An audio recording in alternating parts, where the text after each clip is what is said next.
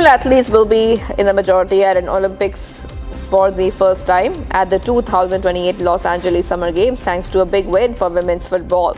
Olympic women's football tournament will be bigger than the men's edition for the first time in 2028. The International Olympic Committee decided on Wednesday with 16 teams for women and now just 12 for men, flipping the gender imbalance at the Paris Olympics, which had 16 men's teams and 12 in the women's tournament.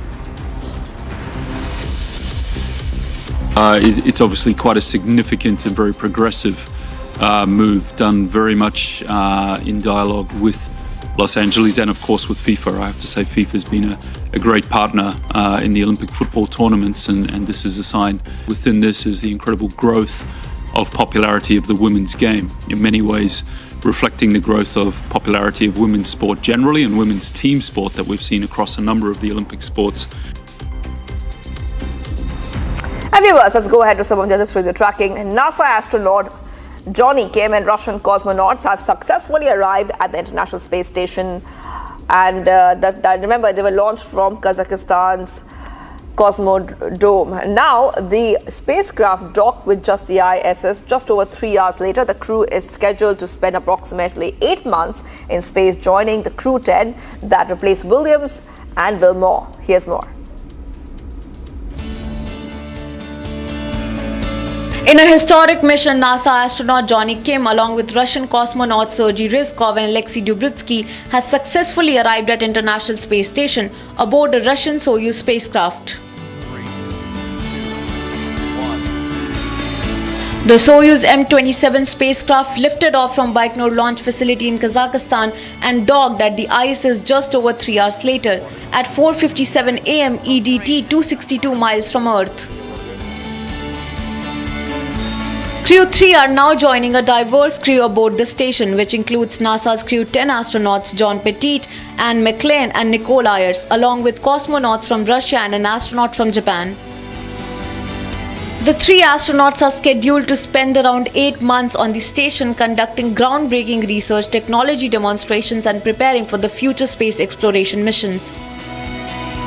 Kim, a US Navy lieutenant commander and a flight surgeon, will also focus on scientific investigations aimed at benefiting people on Earth and paving the way for deeper space exploration.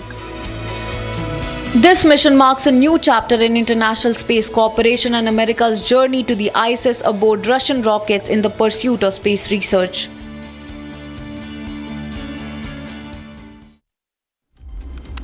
Effort to engage with all European Union allies, UK's King Charles and Queen Camilla are on a visit to Italy. Addressing the Italian Parliament on Wednesday, Charles hailed the strong bond between Italy and the UK.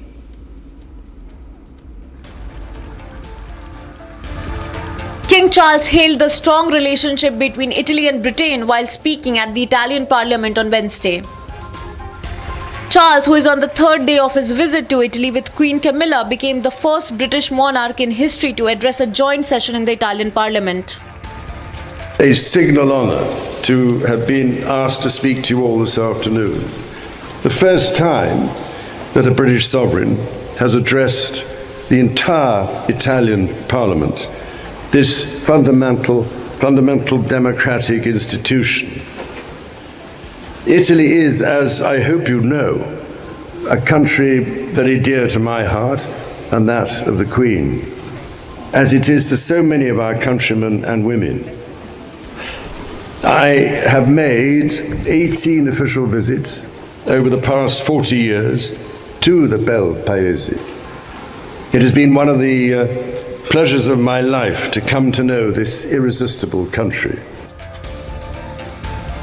While addressing the session, Charles also praised the Anglo-Italian plans to develop a fighter jet with Japan. Charles' visit is being seen as an effort by London to engage with all EU allies after Britain's exit from EU in 2020. Meanwhile, Charles also emphasized that democracies like Italy and UK should work together in troubled international times. Fiduciosi che qualunque siano le sfide e le incertezze che inevitabilmente affrontiamo come nazioni nel nostro continente e oltre, ora e in futuro, possiamo superarli insieme e lo faremo insieme. E quando lo avremo fatto, potremo dire contenti. E quindi uscimo a rivedere le stelle. Prior to his parliamentary address, the monarch met with Italian Prime Minister Giorgia Meloni at Rome and watched a play. And viewers, beyond the economic fallout, President Donald Trump's tariff policies have also seemed to be shaking the domestic political landscape. This is evident in Venezuela, where President Nicolas Maduro has declared a state of economic emergency, blaming Trump's tariffs for what he calls a commercial and economic war. Here's more.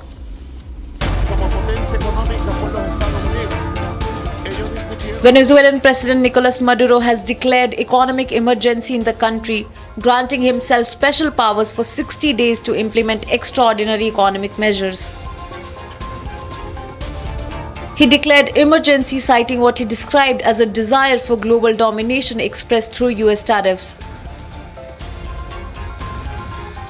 Lo que está pasando no es por causa natural, sino por causa geopolítico. El deseo, la ambición de dominar y rendir y sancionar al mundo. Están sancionando al mundo para rendirlo a sus pies. Venezuela, la digna, nosotros, como parte de esta América Latina rebelde, aquí tengo. Mañana firmaré el decreto constitucional de emergencia económica para proteger y defender la economía de toda Venezuela. The announcement follows a steep depreciation of Venezuelan currency Bolivar, rising inflation and renewed fears of a recession in Maduro's country. The president said Venezuela must shield itself and invoked constitutional powers that grant him special authority to manage the economy, a mechanism he previously used in 2016 and during the COVID-19 pandemic. Una declaratoria de emergencia económica donde asumo funciones especiales constitucionales extraordinarias para avanzar en la defensa de la economía venezolana, en su impulso, en su desarrollo y tener todos los instrumentos que además tenemos en consenso con todos los sectores productivos del país. Iremos explicando paso a paso para nosotros salir airosos también, como salimos 2016, como salimos en la pandemia. Venezuelan economy is reeling under pressure following US imposition of 25% tariff on all imports from any country that buys oil or gas from Venezuela, limiting the country's ability to sell its weakening oil production. How Venezuela shall deal with an economy grappled by crisis now remains to be seen. Russia has recently announced that it has regained control of a village in the Kursk region which had been held by Ukrainian forces. This follows Ukraine's surprise incursion into the region in August 2024. Meanwhile, Ukrainian forces have successfully taken control of Russia's Belgorod region, further intensifying their tensions. Keep watching to know more. Russia has claimed that it has recaptured a village in Kursk from Ukrainian control. In its daily briefing, the Russian Defense Ministry reported that its forces had taken control of the village of Guevo in Kursk and struck down Ukrainian targets like missiles and artillery depots. The ministry also stated that its air defense units intercepted Ukrainian aerial bombs, rockets and other targets, shooting down more than 100 drones. Earlier, Ukraine reported the destruction of a Russian warehouse, several military facilities and technical equipment in Kursk through airstrikes, killing over 30 Russian troops. Besides, Ukrainian President Zelensky confirmed that Ukrainian forces are now in Russia's Belgorod region for the first time. Belgorod is a region bordering Ukraine located south of Kursk. However, Ukrainian officials did not immediately comment on Russia's claim over the new seizure. Entering its third year now, the conflict shows no sign of slowing down. Whether or not the US brokered talks at halting the war yield result or prove futile remains to be seen.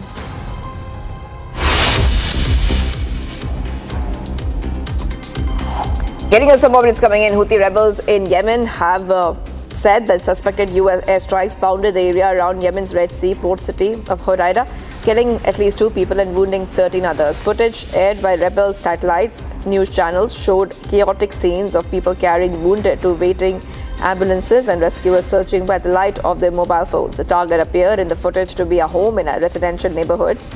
Strikes hit around Hodeida's Al-Hawak district, home to the city's airport, which the Iranian-backed rebels have used in the past to target shipping in the Red Sea. French President Macron said on Wednesday that France could recognize a Palestinian state in June, adding that in turn some countries in the Middle East could recognize the state of Israel, even though Palestine has been recognized as a sovereign state by almost 150 countries. Most major Western powers have not, including the United States, Britain, France, Germany, as well as Japan. Argentine President Javier Milei met with the Paraguayan counterpart Santiago Pena at the Paraguayan capital on Wednesday. Both countries are part of the South American Economic Bloc, together with Brazil and Uruguay. The two leaders participated in a bilateral meeting followed by a joint press conference. The Argentine president stressed that both his country and Paraguay were embracing the ideas of freedom to the detriment of social justice, which he considered a form of forced redistribution of wealth. US Supreme Court has blocked an order for the Trump administration to return to work thousands of federal employees who were let go in mass firings aimed at dramatically downsizing the federal government. Justices acted in the Republican administration's emergency appeal of a ruling by a federal judge in California ordering more than 16,000 probationary employees be reinstated while a lawsuit plays out because their firings did not follow federal law. NATO Secretary General Mark Rutte and the Japanese Prime Minister Shigeru Ishiba met on Wednesday in Tokyo to discuss deepening their partnerships. NATO has stepped up its ties with Japan, South Korea, Australia and New Zealand, known as the Indo-Pacific Four. In a joint statement, Secretary General says that NATO and Japan stand strong to protect freedom and peace. Dangerous world, NATO and Japan stand strong to protect our values, our freedom and the peace. Together, we support Ukraine because the outcome of this war matters not only for European security but also for global stability. Much coming up, viewers. We are live this morning and we will put a focus on the biggest story tracking today. That is Tahawwur Rana's extradition. Finally will reach India after being extradited from the United States after over a decade of legal wrangling. Stay tuned as we are coming right back in a moment.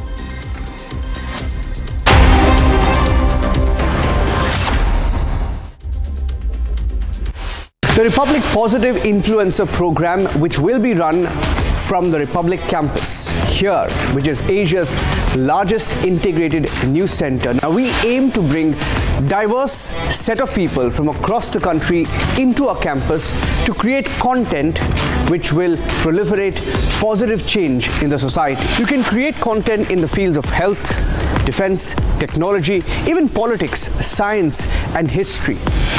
If you have the talent and want the reach, apply now. Be the content creator who changes the conversation. Log on to republicpositiveinfluencer.in now.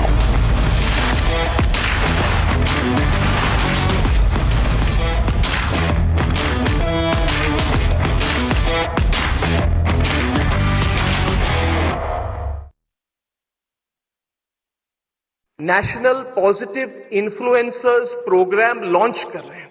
उसके बारे में मैं दो बातें आपसे share करना चाहता हूं। प्रधानमंत्री जी, ग्लोबल कनेक्टिविटी के साथ, ग्लोबल कनेक्टिविटी तो भरपूर है, मगर जरूरत quality, global good quality content की भी है। और प्रॉब्लम कभी होती है कि लोग फॉलोअर्स या नंबर्स को देख के कंटेंट बनाते हैं। प्रधानमंत्री जी, हम चाहते हैं कि नैरेटिव को देख के कोई कंटेंट बनाए, नंबर्स को देख के नहीं। नंबर्स आ जाती हैं प्रधानमंत्री जी अगर नीयत सही हो। जैसे आपने हर बार मुझे कहा अर्नब हिंदी में बात करो, तो मैंने कहा कि मेरी तो हिंदी खराब है मगर मेरी नीयत साफ है। तो प्रधानमंत्री जी, हमारी नीयत बहुत क्लीन है। जहां भी पहुंचे हम, क्योंकि we have clear intent in our hearts और हम पॉजिटिव इन्फ्लुएंसर प्रोग्राम बना रहे हैं. अंडर दिस प्रोग्राम 4 हफ्ते बाद हम 100 positive. From Asia's largest news headquarters, setting the agenda for Bharat.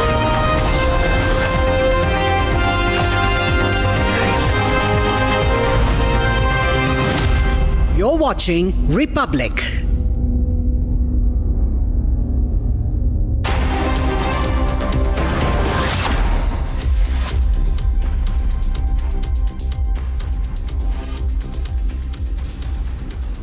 Hello and a very warm welcome. You're watching Republic TV. I'm Gesu Bharadwaj and Tahawwur Rana, the key perpetrator of the 26/11 Mumbai terror attacks, is all set to be extradited to India. In fact, his flight is expected to land today. We're tracking that and a lot more for you, but first a quick check on the headlines.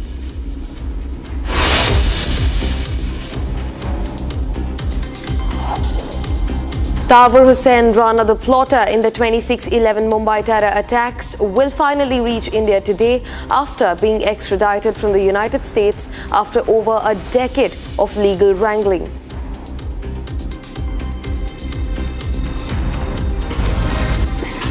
Upon arrival, Rana is likely to be produced before a special National Investigative Agency court in Delhi. The NIA is expected to seek custodial interrogation to confront him with evidence.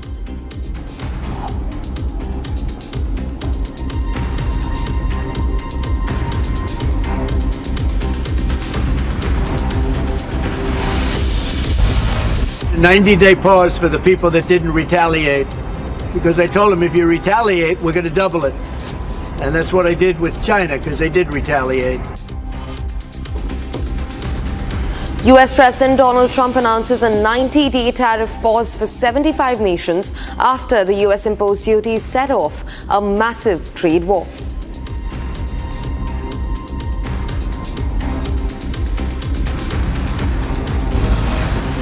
Trump pauses higher tariffs for 75 countries but hikes China's rate to 125%. Beijing says won't accept the bullying behavior.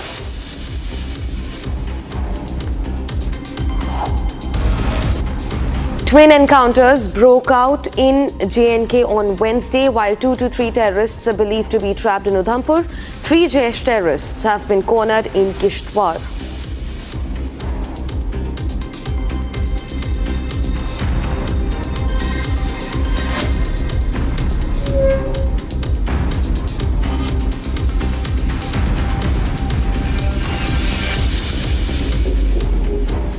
Viewers, 26/11 plotter Tahawwur Rana is no longer in the custody of the US Bureau of Prisons and is en route to India. Rana will finally be arriving in India today after over a decade of legal wrangling. A special plane took off from the US at 7:10 p.m. yesterday. The plane will be taking a halt in between at the undisclosed location before reaching New Delhi. Upon arrival, Rana will be officially arrested by the National Investigation Agency in the national capital and will also be produced before a special court of the NIA. This comes as a huge diplomatic win for India, one of the most eyed, one of the most wanted terrorists that India has been pursuing for so long, finally to arrive in India today. Also being joined by my colleague Akhil, who is outside the National Investigation Agency headquarters in the national capital. Akhil, speak to us about the crucial arrival. What are the developments like on your end, Akhil? Well, if you see at this point in time, what we have learned from our sources that senior officials of NIA, which includes 7 senior officials and other security department, because it's a multi-agency probe at this point in time, this team basically left from India for the United States on Sunday, which is April 6th. And for the last 4 or 5 days, they were there. And today, it is very likely that the team is going to arrive and that team will basically extradite Mr. Tahawwur Rana at this point in time. So once he will be taken back to the national capital, then he will be presented before the NIA court. And after that, what we get to learn from our sources that initially the NIA team will require a police custody of at least 2 weeks, and then the judicial custody will be granted to Tahawwur Rana, and then the case will proceed further in that direction. Right, Akhil. Thanks very much for getting us those details. In fact, we're also being joined by Gopi to get us more updates into the matter. Gopi, speak to us about the crucial arrival and how the fact that India has been waiting upon this arrival for so long. Well, Gesu, indeed, it's a big victory for India, as we have also seen yesterday that it was the Home Minister who had also tweeted this particular thing on X handle. Now, what we're learning from our sources is that the Nyayik Abhiraksha Vahini was in fact called yesterday by the Delhi police and along with the pilot escorts, they have been asked to be at the airport at around 7 a.m. Which is any time from now. And Tahawwur Rana might be landing later in the day, later in the afternoon. So this is what we are learning from our sources. While as my colleague just mentioned that he will directly be taken to the NIA, he will be under the custody of NIA, he will be taken to the special court. In fact, he'll be produced via a video call. That is what also we are learning from our sources. And we will have to see what time he'll be landing. We'll be bringing updates from the airport. Back to you, Gesu. Right, Gopi. In fact, also get into the details of what this travel entirely looks like. We know that the flight will also take a pit stop at an unknown location. Gopi. Well, indeed, see, yesterday when they began from a Metropolitan Detention Center in the Los Angeles, what we are learning from our sources is for refueling, we still are not aware about the exact place where the flight is going to stop, but it might be anywhere in Europe or UAE where they are going to take some break. The refueling will be done of the flight there, and then he will be brought to India. This is what we are learning from our sources. Back to you, Gesu. Very much for joining us on the broadcast. In fact, quickly also cutting across to Akhil, who continues to be with us on the broadcast from outside the NIA headquarters in the capital. Akhil, tell us about what details you've gathered since today morning, not just about the arrival, but also about the detention and the fact that he will be produced in front of a special NIA court on his arrival. Well, that's right. If you see in this charge sheet, which was basically filed by the NIA, Mr. Tahawwur Rana is the second number of accused, because the first number of accused in that 2008 terror attack case was David Headley, who is generally known as Dawood Jilani. So he was the main accused number one, and Tahawwur Rana is the accused number two. He's one of the key conspirators and the key masterminds of 2008 terror attack. So at this point in time, it's going to be very crucial, because for the last 17 years we have been waiting for this man, because he's a wanted terrorist, and once he will be extradited, once he will be back in India, then questioning will be done from on different lines, because it's a multi-agency probe. Raw officials will also be questioning him. Apart from that, if you see, the NIA will be questioning him, Mumbai Police Crime Branch will be also questioning him, because the incident took place in Mumbai. So at this point in time, it's going to be very crucial, because other details will also come out, because if you see the plan which was being done was not an overnight plan. What we have seen that this plan was, because if you just go by the NIA charge sheet, it's very clear that for the last 2 to 3 years they have been planning. Because if you see, Tahawwur Rana was running a travel agency, and he was part of that. He was basically collaborating with David Headley, Dawood Jilani. So basically he sent him several times prior to the incident on 26/11, at least 5 to 6 times to do the recce, not only in the Mumbai but across several states in India, which include Bengaluru as well, Kochi as well, national capital as well. So these are the certain details which will come out in the detail in this case when the investigation is going to follow, once Tahawwur Rana will be brought back into national capital. Right, Akhil. Thanks very much for getting us those details. In fact, also quickly going across to Gopi. Gopi, since you're outside the airport also, talk to us about the details of the flight. Is there any confirmation on when the flight is supposed to land? In fact, yesterday the first sources had said that yesterday by the night the flight will be landing. But from what we've gathered from now, I think the flight is supposed to land somewhere around midday. Well, in fact, what we are learning from our sources is it's a special aircraft in which he is being accompanied by 3 NIA officials along with the research and development team. So this is what we are learning from our sources. While it takes almost 14 to 16 hours to reach here. So as per what we have learned from our sources, they've started at 7:10 yesterday. So approximately by mid-afternoon today, Tahawwur Rana would be brought to India, and then we will have to see where he'll be taken. As I've just mentioned before a short while, that he will be produced, most probably he will be produced via video chat in the special court of NIA in Patiala House. So we will have to wait and watch what pans out next and what time he'll be landing. Back to you, Gesu. Right, Gopi. In fact, also speak to us about how crucial this extradition entirely is. Not just the fact that India and especially the victims of 26/11 are all set to get their closure finally, but also what are the security wins for us in terms of this extradition? Well, in fact, Gesu, yesterday we happened to speak to many 26/11 victims, which we have in fact published on our channel as well. All of them were reiterating the same fact that he should be punished, he should be given the maximum punishment, as what happened on that night was horrendous. And if you talk about the kind of punishment which he might be given, why this particular extradition is crucial is we might get more number of tips whom was he in touch with, because as per sources what we are learning is that there were also a few local people with whom he was in touch with. So all this and much more, it will be crucial for NIA to find out whom exactly was Tahawwur Rana was in touch with. Also, since Pakistan has always mentioned that there was no link of Pakistan in 26/11 attack, this conversation, in fact this interrogation with Tahawwur Rana will become important so as to establish if at all there was any kind of connection of 26/11 attack with Pakistan. So we will have to wait and watch what pans out even in the interrogation which is done by the NIA in the coming days. Back to you.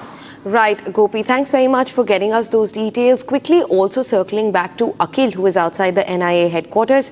Akhil, speak to us about, like Gopi also said, we know that there are security dots that are supposed to be joined, and that will become easier once the extradition is through. But also speak to us about how major Pakistani links will also be uncovered as part of this extradition, and how this practice sort of makes it look like India and the US are eye to eye when it comes to understanding, or when it even comes to categorizing as to what global terrorism looks like. Akhil. Well, that's right. If you see, it's a very big diplomatic win for India, because what we have been seeing, that we have been pursuing this case for the last 16 years. And if you see in this case, not only Tahawwur Rana is one of the main accused in this case. Apart from that, if you see, Hafiz Saeed is also one of the accused. His name is also mentioned in the charge sheet. Yasir Jilani is also mentioned in the charge sheet. Major Sulman is also mentioned in the charge sheet. So these are the people who basically planned this nefarious attack on 26/11/2008. So these are the crucial people who basically hails from Pakistan, and Lashkar-e-Taiba had a very big role to play in this entire case. And if you just go by the charge sheet, there were 9 main accused who were named in that charge sheet. So at this point in time, it's going to be very crucial to get the information from Tahawwur Rana, because he was the one who was providing logistics, he was the one who was providing traveling itinerary and details to those accused. And his basically mentor, you can say, was sitting in Pakistan, sitting in Lahore, who is Muhammad Saeed. That Muhammad Hafiz Saeed was basically dictating and directing these individuals to conduct this nefarious plan. And after that, what we have seen, that this unfortunate incident took place, in which we have lost 166 individuals in 2008 attack, which include 6 Americans as well. So this is going to be very crucial, not for only for us, for the United States as well, because earlier what we have seen that United States President Mr. Donald Trump has clearly and categorically mentioned that we are going to basically extradite Mr. Tahawwur Rana to India, because he is the main culprit. He's the main accused. He's the mastermind of 2008 terror attack. So at this point in time, it's a big win. So once he will be back, then what we can expect that the NIA will going to basically interrogate him and will get to know more details, and then the legal proceedings will go underway, and then the court will decide what will happen next in this case to Mr. Tahawwur Rana. Back to you. Right, Akhil. Thanks very much for getting us all those details. In fact, thanks for joining in, Gopi, as well. For now, viewers, we'd be shifting focus and in yet another controversy. YSR Congress Party Chief Jagan Mohan Reddy has sparked outrage with a fiery outburst against the police. He accused officers of acting as watchmen for Chief Minister Chandrababu Naidu in Andhra Pradesh. The remarks have triggered sharp backlash, with critics accusing Jagan of repeatedly disrespecting law enforcement. Here's the full report on that. Take a look. YSRCP Chief Jagan Mohan Reddy has ignited a major political storm with his latest remarks, accusing the Andhra Pradesh police of working as personal watchmen for CM Chandrababu Naidu. ఎల్లకాలం చంద్రబాబు నాయుడు గారి పరిపాలన సాగదు. చంద్రబాబు నాయుడు గారి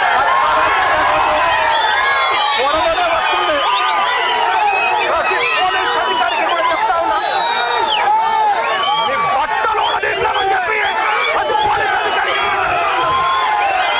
మీ uniform తీస్తాం, చట్టం నిలబెడతాం, దోషులుగా మిమ్మల్ని నిలబెట్టి మీ యూనిఫామ్ తీయించి మీకు ఉద్యోగాలు లేకుండా చేస్తామని కూడా ఈ సందర్భంగా.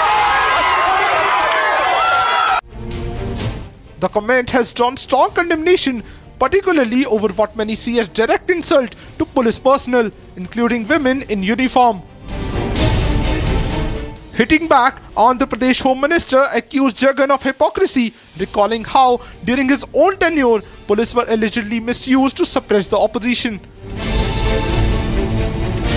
అదంతా ప్రెస్ మీట్ అంతా చూస్తూ ఉంటే, ప్రెస్ మీట్ లో జగన్మోహన్ రెడ్డి ఆ ప్రెస్ అతని మాటలు ఒక చెవులో వినిపిస్తా ఉంటే మైండ్ లో రన్ అవుతుంది. ఏంటి రన్ అవుతుంది తెలుసా ప్రజలందరికీను? అసలు నాకు అర్థం కాలేదు. ఇంతకు ముందు చంద్రబాబు నాయుడు గారు ప్రతిపక్ష నేతగా ఉండేటప్పుడు చలో ఆత్మకూరు అని చెప్పి పిలిపిస్తే నువ్వు ఇంటి దగ్గరకు వచ్చి తాళ్లు కట్టి, గేట్లకు తాళ్లు కట్టి ఆయన హౌస్ అరెస్ట్ చేసిన పరిస్థితి కూడా మర్చిపోయాడు ఆయన ఏమైనా? వైజాగ్ టూర్ పెట్టుకుంటే ఎయిర్పోర్ట్ నుంచి బయటకు రానివ్వకుండా గూండాలను పెట్టి అతని మీద దాడి చేయించిన పరిస్థితి మర్చిపోయారా Jaganmohan Reddy? TDP MP Lavushri Krishna has now written to Union Home Minister Amit Shah, alleging that Jagan's comments are aimed at inciting unrest in Andhra Pradesh. Jagan's sharp remarks came at a time of heightened political tension in the state, with the former CM accusing the current TDP government of misusing police during rural local body bypolls. As the war of words intensifies, Jagan's controversial outburst may further inflame an already volatile election season in Andhra Pradesh. Viewers, shifting focus to Jammu and Kashmir, an encounter has broken out between security forces and terrorists at two separate locations in the state, in Udhampur and the Kishtwar district. In Udhampur's Joffer area, at least 2 to 3 Jaish-e-Mohammed terrorists are believed to be trapped. The Jammu and Kashmir police, along with other security agencies, have launched a massive operation to neutralize the terrorists. Here's a report on that. Take a look. Twin encounters erupted in Jammu and Kashmir on Wednesday as security forces engaged with terrorists in the Udhampur and Kishtwar districts. According to sources, a total of 5 Jaish-e-Mohammed terrorists are believed to be trapped, 2 to 3 in Udhampur's Joffer area and 3 in Chatru region of the Kishtwar district. The gunfights began after a joint operation launched by the Jammu and Kashmir police, supported by the other security agencies. The Director General of Police for the Udhampur Riyasi range confirmed the developments. Anti-terror operations have been launched in the different parts of the Jammu. First operation in the Udhampur's Ramnagar, where in the Jafar area, the encounter broke out between the terrorists and the security forces. Right now we are in the Ramnagar, where the anti-terror operations are underway and the security forces are scanning the entire area. This area has been one of the toughest areas, as the security forces have to cross through the dense forest to reach the place where the terrorists are hiding. Important to mention that this area has always been prone to the terrorists, those who infiltrate from the international border and then heads towards the upper reaches. This group, since the area is close to the Kathua border of the Udhampur, it is believed that this is the same group that was spotted in the Kathua. And as we speak, you will see Jammu and Kashmir police along with the special operations group, they are carrying out the searches in the area. Contact was established with the hiding terrorists during the cordon and search operation, triggering a fierce exchange of gunfire. Massive search operations are underway in both districts to flush out and neutralize the terrorists. Gursimran, my colleague, joins us live from Ground Zero. Gursimran, two separate operations, Udhampur and Kishtwar. Tell us all the details about these. See, right now, two anti-terror operations are underway in the Kathua's nearby district of Udhampur, where the group that was in Kathua is believed to have crossed over to Udhampur. The second operation is in the Kishtwar district, and as we speak, the security forces have launched a massive cordon and the search operations in the area. I'll request Sarjeevan to show you the visuals of this entire area with a 360-degree view. The security forces have been deployed. A massive deployment has been done as part of the external cordon, so that the terrorists do not break out from the cordon that the security forces have laid. It's the Jammu and Kashmir police along with the Indian Army that has covered the entire area. And if you look at the terrain of this area, you will get an idea that how tough this area is to maintain. A reason being that there are dense forests, there are hideouts, the natural caves that helps as the terrorists as hideout to hide from the security forces. And since it's the morning, the security forces have once again relaunched the combing operations in the area. They are trying to ensure that they go upside and also downside. So from top as well from the down, the forces are encircling that very area where they suspect that two terrorists of Jaish-e-Mohammed are believed to be hiding. Senior officers of the Jammu and Kashmir police, including the SSP of the Udhampur, he's already at the spot. We are told that the Deputy Inspector General is also scheduled to arrive in a short while from now. And this operation is very crucial, reason being that this group, since it is believed to be same group that was trapped in the Hiranagar on 23rd when they escaped from the security forces. Second, it was on the 27th and 28th of March. It was in the area of the Sofain, where we saw that how security forces, they suffered 4 casualties, 4 brave hearts of the Jammu and Kashmir police. They lost their lives, but 2 Jaish terrorists were killed. And then it was on the 31st of the March when the group was trapped in the area of Bilawar's Panchtirthi. But then also the group managed to escape. And now they have been trapped again by the security forces on the 19th day of the operation, which clearly shows that the security forces are doing the relentless operations. And after the directions from the Union Home Minister Amit Shah, who held a high-level security review meeting here in Kashmir Valley, it's very clear that the forces have decided to go operation all out in next level, and that's why we are witnessing these kind of intensified operations taking place, as the security forces have trapped the terrorists not only in the Udhampur's Ramnagar but also in the Chatru area, where the top commander of Jaish-e-Mohammed, Saifullah, along with 2 other terrorists have been intercepted by the Jammu and Kashmir police, and now the encounter is underway there as well.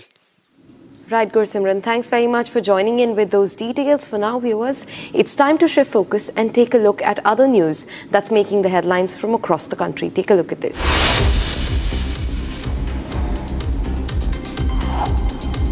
The 26/11 Mumbai terror attack kingpin Tahawwur Rana, who has worked closely with the ISIS and served as a key liaison for top Pakistani army generals, is being extradited to India from the US. He's expected to land in India on the afternoon today. A joint operation by the National Investigation Agency and the Research and Analysis Wing to bring Tahawwur Rana to justice has finally succeeded after a 16-year-long wait. An encounter erupted between security forces and militants in the Ramnagar area of Udhampur district, Jammu and Kashmir on Wednesday, with officials believing 2 to 3 terrorists are trapped at the scene. Officials said the clash began after security forces initiated a search operation in the village of Jopur in Ramnagar.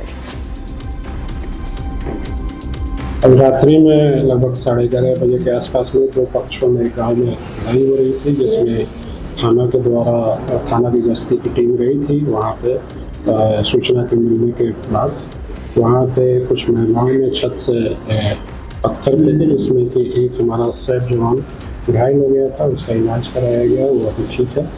और उसमें जो अभियुक्त लोग थे जिन्होंने पत्थरबाजी की थी, उसमें से 3 लोगों की गिरफ्तारी की गई है। Telangana's Chief Minister compared Narendra Modi to Godse, claiming that BJP is inspired by violent ideologies. A fresh political storm erupted in Telangana following the controversial remarks made by Congress leader and Telangana Chief Minister Revanth Reddy, who compared Prime Minister Narendra Modi with Nathuram Godse, the assassin of Mahatma Gandhi. In a statement, Reddy said that Modi's policies were inspired by Godse's ideology, leading to sharp reactions from the ruling BJP. आपने जिस प्रकार से students और पत्रकारों को गिरफ्तार किया, उन्हें प्रताड़ित किया, तो हिटलर कौन है समझ में सभी को आ रहा है। परंतु जब आप कहते हैं कि कोई गोडसे की पॉलिसी फॉलो कर रहा है, तो गोडसे के समर्थक को कांग्रेस पार्टी ने, बाबूलाल चौरसिया को कांग्रेस पार्टी ने मध्य प्रदेश में रेड कारपेट वेलकम दिया था। वो वही व्यक्ति था जिसने गोडसे का मंदिर बनाया था।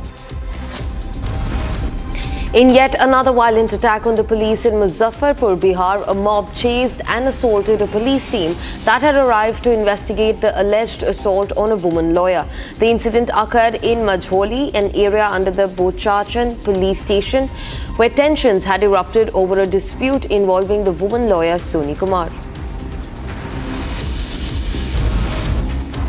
A shocking incident of violence unfolded on the Kanpur to Lucknow highway near Unnao, where retired army officer Colonel Surya Pratap Singh was brutally assaulted by a cab driver and his associates. The assault reportedly stemmed from an argument over Colonel Singh's praise for the government on the recent Waqf Amendment Bill.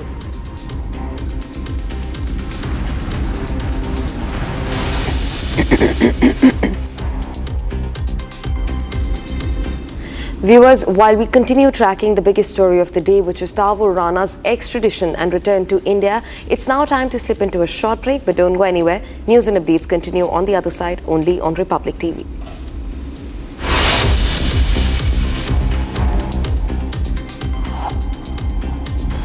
India has withdrawn a key transshipment facility granted to Bangladesh, a move that comes just days after Bangladesh's chief advisor Mohammad Yunus described India's northeast as a landlocked region. Tracking this and a lot more for you right after this short break. Stay tuned to Republic TV.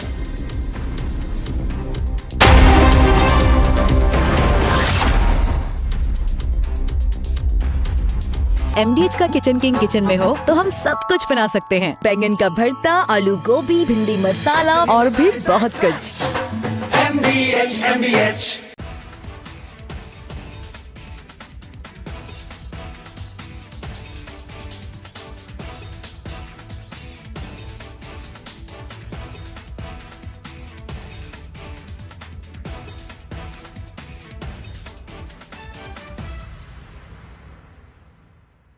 One of the biggest dangers to our country are negative influencers, dirty influencers. These are people who are there on digital mediums only to get numbers, and what they do has had a very negative effect on our society. We all know about it. But together, you and I can change that. Republic is starting an influencer incubator program where you can be part of creating some world-class content that is nation first, that helps our country, that creates awareness. And you can work with me here on this campus as part of the first phase of the Republic Influencer Incubator program.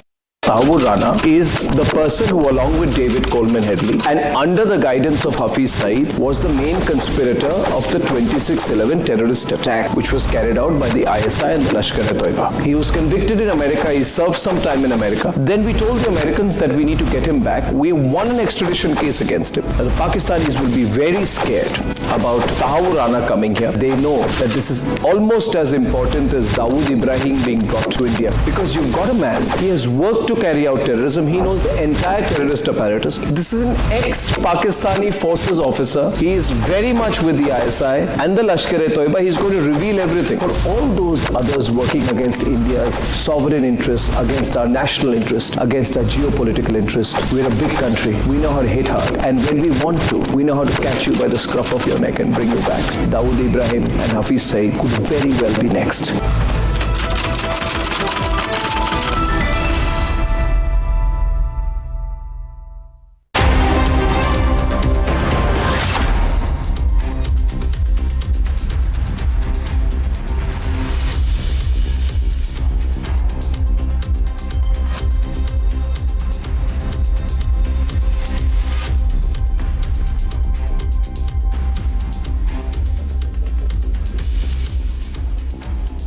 Hello and a very warm welcome. You're watching Republic TV. I'm Gesu Bharadwaj, and the big story for the day, Tahawwur Rana is all set to be extradited to India. In fact, his flight will land in India anytime midday today. We're tracking that very closely for you, but first a quick check on the headlines.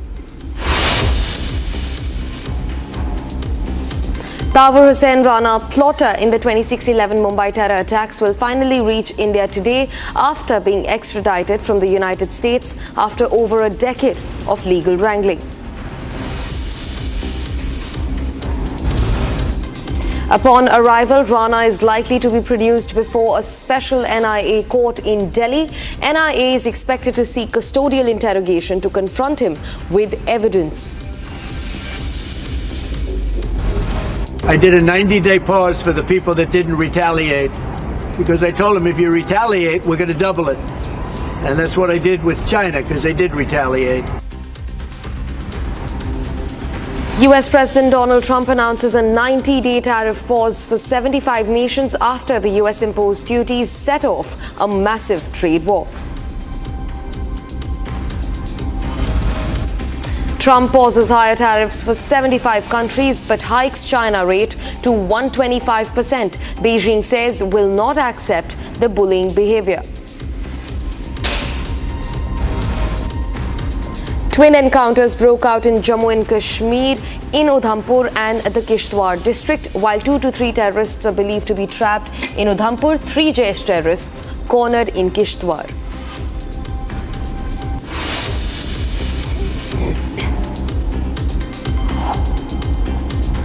Global tariffs from the side of the US have set off alarms globally. A major twist in the global trade, a US President Donald Trump has hit pause on his sweeping reciprocal tariffs for most countries, offering a 90-day window of relief. But in a sharp escalation, China finds itself excluded from this reprieve, with tariffs on Chinese imports now hiked to a staggering 125%. Keep watching to know more on this. US President Donald Trump has now paused his newly introduced reciprocal tariff on most countries for 90 days. Through somebody, but they're all calling, how do we do this? They all want to make a deal. Somebody had to do what we did, and I did a 90-day pause for the people that didn't retaliate, because I told them if you retaliate, we're going to double it. And that's what I did with China, because they did retaliate. So we'll see how it all works out. I think it's going to work out amazing. I think that our country is going to be at the end of a year or shorter, but I think we're going to have something that nobody would have dreamt possible. However, Beijing was exempted from this relief. For China, Trump declared an immediate increase in tariff to 125%, up from previous 104%. Look, for years we've been ripped off and taken advantage of by China and others, in all fairness, but by China, that's the big one. And it's just one of those things. You know, we're making $2 billion a day right now, this country. $2 billion a day with tariffs. And they were making $2 billion a day. We'll be making more. Now, when you see what happened today, I don't know if it's still there. Amid this, Trump declared that over 75 countries had not retaliated against the United States, and hence he authorized a decree mandating that the reciprocal tariffs be paused. Amid the interim period, through the baseline reciprocal tariff of 10% would be in effect. While the trade meltdown with China is projected to belt key indices across the Asia-Pacific. Well, I thought that people were jumping a little bit out of line. They were getting yippy, you know. They were getting a little bit yippy, a little bit afraid, unlike these champions, because we have a big job to do. No other president would have done what I did. No other president. I know the presidents, they wouldn't have done it. And it had to be done. What was happening to us on trade, not only with, you know, if you look at it, not only with China, but China was by far the biggest abuser in history. Analysts have attributed that pause was announced after the global economy appeared to be in open rebellion against Trump tariff. Amid the troubled geopolitical landscape, it doesn't seem far from impossible to fully deny the pressure created by volatile financial markets had pushed Trump to reconsider his tariffs. Soon after Trump's announcement, the S&P 500 showed signals of revival. Almost after a week in the correctional territory, the index jumped over 7%. You know, I looked an hour ago, but we were up like close to 3,000 points. Nobody's ever seen a day like that. I think that's a record, isn't it, fellas? Definitely. Is that a record? It's a big Who would have thought we were going to have a record like that after watching? But because the geniuses of the world, they get it. All eyes now remain on Beijing amid the trade fiasco, which attracted the deluge of tariffs by refusing to retract its retaliatory tariffs.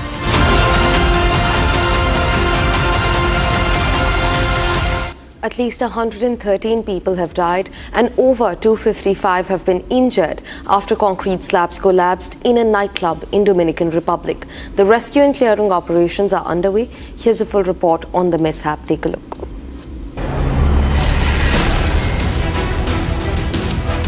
At least 113 people have died and over 255 people have been injured. After concrete slabs collapsed on the dance floor, crushing hundreds of attendees during a concert event.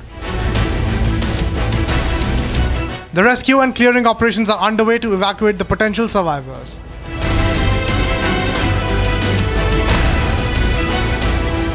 The victims include merengue icon Ruby Perez, who had been singing to the crowd before the disaster struck. Se han hecho 146 traslados, 44 fallecidos como datos preliminares tenemos hasta el momento. Seguimos trabajando con todas las instituciones que forman parte del Centro de Operaciones de Emergencia. At the scene, firefighters removed the blocks of broken concrete and sawed the planks of wood to use them as planks to lift heavy debris as the noise of drills breaking through concrete filled the air. The rescue crews from Puerto Rico and Israel have arrived in Santo Domingo to help the local authorities in the search and rescue operations. Realmente no tenemos información que estaba ahí con sus compañeros de trabajo. Aún no aparece ninguno del grupo. ¿No lo ha visto en los listados de allí de la carpa? No, ha visto? No ha salido en los listados. Tenemos fe que ella aparezca. Ok, pero sí supo que estuvo aquí en la fiesta y... Sí, claro. Y desde entonces no ha tenido más contacto. Esa era su ropa de anoche. ¿Cuál es su nombre? Jeffrey Montaz Valera. Notably, the operations have intensified and final death toll is yet to be declared by the Dominican Republic authorities.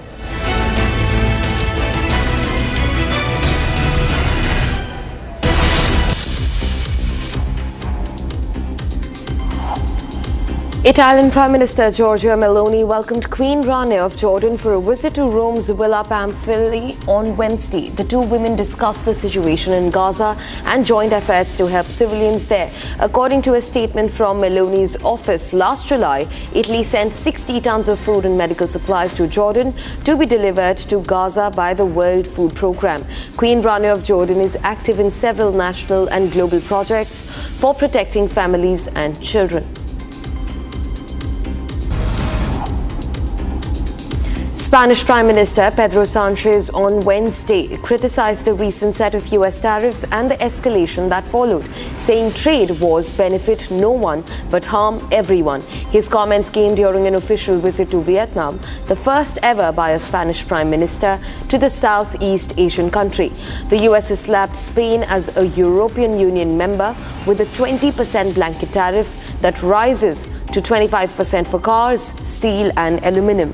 Vietnam fared even worse and faces a crippling 46% duty.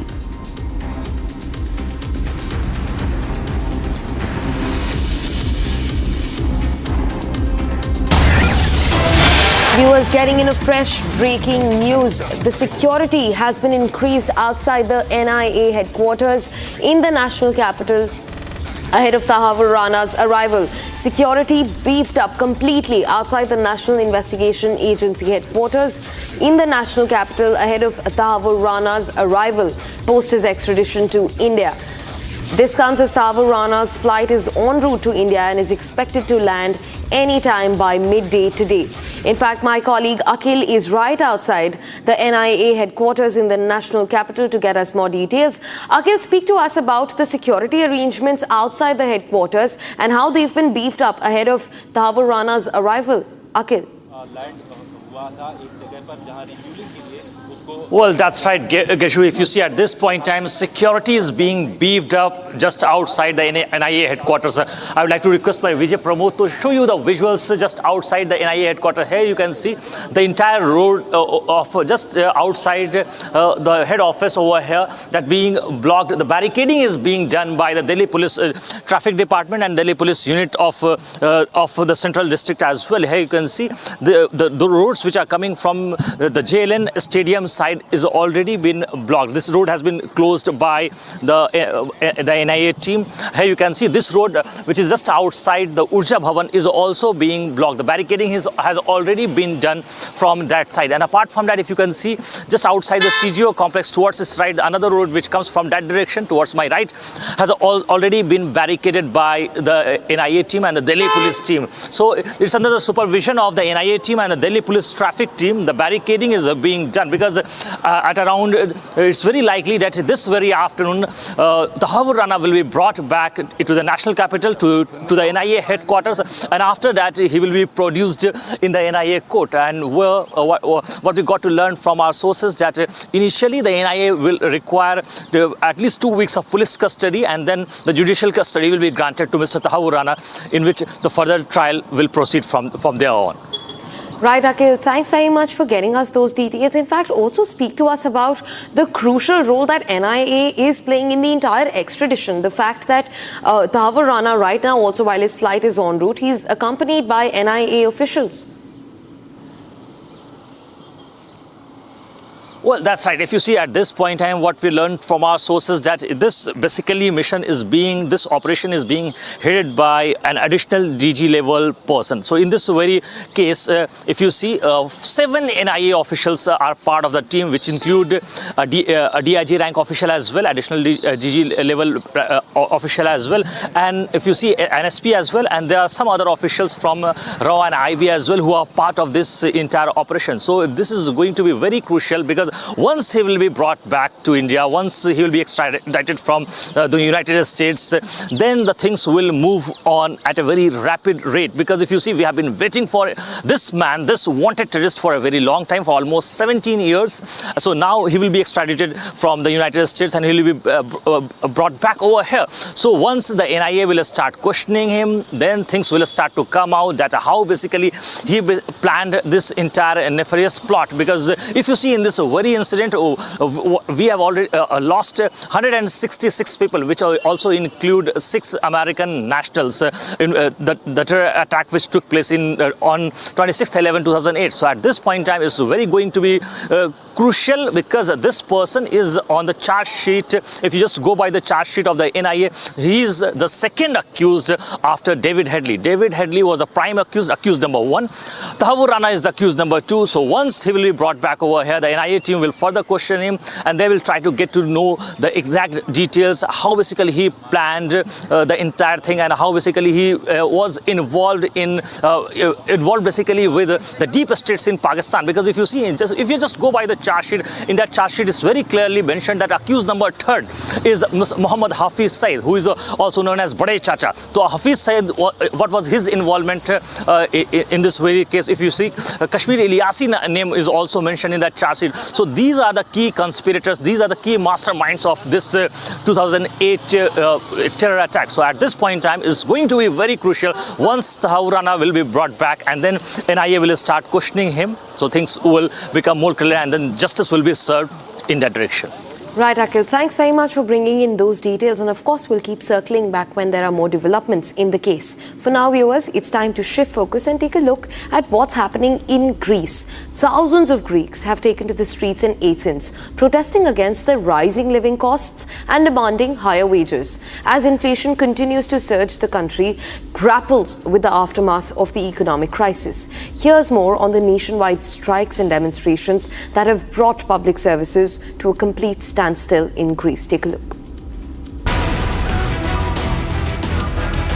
Thousands of Greeks gathered in Athens on Wednesday to demand higher wage to cope with rising living costs amid worsening inflation. In two separate demonstrations, protesters marched peacefully in a strike that lasted over 24 hours in the heart of Athens. According to reports, the strikes were convened by two separate unions. Reeling under an economic crisis that lasted close to a decade, wages in Greece were cut to compensate for bailouts worth 290 billion euros, triggering the ongoing protests. Παλεύουμε για αυξήσεις στους μισθούς, γιατί καμία αύξηση που έχει ανακοινωθεί αυτή τη στιγμή δεν καλύπτει τις δικές μας ανάγκες, εξανεμίζεται από την ακρίβεια, με αποτέλεσμα να κόβουμε από παντού για να μπορέσουμε να επιβιώσουμε. While the Greek economy has been outpacing other Eurozone nations in the terms of growth, many households still struggle to make ends meet amid fast rising food, power and housing costs. Απαιτούμε να δοθούν αυξήσεις σε όλους τους μισθούς που δεν φτάνουν ούτε μέχρι τις 20 του μήνα. Απαιτούμε να πάρθουν μέτρα άμεσα για την υγεία, για την παιδεία, για όλα τα ζητήματα όπου η ζωή των εργαζομένων χειροτερεύουν την ώρα από τα κέρδη των μεγάλων μονοπωλίων συνεχώς αυγατίζουν. However, the one-day protest led to the disruption of several public services as ferries remained docked at ports, flights grounded and trains at a standstill. As unions call for increase of salaries and bonuses, analysts warn that turmoil triggered by US tariff could lead to further hardship. Viewers, shifting focus to the Russia-Ukraine war, where Russia has recently announced that it has regained control of a village in the Kursk region, which had been held by Ukrainian forces. Now, this follows Ukraine's surprise incursion into the region in August of 2024.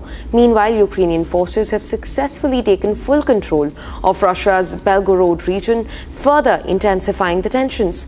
Keep watching to know more on what's going on in the war.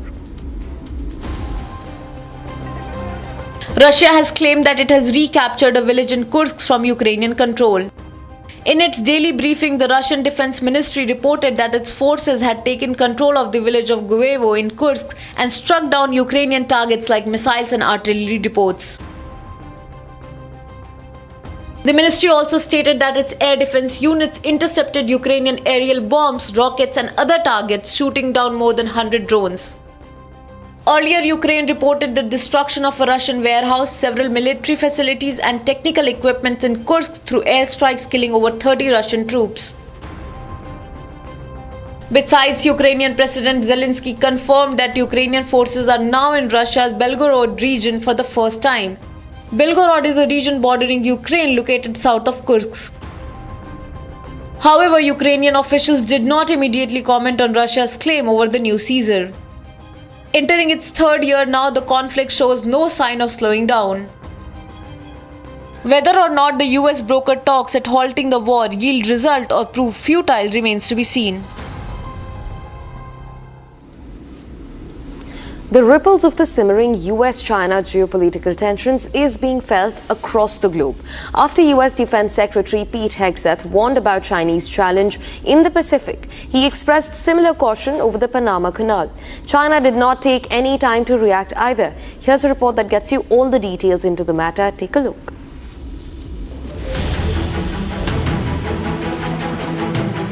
China has responded to US Defense Secretary Pete Hegseth's remarks on China being a threat to Panama Canal.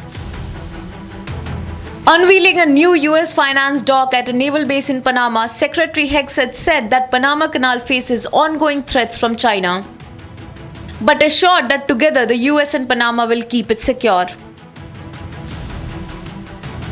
The Panama Canal faces ongoing threats.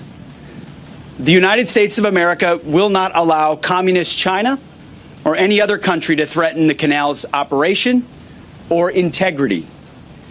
To this end, the United States and Panama have done more in recent weeks to strengthen our defense and security cooperation than we have in decades. That includes our meeting today and announcements to come. Chinese Foreign Ministry has now slammed the remark as malicious and urged the US to stop spreading rumors about China. 中方敦促美方停止造谣生事，停止在运河问题上恶意关联中国，为自己控制运河找借口。同时，我想强调，妥协退让换不来主权与尊重，只会让霸凌的气焰更加嚣张。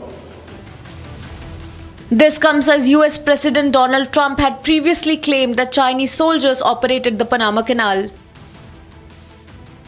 Although there is no public evidence that China exercises control over the canal, but Chinese companies have a significant presence there which concerns US.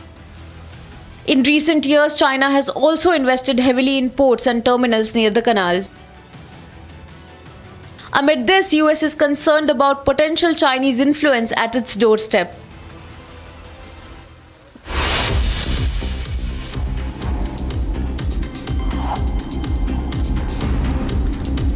In response to the US steel and aluminum tariffs, the European Union is set to impose retaliatory duties starting on the 15th of April.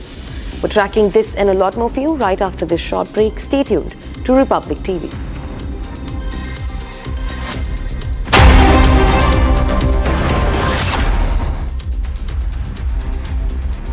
MDH का kitchen king kitchen में हो तो हम सब कुछ बना सकते हैं। बैंगन का भरता, आलू गोभी, भिंडी मसाला और भी बहुत कुछ।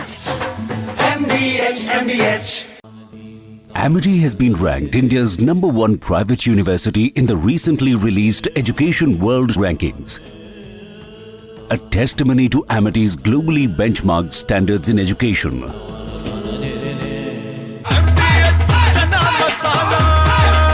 अब छोलिया हो या लोबिया, सफेद चने या काले चने, सब कुछ मजेदार बने। This Ori, Ranveer Alabadia, Samay Raina, Apurva Makhija, this dirty influencer brigade are examples of the worst which has happened to one Indian generation. And while others from their generation do the country proud, achieve academic laurels globally, embark on space and AI startups, create and generate jobs, and contribute.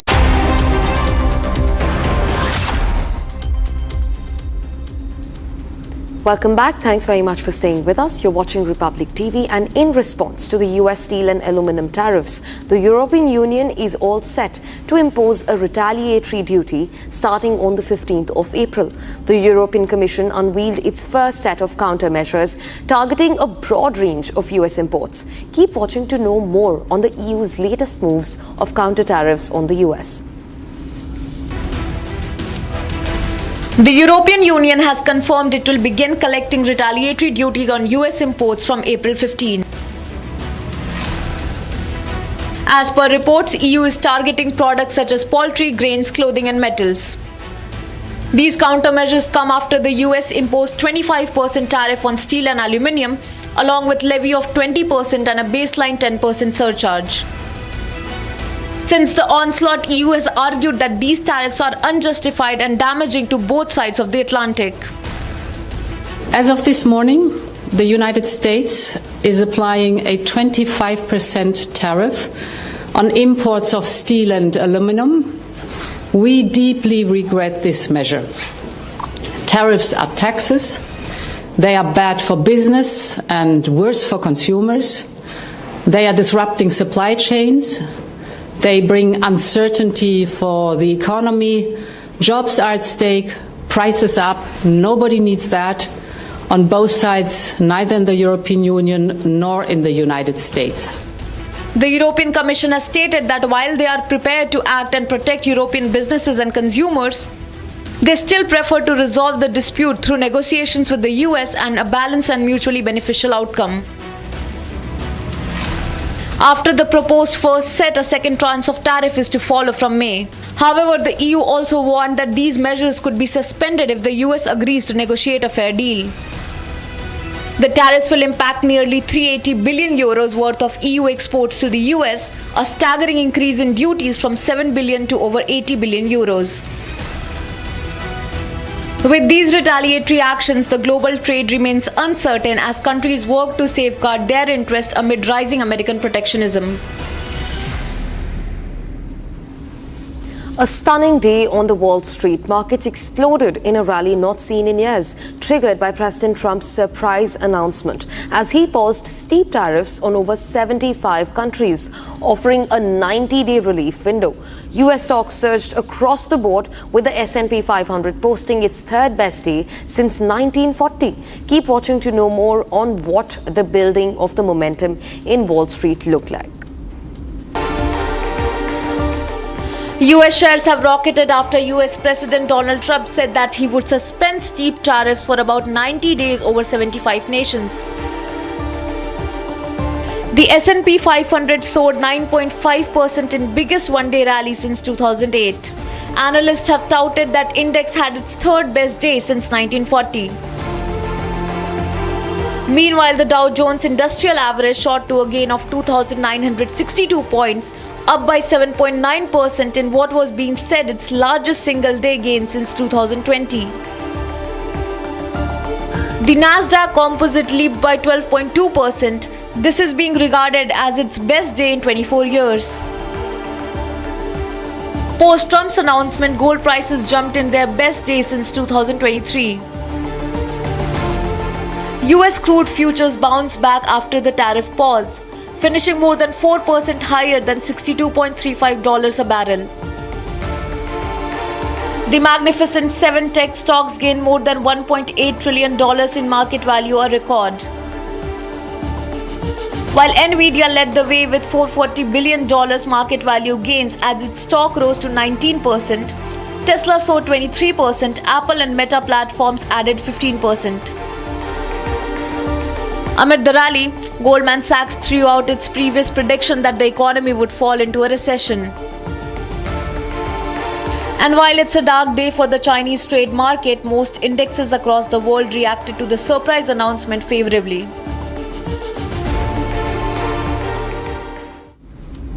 NASA astronaut Johnny Kim and Russian cosmonauts have successfully arrived at the International Space Station aboard the Soyuz MS-27 spacecraft. Launched from Kazakhstan's Cosmodrome, the spacecraft docked with the ISS just over 3 hours later. The crew is scheduled to spend approximately 8 months in the space, joining the Crew 10 that replaced Williams and Wilmore. Keep watching to know more on this. In a historic mission, NASA astronaut Johnny Kim, along with Russian cosmonauts Sergei Ryzhkov and Alexei Dubitsky, has successfully arrived at International Space Station aboard a Russian Soyuz spacecraft. The Soyuz M-27 spacecraft lifted off from Baikonur launch facility in Kazakhstan and docked at the ISS just over 3 hours later at 4:57 a.m. EDT, 262 miles from Earth. Crew 3 are now joining a diverse crew aboard the station, which includes NASA's Crew 10 astronauts John Pettit, Anne McClain and Nicole Ayers, along with cosmonauts from Russia and an astronaut from Japan. The 3 astronauts are scheduled to spend around 8 months on the station conducting groundbreaking research, technology demonstrations and preparing for the future space exploration missions. Kim, a US Navy lieutenant commander and a flight surgeon, will also focus on scientific investigations aimed at benefiting people on Earth and paving the way for deeper space exploration. This mission marks a new chapter in international space cooperation and America's journey to the ISS aboard Russian rockets in the pursuit of space research. Viewers, while we've come to an end to this news wheel, don't go anywhere. News and updates continue on the other side, only on Republic TV. Stay tuned. Positive Influences program brings together a diverse set of people. The content you create has to be positive. The content you create has to be for nation building. Come be a part of this revolutionary project.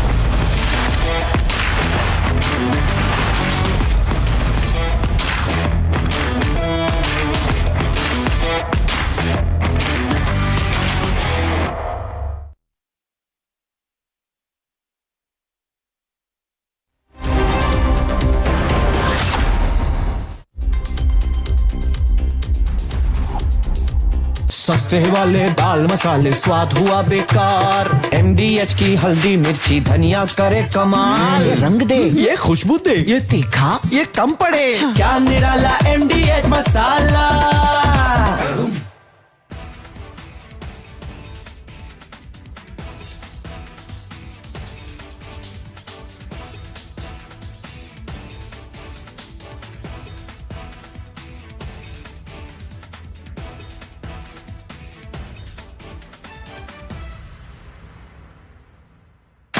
One of the biggest dangers to our country are negative influences, dirty influences. These are people who are there on digital mediums only to get numbers, and what they do has had a very negative effect on our society. We all know about it. But together, you and I can change that. Republic is starting an influencer incubator program. From Asia's largest news headquarters, setting the agenda for Bharat.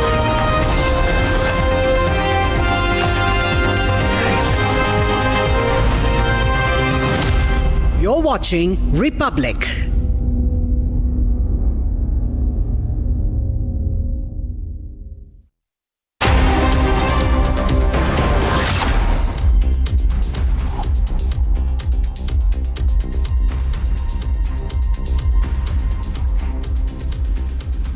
Viewers, a very good morning. We are live this morning. I'm Shivangi Shukla getting you the latest coming in. The biggest story is that the 2611 Mastermind Tahawwur Rana is on a special plane as we speak. That plane has left from the US. It's coming all the way to India towards Delhi, and we'll tell you exactly what is happening. It's a huge update. We have reporters on the ground in every key location getting you back-to-back updates on the story. But as usual, the headlines coming in. Let's get started.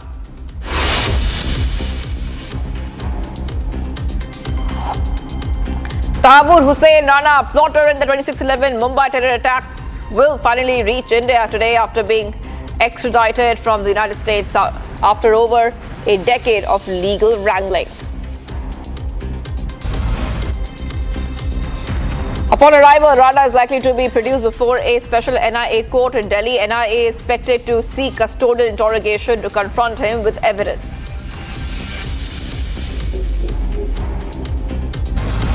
I did a 90-day pause for the people that didn't retaliate, because I told them if you retaliate, we're going to double it. And that's what I did with China, because they did retaliate. US President Trump announces a 90-day tariff pause for 75 nations after the US imposed duties set off a massive trade war.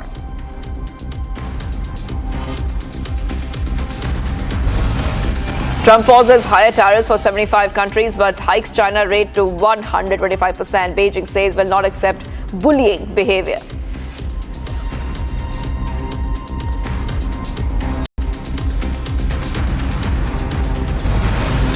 Twin encounters broke out in Jammu and Kashmir on Wednesday, while 2 to 3 terrorists are believed to be trapped in Udhampur. 3 Jaish terrorists have been cornered in Kishtwar.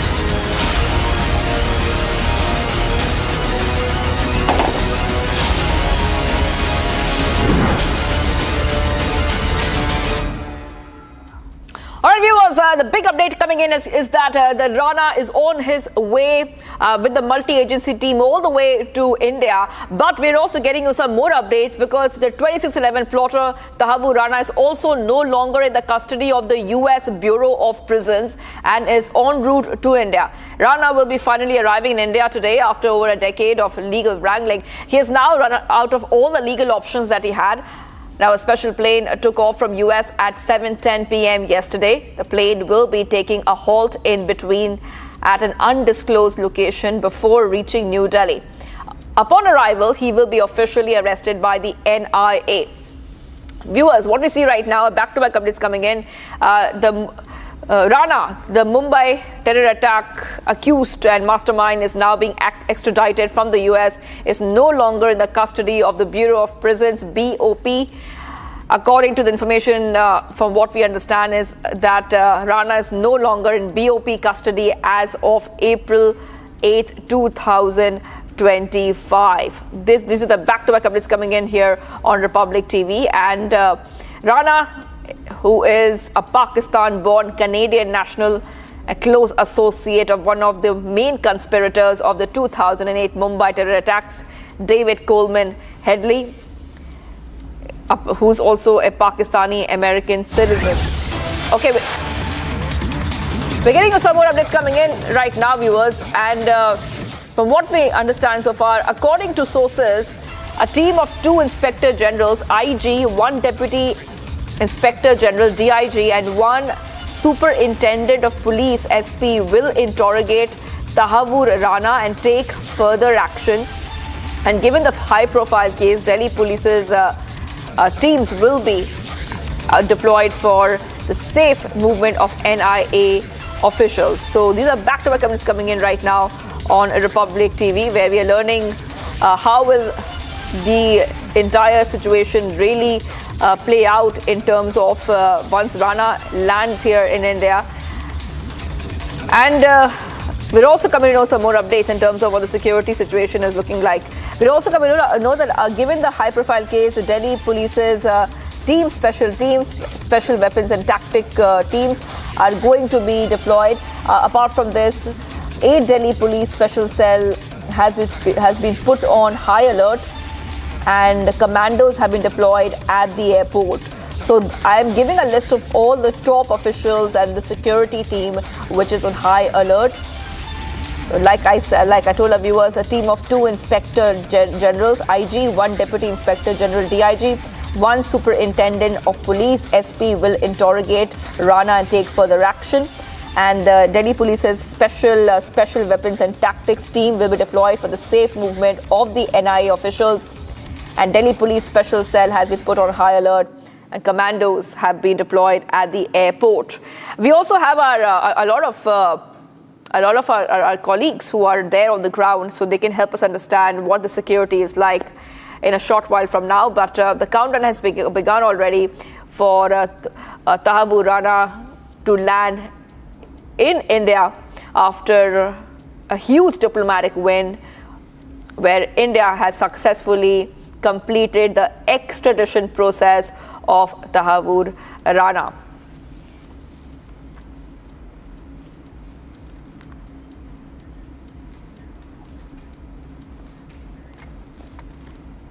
Right. Okay, we have our reporters. Let's go to our reporters right now. We have a huge team of reporters.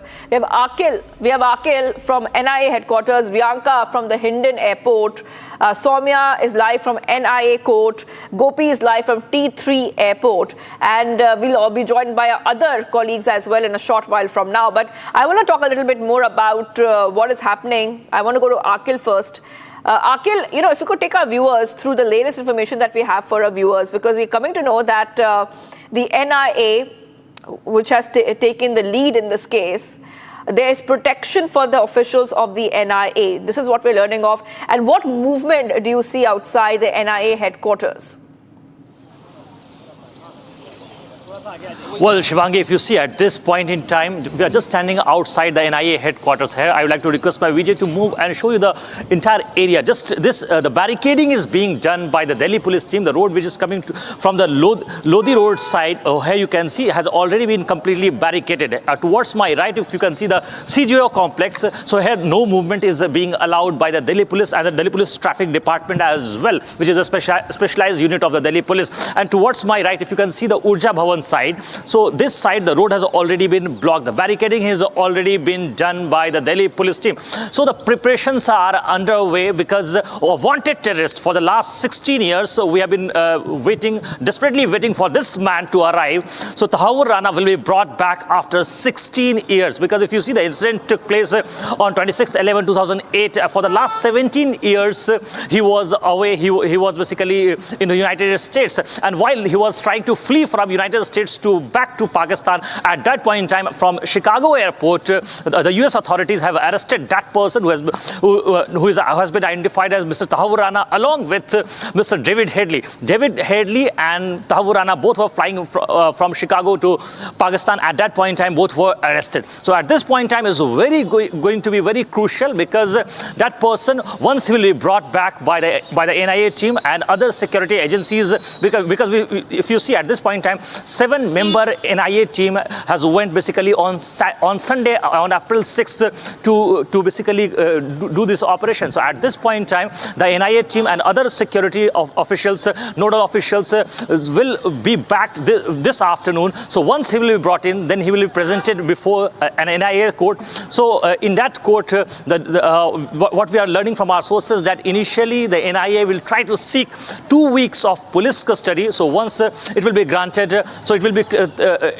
then only things will be clear, that in that direction the NIA will interrogate. Because if you see at this point in time, it's going to be very crucial, because if you just go by the charge sheet which was filed by the NIA, in that charge sheet, Tahawwur Rana, the wanted terrorist, is accused number 2. The accused number 1 is Mr. David Headley. David Coleman Headley is in the United States custody. So at this point in time, it's going to be very crucial that if you just talk about this very case, accused number 3 is Hafiz Saeed. So what was his link? What was Tahawwur Rana's link with Hafiz Saeed, who is also known as a Bade Chacha? If you talk about the accused number 4, which is Mr. Lakvi, what was his link with accused number 4, who is known as commonly as Chote Chacha? So what was his link, Tahawwur Rana's link, with all the key conspirators of 2008 Mumbai terror attack? So these crucial details will come out once he'll be interrogated by the multi-probe agency, and which is going to be led by the NIA. I want you to hold on for a second, because we're getting some big breaking updates coming in. From what we understand right now, the government of India has gone ahead and appointed a special public prosecutor to hear the 2611 case. And the advocate Narendra Man appointed. The Gazette notification has been issued in this matter. This is a very big update coming in. Center appoints Narendra Man as special public prosecutor for the 2611 attack case. And this is coming in as Tahawwur Rana is right now en route with a special team, with the officials, Indian officials, back to India. Necessary preparations are also being made for this, and public prosecutor has been appointed. This is a special public prosecutor. Narendra Man has been appointed. I want to go back to our reporters as well. This is coming in as we keep getting our viewers top updates. Now, we have our reporters in multiple locations already. So we have Riyanka, we have Soumya, we have Gopi. I just want to go first to our reporters who are at the NIA areas. NIA court, Soumya. Yes, go ahead, Soumya, and take our viewers to the latest coming in. Now, Soumya, the advocate Narendra Man has been appointed as a special public prosecutor. This is coming just moments and hours before Rana is landing. All preparations are underway to take Rana into custody. NIA will be seeking his custody. He will go into NIA custody immediately once he lands. Take our viewers through the latest update coming in. Yes, well, Shivangi, this is the development as of now. If we talk about what is expected once Tahawwur Rana lands in India, in the national capital today. So right now we are standing outside Patiala House Court, wherein a special NIA court will convene later today, where Tahawwur Rana is expected to be produced in that special court later today. Now, since it's a holiday, the clear picture will finally pan out post 2 p.m. later today. However, if we go around the details, a special court will be convened today. A special judge will be appointed for the hearing in this case. And what is expected, if we talk about what is expected in this regard, NIA will seek a custodial interrogation once he is produced in front of the judge in the court, in this special court today. So a lot of it will make sense or will be cleared once Tahawwur Rana lands here in the national capital, and once the special court that is all set to convene today starts later in the day. That is right. So we can expect very soon, once he lands, his custody will be one of the main points and the main developments we will be looking at. With the NIA would be seeking his custody in this case. I want our reporters to hang on, because we have reporters at key airports in the national capital and the Delhi region. But first, I want our viewers to have a look at this conversation that our editor-in-chief Arnab Goswami had with the former Director General of the National Investigation Agency, Yogesh Modi. Let's listen in.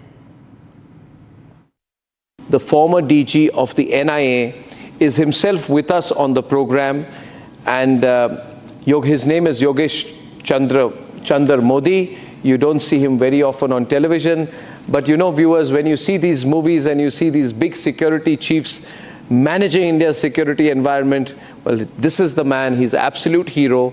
First, I would like to congratulate you, Modi Sahab, Mr. Modi, for it is under you that the evidence for Tahawwur's extradition was submitted to the American administration. So you must be a very happy man today as he's about to come back. Arnab, it's a matter of great satisfaction that our efforts made for so many years have brought the fruit. I can always say that a lot of hard work was done by NIA team, Ministry of External Affairs, as well as at the political level, to ensure that this person is brought to India. I don't recall any of terrorists of his level being brought from US to India. So we must congratulate. The whole country deserves congratulations for bringing this man, because important thing is NIA did not leave this issue because normally otherwise if something is pending for last so many years, the agencies lose the track. But because NIA came into existence due to 26/11 attacks, and it was a matter of prestige for NIA to get this man back to India. So we continued our efforts at all levels, including political level, and ensured his return to India. Mr. Modi, when I'm seeing these pictures that are playing as we are speaking today, my mind goes back to 26th of November 2008, when the attack happened.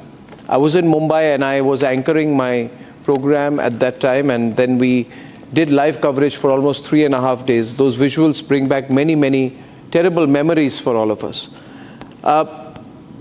Mr. Modi, why is this man's interrogation significant for India? And what can we achieve in terms of establishing the Pakistan link before the world? Arnab, the whole world knows that Pakistan is sponsoring terrorism, is the biggest sponsor of terrorism.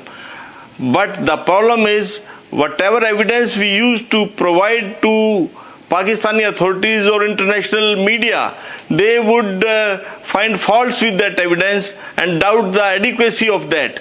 Now we will have a person from whom we will have first-hand information, and we will be able to expose his links. The problem is that I can understand that he had not been active for the last 15 years, so we may not be able to connect him to the recent incidents, but his interrogation will certainly establish that Pakistan is a terrorist country, terrorist sponsoring country, and the information which is already known will be proven through his interrogation.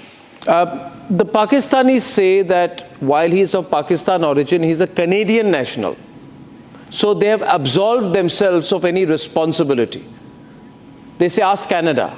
What is your response to that, sir? No, we have adequate evidence against this man, his connection with ISI officers, his emails which he sent to these ISI people and other terrorists who were involved in this offense, on this heinous crime.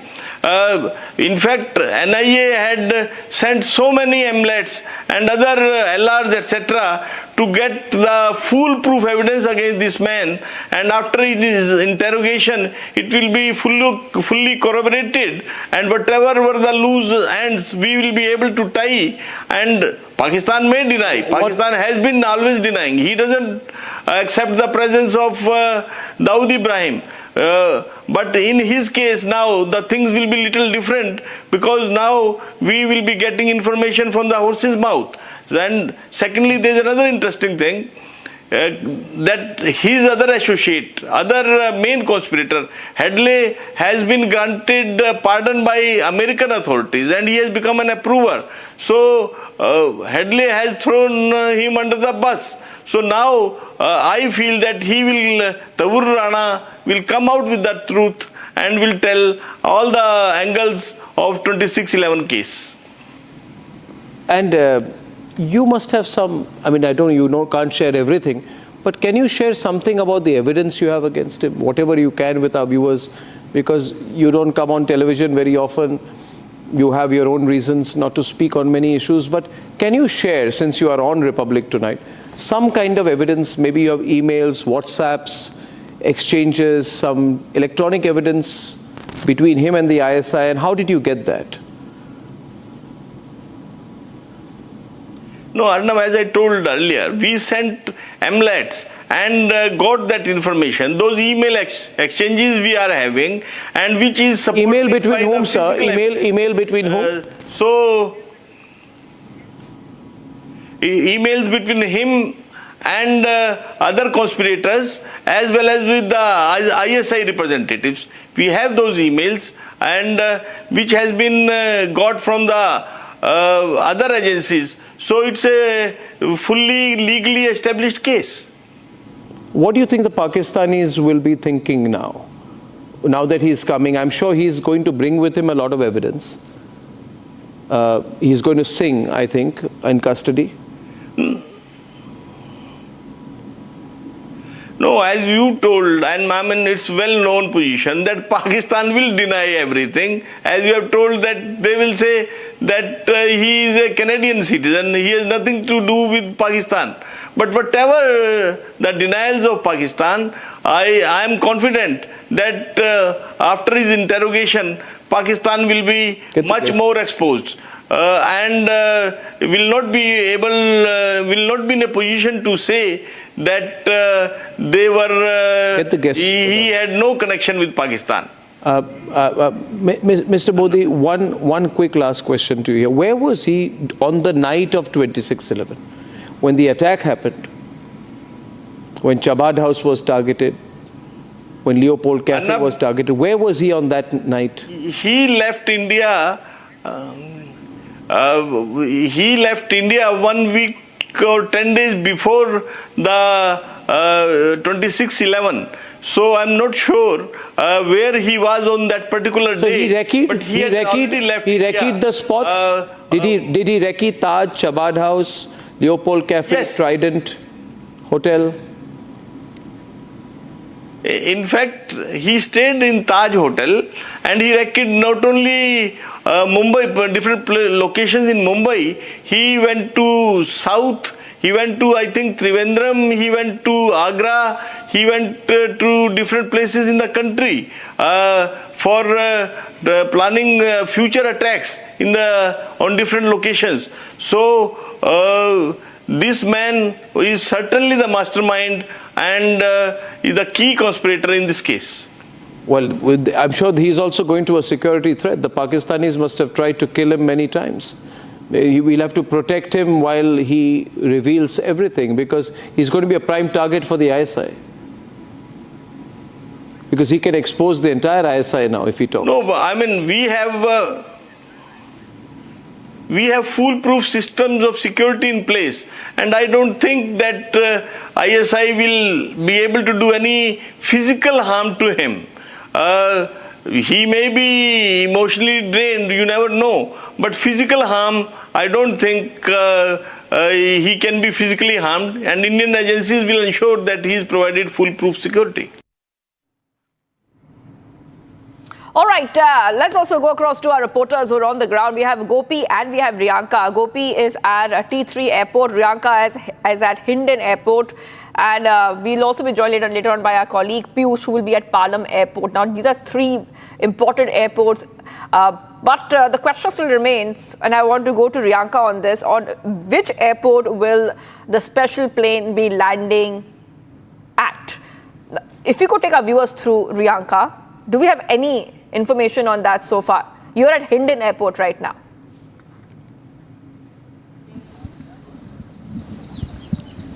Well, as per the source-based information, we are somewhere understanding that the special flight in which Tahawwur Rana is being, in fact, brought back to India, and he will be very likely, the flight will be landing at the Palam technical area. You know, this particular area is secured with the Indian Army, the Air Force as well, and only VVIP movements and special movements happens at that particular Palam, restricted area, where it's likely that the particular flight in which Tahawwur Rana is being, extradited to India, along with several other officials of the NIA, officials of other agencies, that particular area will be, in fact, under high security is what we are understanding. So yes, as I currently stand at the Hindon, Hindon Airbase as well, we are keeping a very close eye as to any movement that happens there. But as of now, an update, no movement of any security,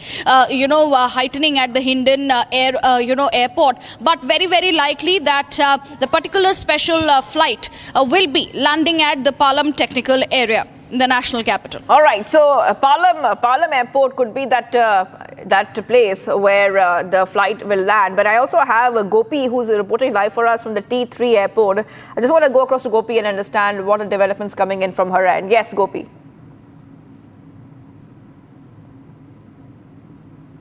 We are positioned at T3 terminal of IGI, and as my colleague correctly mentioned, what we are learning from our sources is that there is a possibility that the special aircraft which is carrying Tahawwur Rana along with the three NIA officials as well as a few of the officials from research and analysis wing, they will be landing in the mid-afternoon anytime, which is anytime from now. We will have to see what time the flight would be landing, where exactly would it be landing. But yes, what we are learning from our sources is that it will be landing at the Palam technical area. While currently I'm standing at T3, there are no major developments here at the arrival of T3. We will have to see where the flight lands and what time do they land. Back to you. All right, so we have all our reporters on the ground. We have all of our reporters stationed at key areas, so we have a good idea about all the movements which we can expect in a few hours from now. I want to go to Akil. He's at the NIA headquarters. Akil, just coming back to you right now. We know that he'll be produced at a special NIA court, and then the entire process will begin to seek his custody, and I will seek his custody. he is no longer at the custody of the US Bureau of Prisons. So that is the official statement which has come out from the US. He's no longer in the custody of US Bureau of Prisons. He's now with Indian officials. If you could take our viewers through what we can expect next and how soon can we expect him to be produced later on at the special NIA court. Well, if you see, Shivangi, at this point in what we can expect that at around 12 noon, the wanted terrorist, Tahawwur Rana, will be brought back from the United States. If you see, he's on his way. The NIA officials, the NIA team, a 7-member NIA team, if you see, and apart from that, from other security agencies, because it's a multi-agency probe, from RAW and IB, other officials are also there. So once he will be brought back, here you can see the preparations are on just outside the NIA headquarters. The barricading has already been done.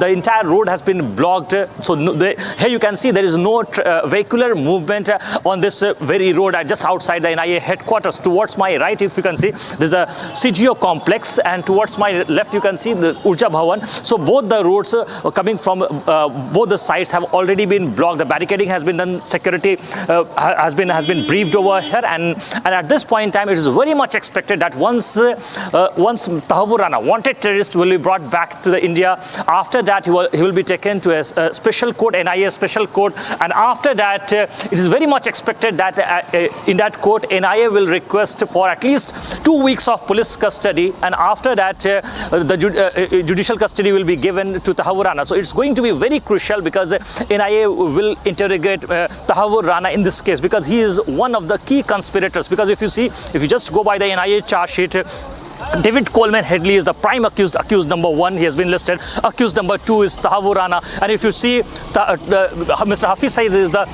third number of accused. So he is going to be a very crucial person to give evidence that what his links with Mr. Hafiz Saeed, and what are the details he was getting from him, and how basically he conspired the entire terror plot. So these are the crucial details that will come out once the NIA will start interrogating. For that, we'll have to wait and watch. Keep watching Republic TV. We'll be right back after a short commercial break.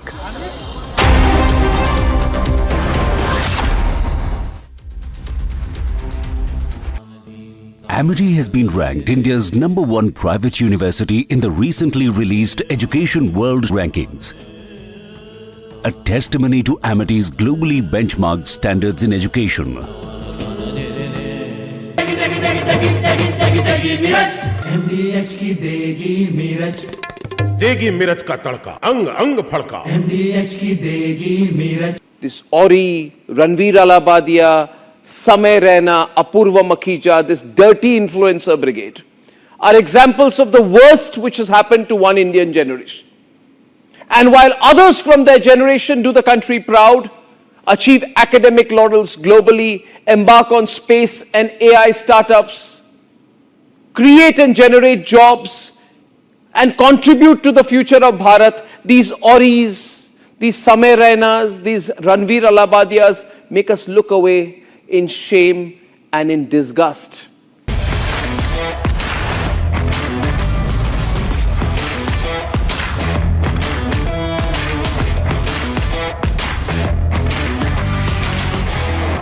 Clean up.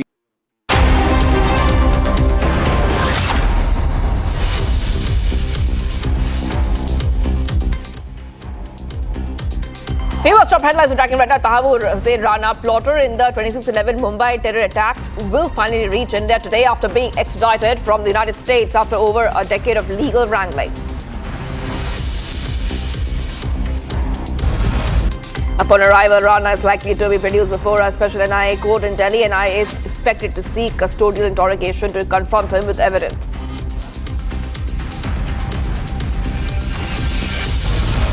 I did a 90-day pause for the people that didn't retaliate, because I told them if you retaliate, we're going to double it. And that's what I did with China, because they did retaliate. US President Trump announced the 90-day tariff pause for 75 nations after the US imposed duties set off a massive trade war.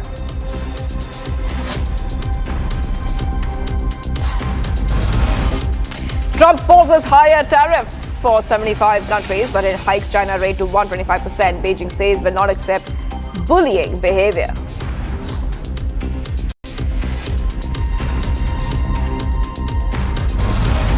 Twin encounters broke out in Jammu and Kashmir on Wednesday, while 2 to 3 terrorists are believed to be trapped in Udhampur. 3 Jaish terrorists have been cornered in Kishtwar.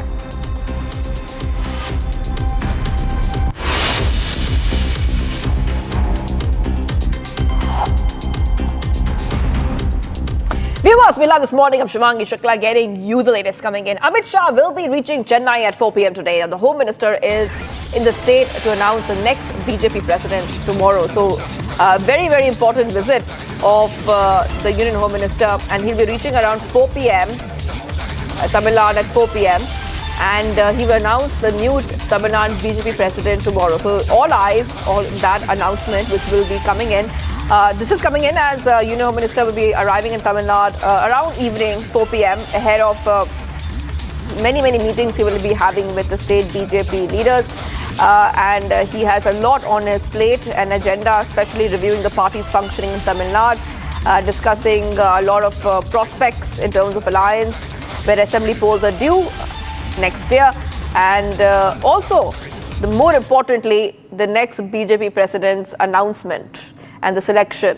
I want to go across to my colleague who's joining us right now, Sharada, who's joining us live.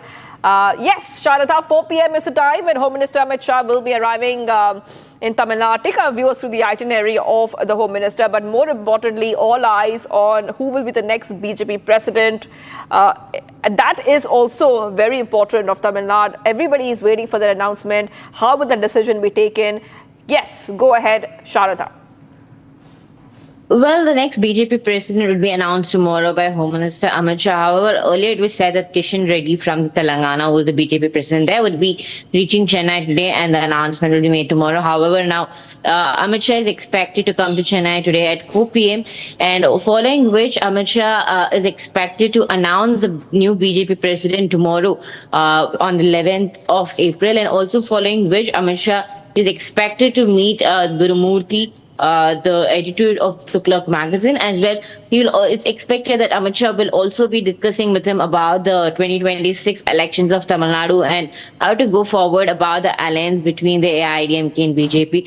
Last week we had Annamalai meeting Amit Shah in Delhi, following which now the BJP MLA Naina Nagendran is in Delhi. It's expected that there's more suspicion to it that because just before the announcement, Naina Nagendran had gone to Delhi to meet Amit Shah. So he was one of the forefront runners in the BJP president nominees, and now it's mostly confirmed that the next BJP president would be Naina Nagendran. And K. Annamalai, the BJP president, is expected to be resigning from his post as the president after tonight. So we have to wait and watch as to who the new BJP president would be, and if Amit Shah would actually be announcing the alliance between AIADMK and BJP for the 2026 elections. Right. Sharada is getting us all those top updates coming in as we are waiting that visit of the Union Home Minister Amit Shah in Tamil Nadu, where we can expect very, very important developments and meetings which will be taking place. Let's move ahead right now, viewers, to some of the other stories we're tracking. We put a focus on the global trade war, a major twist in the global trade war and the tariff war. US President Trump has now hit pause on his sweeping reciprocal tariff for most countries, offering a 90-day window of relief. But in a sharp escalation, China finds itself excluded from this reprieve, with tariffs on Chinese imports now hiked to a staggering 125%. Keep watching to know more on this. US President Donald Trump has now paused his newly introduced reciprocal tariff on most countries for 90 days. Through somebody, but they're all calling, how do we do this? They all want to make a deal. Somebody had to do what we did, and I did a 90-day pause for the people that didn't retaliate, because I told them if you retaliate, we're going to double it. And that's what I did with China, because they did retaliate. So we'll see how it all works out. I think it's going to work out amazing. I think that our country is going to be at the end of a year or shorter, but I think we're going to have something that nobody would have dreamt possible. However, Beijing was exempted from this relief. For China, Trump declared an immediate increase in tariff to 125%, up from previous 104%. Look, for years we've been ripped off and taken advantage of by China and others, in all fairness, but by China, that's the big one. And it's just one of those things. You know, we're making $2 billion a day right now, this country. $2 billion a day with tariffs. and they were making $2 billion a day. We'll be making more. Now, when you see what happened today, I don't know if it's still there. Amid this, Trump declared that over 75 countries had not retaliated against the United States, and hence he authorized a decree mandating that the reciprocal tariffs be paused. Amid the interim period, through the baseline reciprocal tariff of 10% would be in effect. While the trade meltdown with China is projected to belt key indices across the Asia-Pacific. Well, I thought that people were jumping a little bit out of line. They were getting yippy, you know. They were getting a little bit yippy, a little bit afraid, unlike these champions, because we have a big job to do. No other president would have done what I did. No other president. I know the presidents, they wouldn't have done it. And it had to be done. What was happening to us on trade, not only with, you know, if you look at it, not only with China, but China was by far the biggest abuser in history. Analysts have attributed that pause was announced after the global economy appeared to be in open rebellion against Trump tariff. Amid the troubled geopolitical landscape, it doesn't seem far from impossible to fully deny the pressure created by volatile financial markets had pushed Trump to reconsider his tariffs. Soon after Trump's announcement, the S&P 500 showed signals of revival.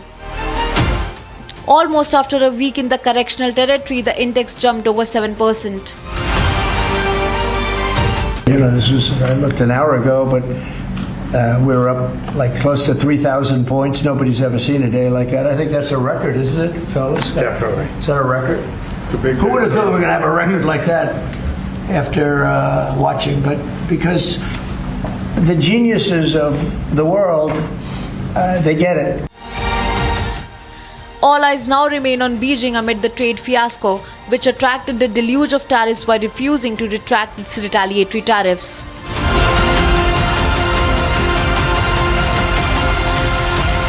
All right, we're being joined up by a guest right now, Dr. Dheeraj Kaul, geopolitical and biotech AI expert, live from Pennsylvania. Thanks for joining us here, Dr. Kaul. And, I just want to go ahead and, take our viewers through what has happened right now.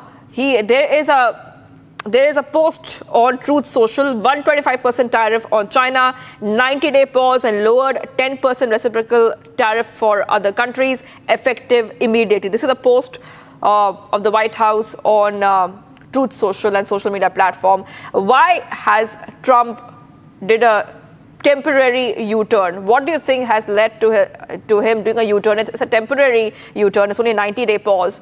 But what has led to this? This is a very, very interesting turn of events globally. Namaskar. Thank you for having me on the show. Like last time we were talking about that Trump is one of the best negotiators in the current public, leaderships, including Modi ji, as he speaks about. And to be honest, to understand this U-turn, you have to understand when he declared the tariffs, his whole concept was we need to create an equal playing field for World Trade Organization. Like it cannot be done that, imports are being charged at 2.5%, but our autos are charged at 15, 20, 25% when you go to Europe. Our cheese is charged at 600% tariffs.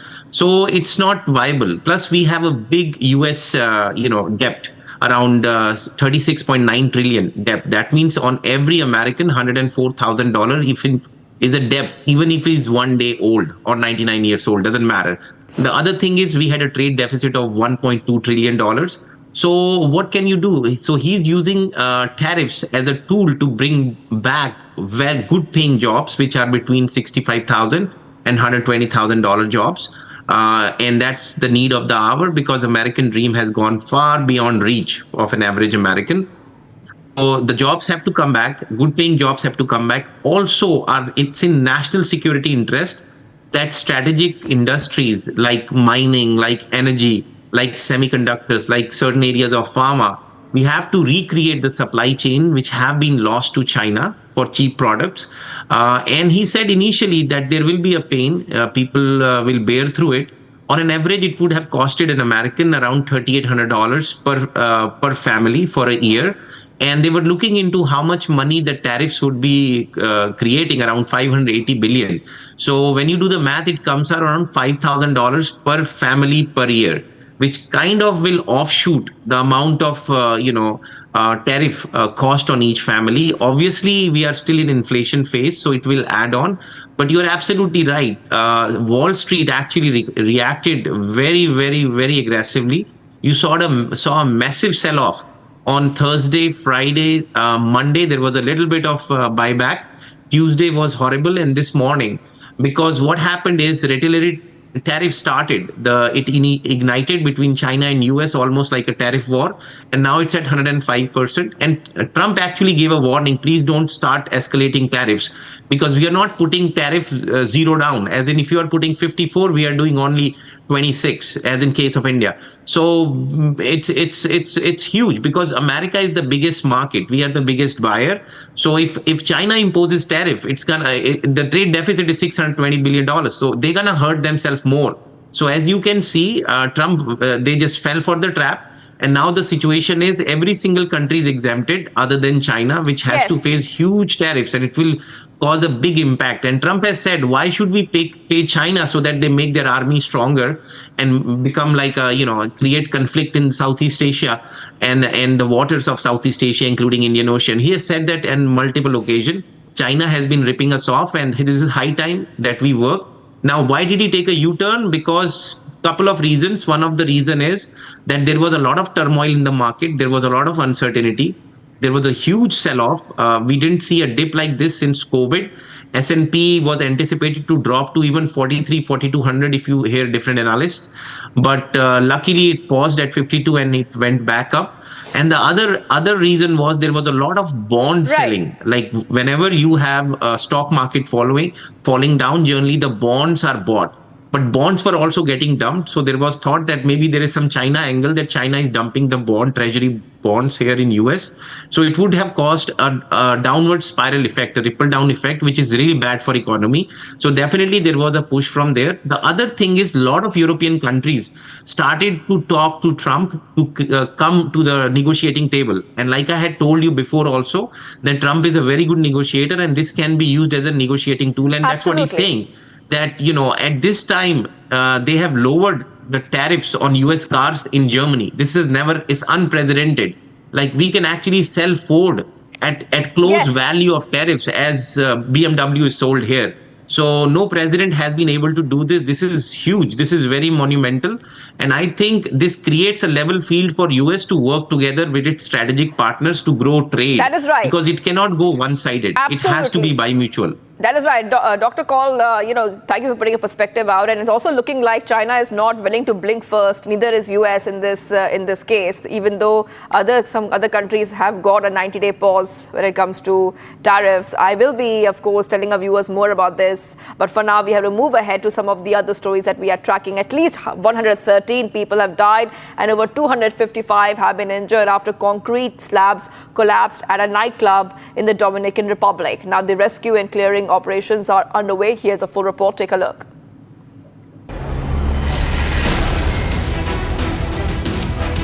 At least 113 people have died and over 255 people have been injured. After concrete slabs collapsed on the dance floor, crushing hundreds of attendees during a concert event.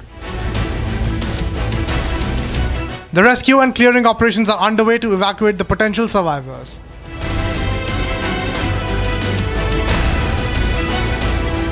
The victims include merengue icon Ruby Perez, who had been singing to the crowd before the disaster struck.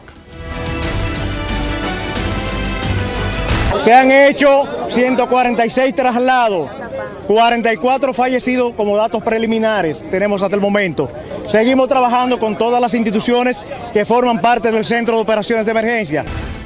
At the scene, firefighters removed the blocks of broken concrete and sawed the planks of wood to use them as planks to lift heavy debris as the noise of drills breaking through concrete filled the air.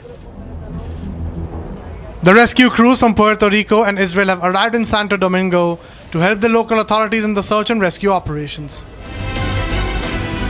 Realmente no tenemos información que estaba ahí con sus compañeros de trabajo. Aún no aparece ninguno del grupo. ¿No lo ha visto en los listados de allí de la carpa? No ha salido en los listados. Tenemos fe que ella aparezca. Ok, pero sí supo que estuvo aquí en la fiesta y... Sí, claro. Y desde entonces no ha tenido más contacto. Esa era su ropa de anoche.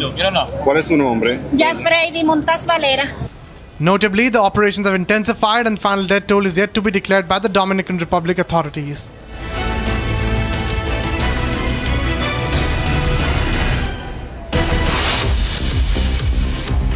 Getting some updates coming in right now on Republic TV. We start off with the Italian Prime Minister Giorgia Meloni welcoming Queen of Jordan for a visit in Rome, and the two women discussed the situation in Gaza, joint efforts to help civilians there.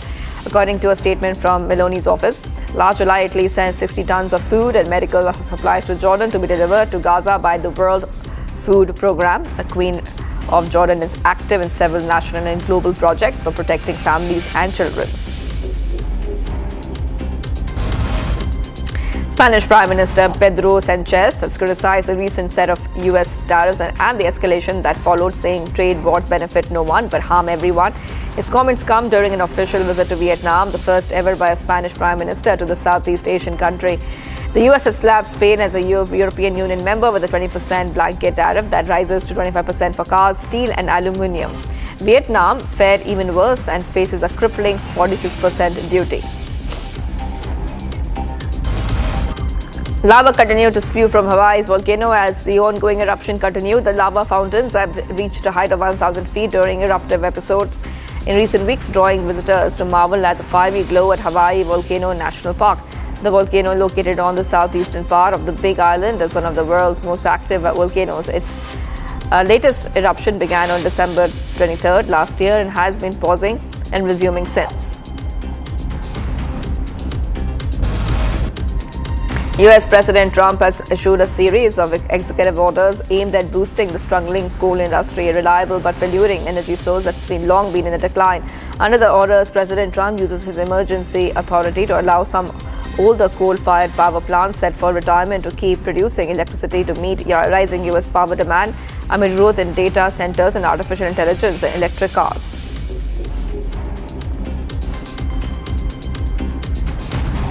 Today, we're taking historic action to help American workers, miners, families, and consumers.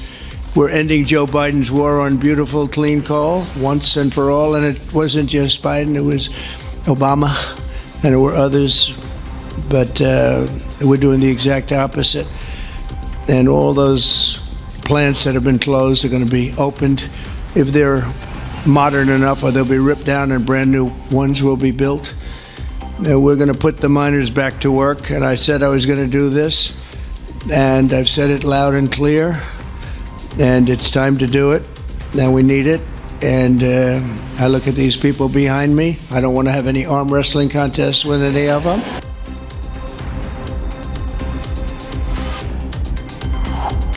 And coming up, thousands of Greeks have taken to the streets in Athens protesting against rising living costs and demanding higher wages.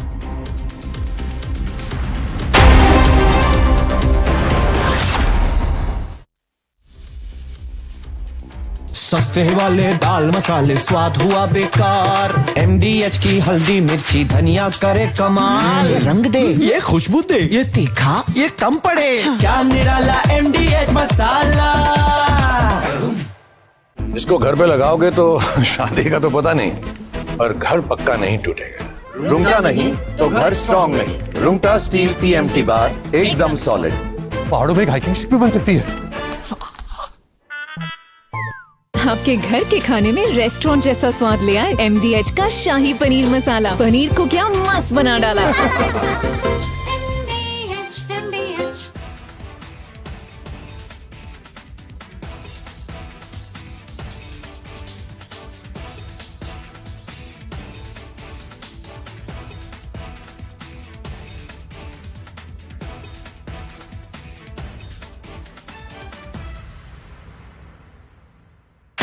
Tahawwur Rana is the person who, along with David Coleman Headley and under the guidance of Hafiz Saeed, was the main conspirator of the 26/11 terrorist attack, which was carried out by the ISI and the Lashkar-e-Toiba. He was convicted in America. He served some time in America. Then we told the Americans that we need to get him back. We won an extradition case against him. And the Pakistanis will be very scared about Tahawwur Rana coming here. They know that this is almost as important as Dawood Ibrahim being brought to India. Because you've got a man, he has worked to carry out terrorism. He knows the entire terrorist apparatus. This is an ex-Pakistani forces officer. He is very much with the ISI and the Lashkar-e-Toiba. He's going to reveal everything. For all those others working against India's sovereign interests, against our national interest, against our geopolitical interest, we're a big country. We know how to hit hard. And when we want to, we know how to catch you by the scruff of your neck and bring you back.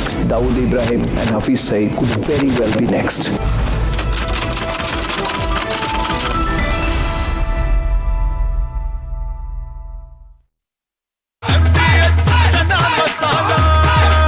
अब छोलिया हो या लोबिया, सफेद चने या काले चने, सब कुछ मजेदार बने।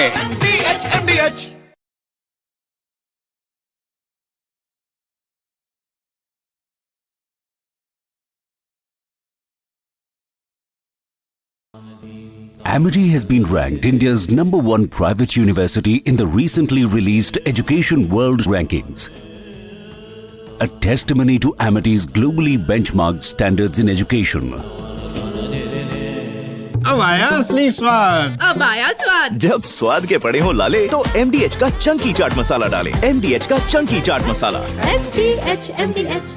This Ori, Ranveer Alabadia, Samay Raina, Apurva Makhija, this dirty influencer brigade are examples of the worst which has happened to one Indian generation. And while others from their generation do the country proud, achieve academic laurels globally, embark on space and AI startups. The Republic Positive Influencer Program, which will be run from the Republic campus here, which is Asia's largest integrated news center. Now we aim to bring diverse set of people from across the country into our campus to create content which will proliferate positive change in the society. You can create content in the fields of health, defense, technology, even politics, science and history. If you have the talent and want to reach, apply now. Be the content creator who changes the conversation. Log on to republicpositiveinfluencer.in now.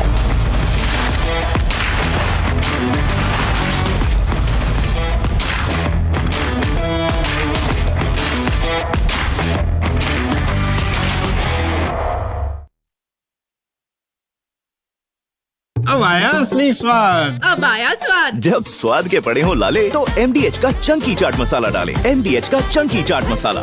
MDH।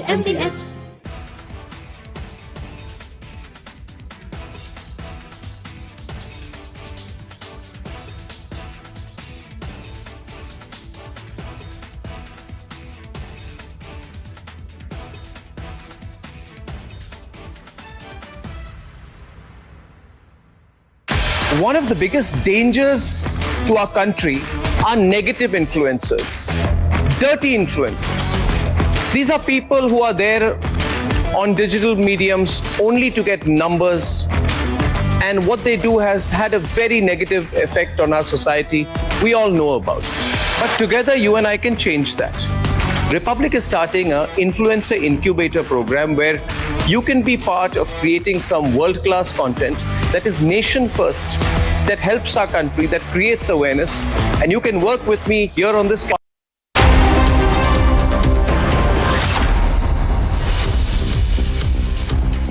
Welcome back, viewers. We're live this morning. Thousands of Greeks have taken to the streets in Athens protesting against all these very, very huge cost of living and rising living costs and demanding higher wages as inflation continues to surge.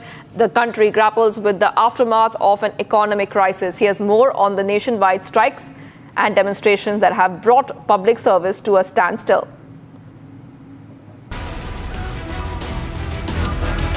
Thousands of Greeks gathered in Athens on Wednesday to demand higher wage to cope with rising living costs amid worsening inflation.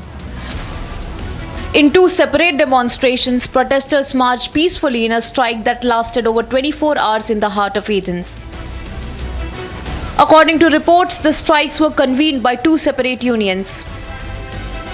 Reeling under an economic crisis that lasted close to a decade, wages in Greece were cut to compensate for bailouts worth €290 billion, triggering the ongoing protests.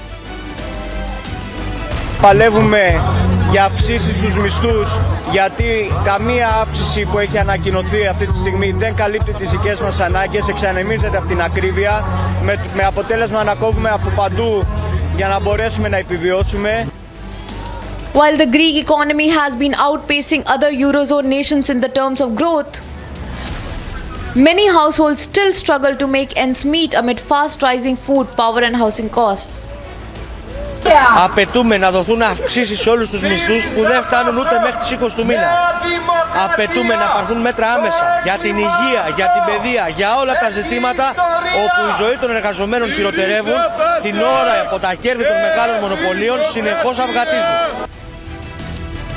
However, the one-day protest led to the disruption of several public services as ferries remained docked at ports, flights grounded and trains at a standstill. As unions call for increase of salaries and bonuses, analysts warn that turmoil triggered by US tariff could lead to further hardship.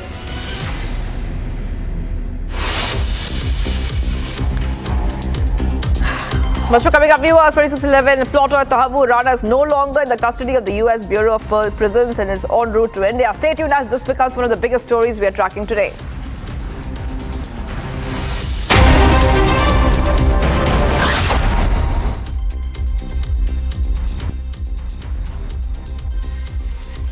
The Positive Influences program brings together a diverse set of people.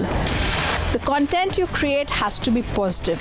The content you create has to be for nation building. Come be a part of this revolutionary project.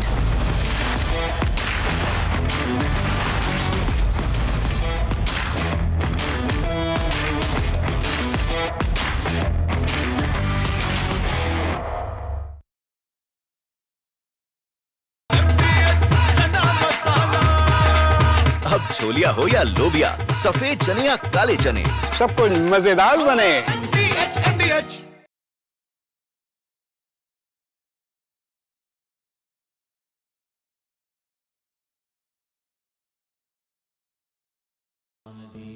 Amity has been ranked India's #1 private university in the recently released Education World Rankings. A testimony to Amity's globally benchmarked standards in education. आपके घर के खाने में restaurant जैसा स्वाद ले आए MDH का शाही पनीर मसाला। पनीर को क्या मस्त बना डाला। This Ori, Ranveer Alabadia, Samay Raina, Apurva Makhija, this dirty influencer brigade are examples of the worst which has happened to one Indian generation. And while others from their generation do the country proud, achieve academic laurels globally, embark on space and AI startups, create and generate jobs, and contribute to the future of Bharat, these Oris, these Samay Rainas, these Ranveer Alabadias make us look away in shame. From Asia's largest news headquarters, setting the agenda for Bharat.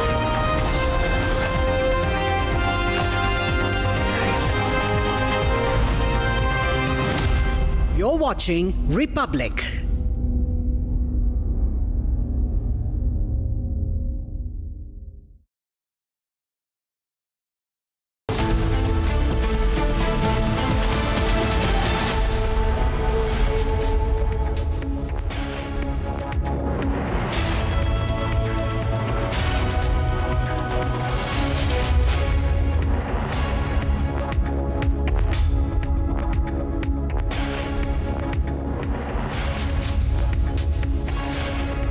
Hello and a very warm welcome. You're watching Republic TV. I'm Gesu Bhardwaj, and the key conspirator of the 26/11 Mumbai terror attacks, Tahawwur Rana, is all set to be extradited to India today. In fact, his flight will land at the Palam airport in the national capital at midday. This is what we're learning from first reports into the case. Tracking this and a lot more for you right after these short headlines.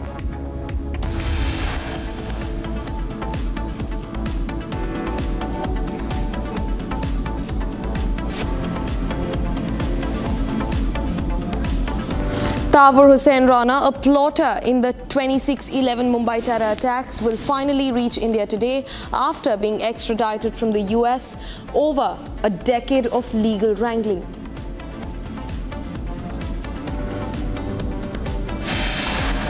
Security heightened outside NIA headquarters ahead of Tahawwur Rana's arrival.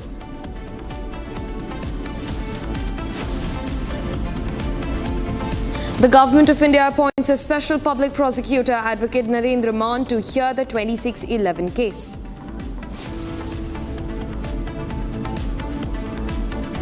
Union Home Minister Amit Shah will reach Chennai for his two-day visit, will announce new state BJP president.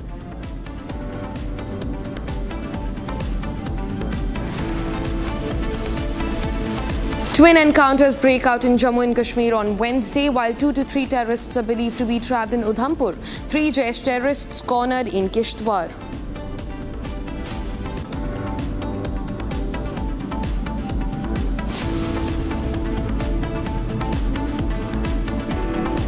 I did a 90-day pause for the people that didn't retaliate, because I told them if you retaliate, we're going to double it. And that's what I did with China, because they did retaliate.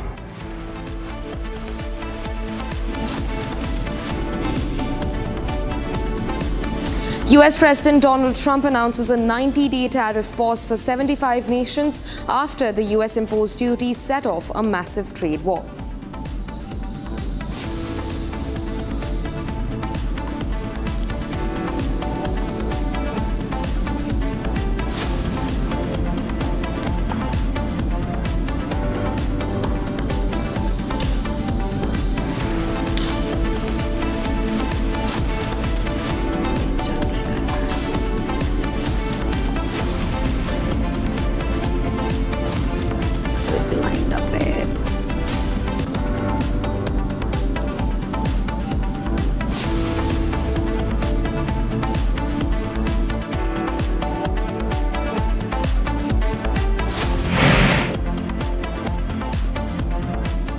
Viewers, starting up with the top story for the day. Tahawwur Rana, the key conspirator in the 2611 Mumbai terror attacks, is all set to return to India today and will finally reach in India after being extradited from the United States after over a decade of legal wrangling. In fact, we're also being joined by my colleagues from across different locations.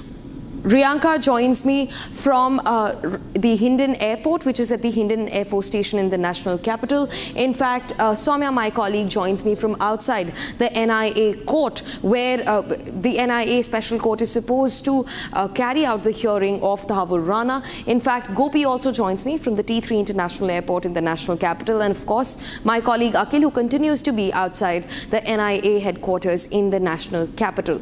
And before we cut across to them, let's also take a look at this exclusive conversation that our editor-in-chief Arnab Goswami had with former Director General of National Investigation Agency Yogesh Chandra Modi. Listen in.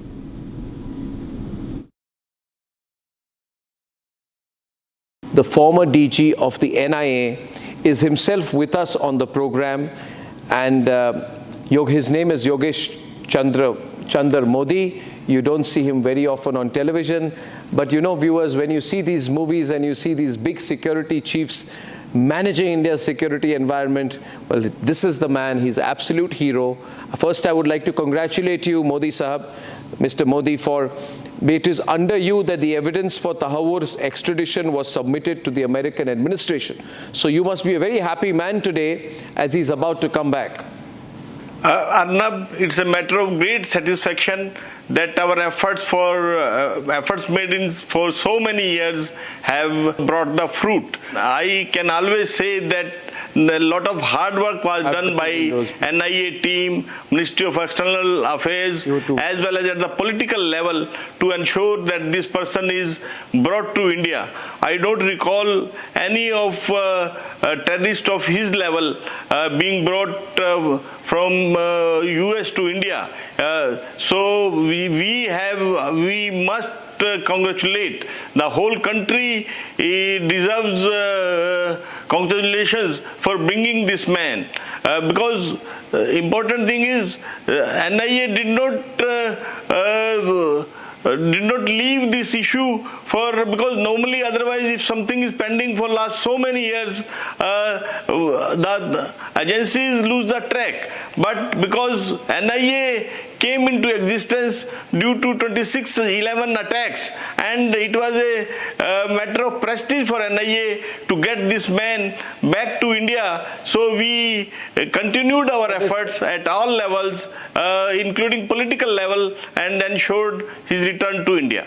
Mr. Modi, when I'm seeing these pictures that are playing as we are speaking today, my mind goes back to 26th of November 2008 when the attack happened. I was in Mumbai and I was anchoring my program at that time, and then we did live coverage for almost 3.5 days. Those visuals bring back many, many terrible memories for all of us. Mr. Modi, why is this man's interrogation significant for India? And what can we achieve in terms of establishing the Pakistan link before the world? Arnab, the whole world knows that Pakistan is sponsoring terrorism, is the biggest sponsor of terrorism. But the problem is, whatever evidence we used to provide to Pakistani authorities or international media, they would find faults with that evidence and doubt the adequacy of that. Now we will have a person from whom we will have first-hand information, and we will be able to expose his links. The problem is that I can understand that he had not been active for the last 15 years, so we may not be able to connect him to the recent incidents, but his interrogation will certainly establish that Pakistan is a terrorist country, terrorist sponsoring country, and the information which is already known will be proven through his interrogation. The Pakistanis say that while he is of Pakistan origin, he is a Canadian national. So they have absolved themselves of any responsibility. They say, ask Canada. What is your response to that, sir? No, we have adequate evidence against this man, his connection with ISI officers, his emails which he sent to these ISI people and other terrorists who were involved in this offense, on this heinous crime. In fact, NIA had sent so many MLATs and other LRs, etc., to get the foolproof evidence against this man, and after his interrogation, it will be fully corroborated, and whatever were the loose ends, we will be able to tie. And Pakistan may deny. Pakistan has been always denying. He doesn't accept the presence of Dawood Ibrahim. But in his case now, the things will be little different, because now we will be getting information from the horse's mouth. And secondly, there is another interesting thing. That his other associate, other main conspirator, Headley, has been granted pardon by American authorities, and he has become an approver. So Headley has thrown him under the bus. So now I feel that Tahawwur Rana will come out with the truth and will tell all the angles of 26/11 case. And you must have some, I mean, I don't, can't share everything, but can you share something about the evidence you have against him, whatever you can with our viewers, because you don't come on television very often, you have your own reasons not to speak on many issues, but can you share, since you are on Republic tonight, some kind of evidence, maybe you have emails, WhatsApps, exchanges, some electronic evidence between him and the ISI, and how did you get that?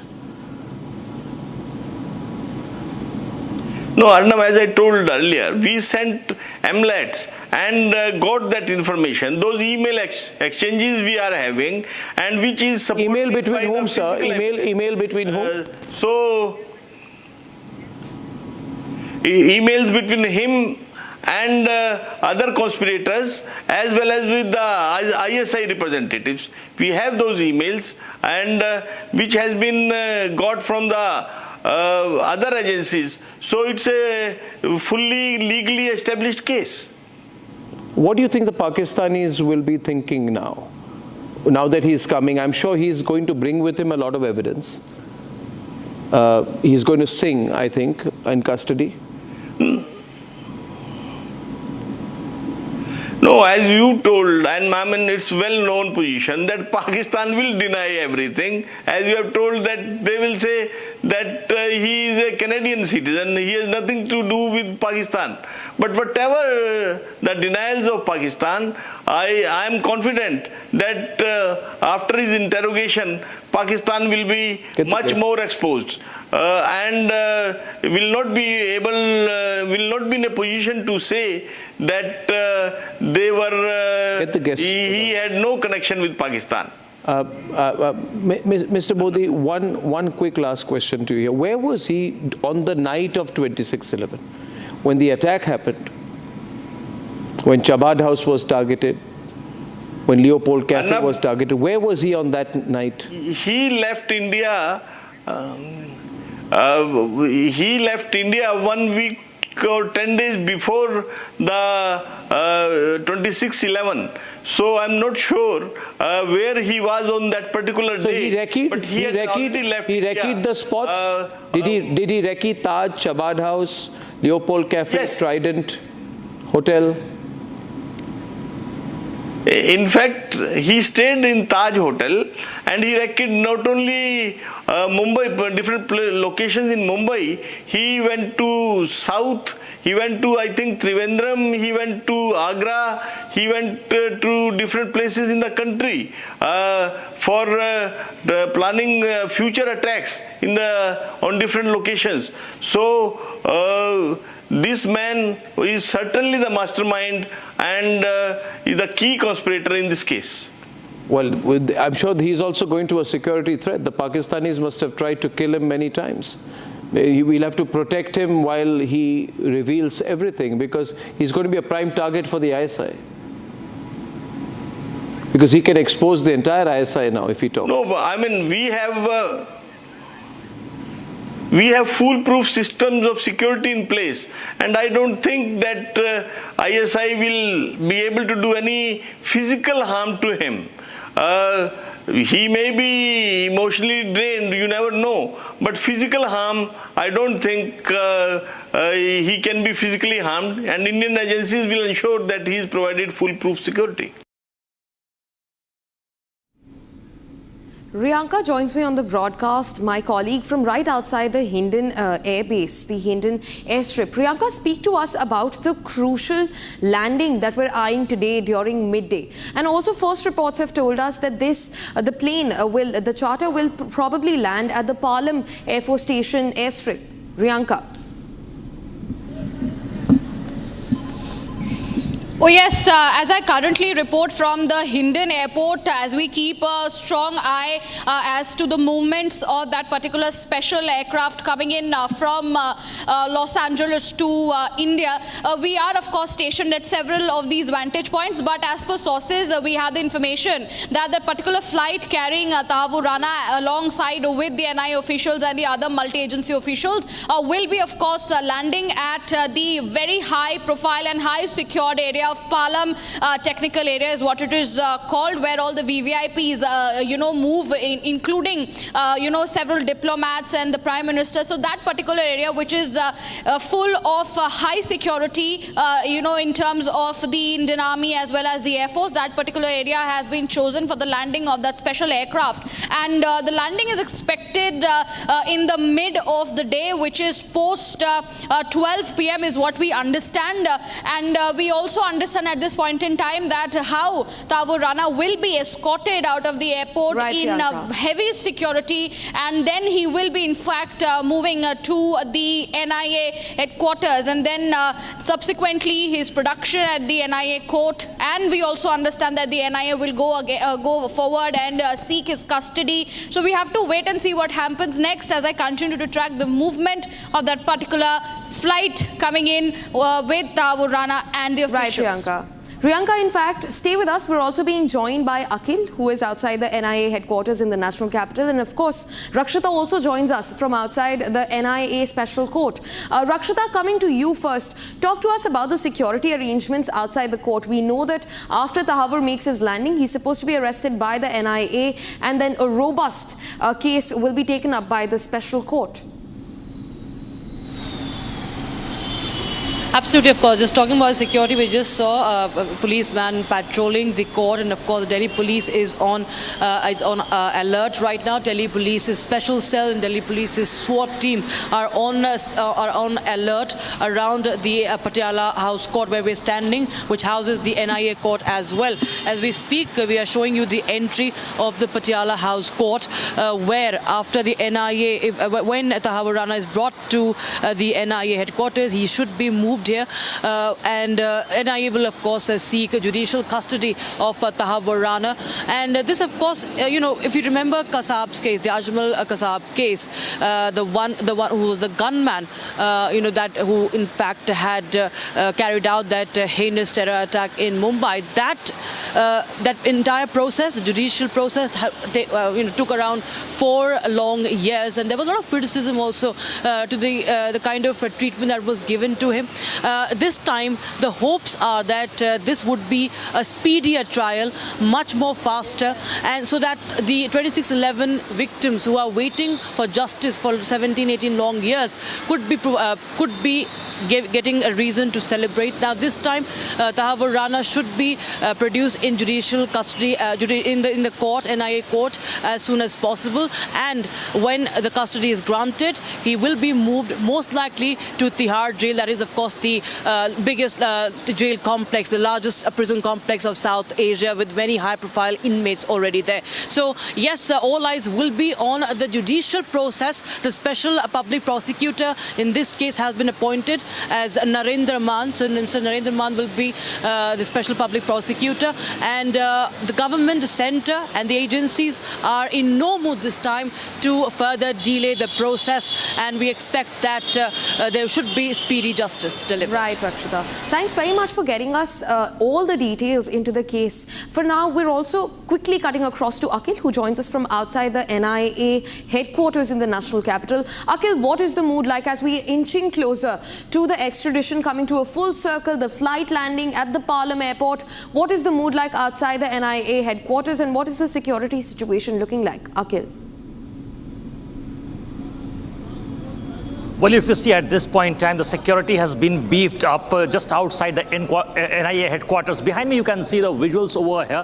The NIA headquarters, which is just adjacent to the CGO complex. Towards my right, you can see this is Urja Bhavan. The road which comes from this very side has already been barricaded by the Delhi Police Traffic Department. And apart from that, if you see another road which comes from the Lodi Road side has already been blocked. And so here you can't see any traffic or vehicular movement at this point in time. And what we are expecting this very afternoon, that the NIA team, which is a seven-member team from the NIA side, and as it's a multi-agency probe, another officials from different agencies have also been involved in this case. So they will be brought, if you see in this case, the wanted terrorist Tahawwur Rana this afternoon, and after that he will be presented before a special court, a special NIA court in the Patiala House Court. So once he will be produced, the NIA is likely to seek at least 2 weeks of police custody to interrogate him, because if you see in this very case, Tahawwur Rana is a co-conspirator, is a mastermind, because he is as per the NIA charge sheet, he's the number 2 accused. If you see number 1 accused is the David Coleman Headley. So what was his links with David Coleman Headley, and what basically how did he provide his visa and logistic work, and how basically because Tahawwur Rana is used to run a travel agency as well. So all the nefarious plan, and how did he had link at that point in time with Hafiz Saeed, who is the third accused, third number accused in this very case. And if you see, the 4th number accused in this case has been identified as Zakiur Rahman Lakwi. So what was Tahawwur Rana's link with those individuals. So those things will be clearer because as per our sources, if you see, the NIA has got proofs in this very case that there was certain emails that were basically sent from Tahawwur Rana's side as well. Because if you see, last night when our editor-in-chief, Mr. Arnab Goswami, spoke to the former NIA DG, Mr. YC Modi has said that in a very clear tone that we have emails as proofs when Pakistani handlers used to communicate with Tahawwur Rana. So these are the communications details, the full proof legal details our team has at this point in time, the NIA has at this point in time. So it's a very strong built case. So we'll have to wait and watch that what basically transpired once if you see Tahawwur Rana will be brought back and once he lands in India, and then the further court proceedings will begin. Back to you in the studio. Right, Akhil, thanks very much. And Republic reporters continue to bring you minute-by-minute developments into the key case that India has been eyeing for over 7 years now. In fact, Gopi, my colleague, also joins me from outside the Palam airport, the crucial key location where the landing is supposed to happen. Gopi, what is the security situation like? We know that the Indian Air Force and the Indian Army are escorting the Palam airport before the key landing. Well, indeed, Gesu, see, I'm standing right outside the entrance gate from where I would ask my video journalist to show you the exact location. That is the Air Force station. And as you can see, that is the exact gate. What we are learning from our sources that Tahawwur Rana would be accompanied by the officials of NIA and RAW. And he would be brought out from this very gate. That is what we are learning from our sources. And this can happen anytime after a few hours from now. Mid-afternoon is something that we are learning from our sources. From here, he will be presented at the NIA court. What we are also learning from our sources is that probably he might not be taken there. He would be presented via video chat at the NIA Special Court, which is stationed in Patiala House.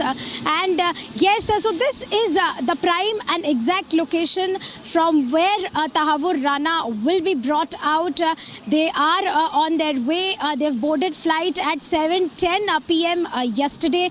They began from Los Angeles and they will be landing mid-afternoon anytime from now. Back to you.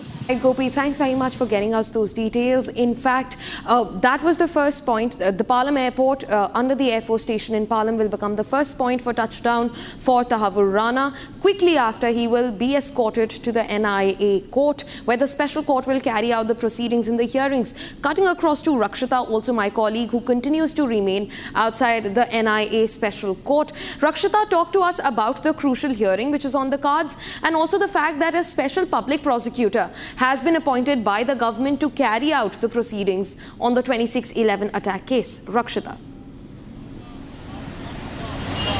Well, of course, that's the most important thing is that the judicial process should be speedy, should be faster. But, you know, this is a very important case, Kesu, because this is when India will once again be able to establish, you know, there was the Kasab was only a foot soldier, but who was in fact orchestrating this all?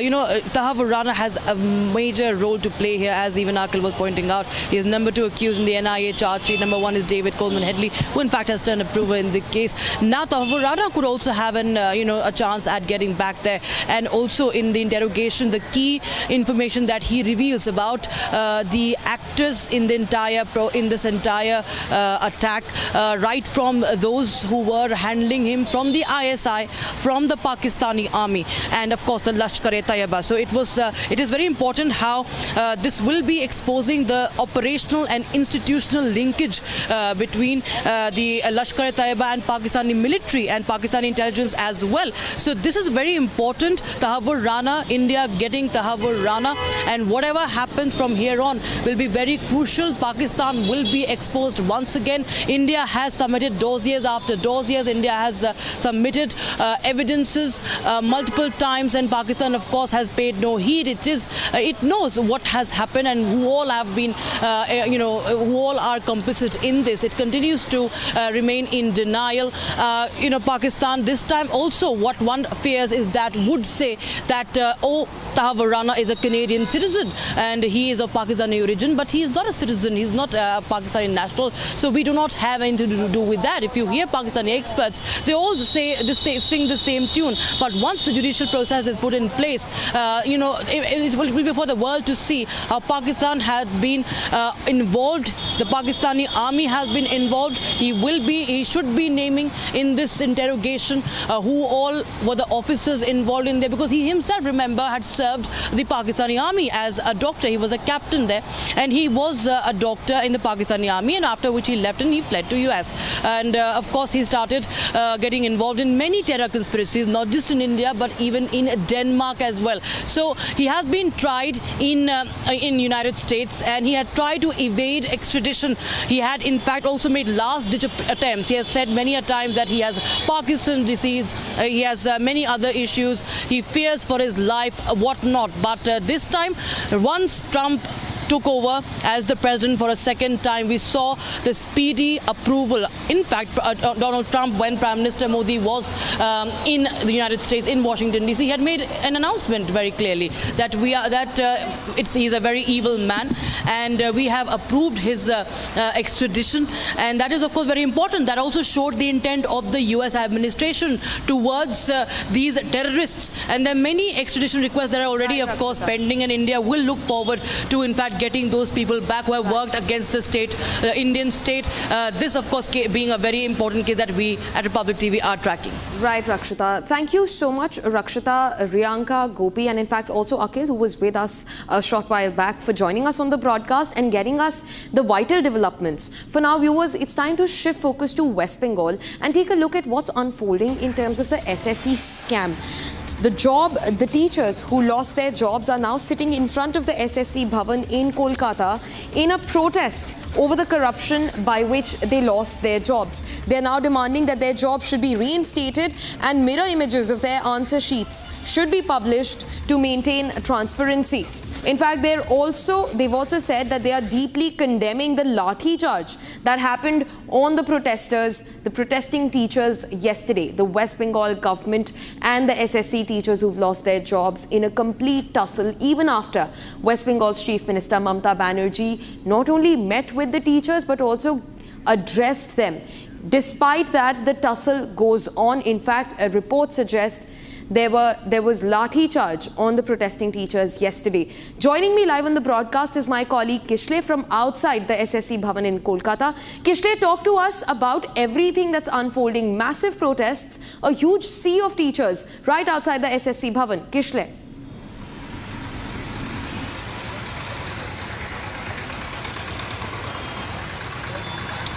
Well, exactly. Yesterday, the teachers who lost their jobs due to corruption, and the teachers are alleging the corruption is by the state government itself. They lost their jobs for that, and now they have been lathi charged. I'll show you. These are the teachers of West Bengal. This is live on Republic TV. The teachers of West Bengal are today sitting outside on the streets in a protest against what happened yesterday, the lathi charge, and the way they lost their jobs. They're demanding that their jobs should be returned to them and they should be reinstated into their positions. I'll talk to them. मैं बात करना चाहूँगा. आप teachers हैं, you are teachers and you are sitting outside on the road. रास्ते पे बैठे हुए आप लोग. What is this condition? What are you demanding? Yesterday there was a lathi charge. क्या डिमांड कर रहे हैं आप? देखिए, ये तो नहीं होना चाहिए था ना. We are teachers. This should not be happen. Our place in school, we want to teach the peoples. That's mean students. And now you are outside. Now we are in street. So this should not be happened. This happened for whom? I raise my voice. This responsibility should be taken by the government. Okay, I'll come back. They are protesting against the government of West Bengal. I have to take a short break here, but I'll show you. These teachers are on the streets today and Mamata Banerjee is silent. We will come back after a short break. Keep watching Republic TV.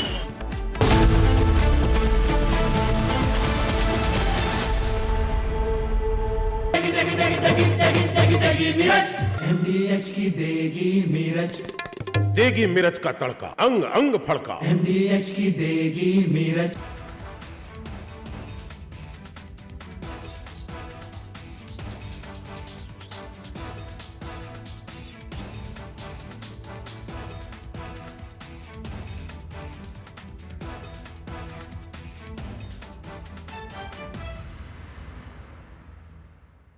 One of the biggest dangers to our country are negative influences, dirty influences. These are people who are there on digital mediums only to get numbers, and what they do has had a very negative effect on our society.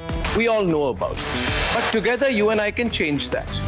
Republic is starting an influencer incubator program where you can be part of creating some world-class content that is nation first, that helps our country, that creates awareness, and you can work with me here on this campus as part of the first phase of the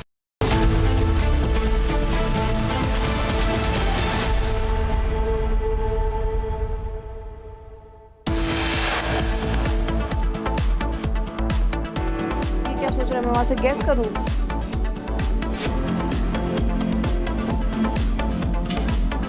Tahawwur Rana, plotter in the 26/11 Mumbai terror attacks, will finally reach India today after being extradited from the United States after over a decade of legal wrangling.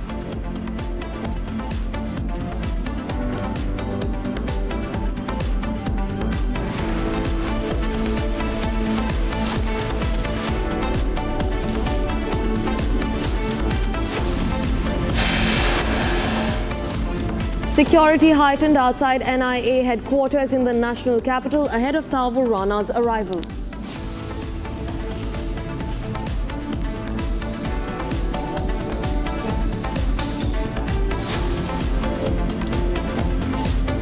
The Government of India appointed a special public prosecutor, Advocate Narendra Maan, to hear the 26/11 case.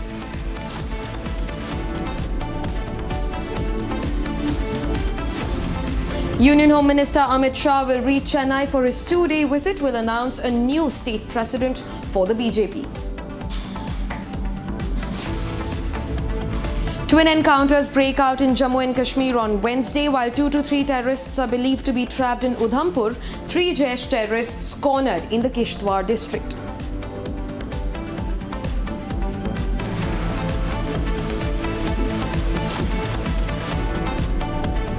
US President Donald Trump announces a 90-day tariff pause for over 75 nations after the US imposed duties set off a massive trade war.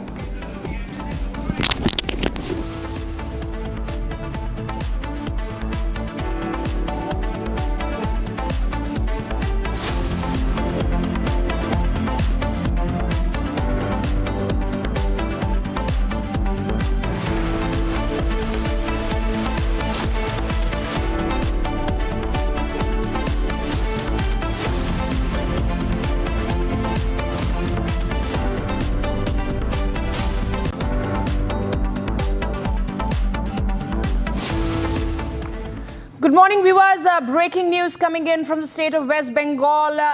All the teachers, those who had lost their jobs, are now sitting in front of the SSC Bhavan in Kolkata in protest of the corruption for which they lost their jobs. They demand that their jobs should be reinstated and mirror images of their answer sheet to be published to maintain the transparency. Also, they are deeply condemning the lathi charge that happened on them yesterday.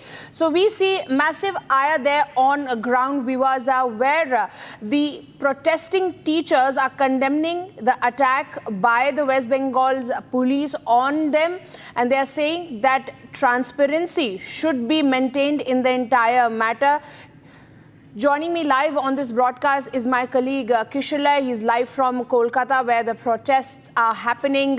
Kishule, what's the atmosphere there like? What are the protesters demanding? We know that they are condemning the attack that happened and they are seeking for their transparency, but what is their top demand?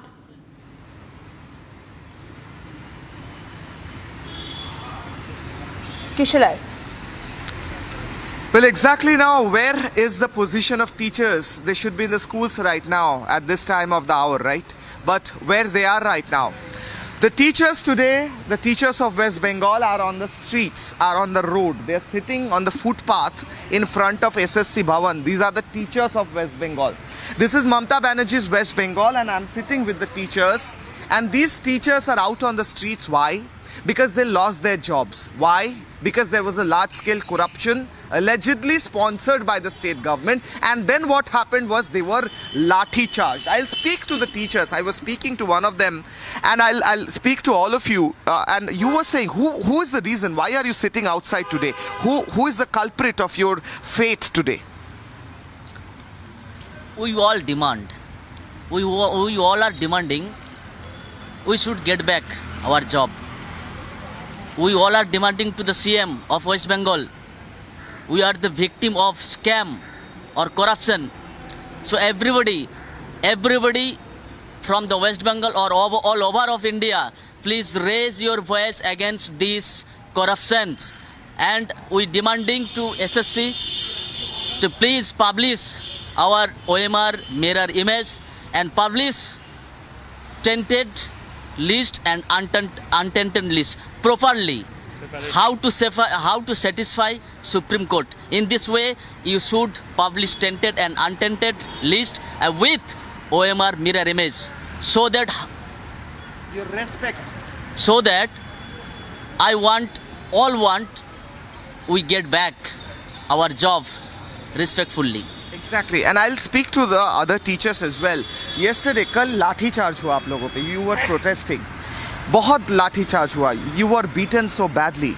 Is this what you deserve? Is this what the teachers of West Bengal deserve? ऐसा होना चाहिए teachers के साथ? देखिए, हम लोग तो teacher है, तो टीचर का काम है स्कूल को पढ़ाना है. स्कूल को जो स्टूडेंट है उसको पढ़ाना है, शिक्षा देने का है. तो हमारा आज रास्ते पे बैठे हो? हाँ, बैठे हैं बिकॉज ये जो स्टेट गवर्नमेंट और जो एसएससी है और जो मुद्दशिका परिषद है वेस्ट बंगाल का, ये लोग हम लोगों को ऐसे फुटपाथ पे बिठाया है. हम लोग हर तरह की जो क्या बोलूँ, हर तरह हाँ ऑब्स्टेकल को पार करके यहाँ पर उतर आया है और इम्पैनल हुआ है और हमारा सर्विस 7 ईयर से ज़्यादा हुआ है. 7 साल बाद जॉब चला गया. ठीक, 7 साल बाद जॉब चला गया, इसलिए हम सब लोग जॉबलेस हो गए और लाइफ का कोई गारंटी नहीं है. अभी हर आदमी का एक फैमिली होता है, एक फैमिली बैकग्राउंड होता है, उसके ऊपर जो फिनेंशियल, सोशल एंड फैमिली जो रिस्पॉन्सिबिलिटी होता है वो सब अब डार्कनेस में है. सब कुछ डार्कनेस में है. Everything is in darkness. I try to speak here. Sir, अगर आप बात करेंगे, yesterday there was a lathi charge. Sir, I am speaking to you. There was a lathi charge yesterday. बहुत मारा गया टीचर्स को. आप लोग रास्ते पे बैठे हुए हैं. टीचर्स क्या मार खाने के लिए हैं वेस्ट बंगाल में? आपका ये हालत किसने बनाया? না, এটা সাধারণ জনগণ বুঝুক. अगर हिंदी में, this is for Hindi. Hindi আমি ঠিক জানি না. Okay, so you are saying that the common people should understand? Obviously.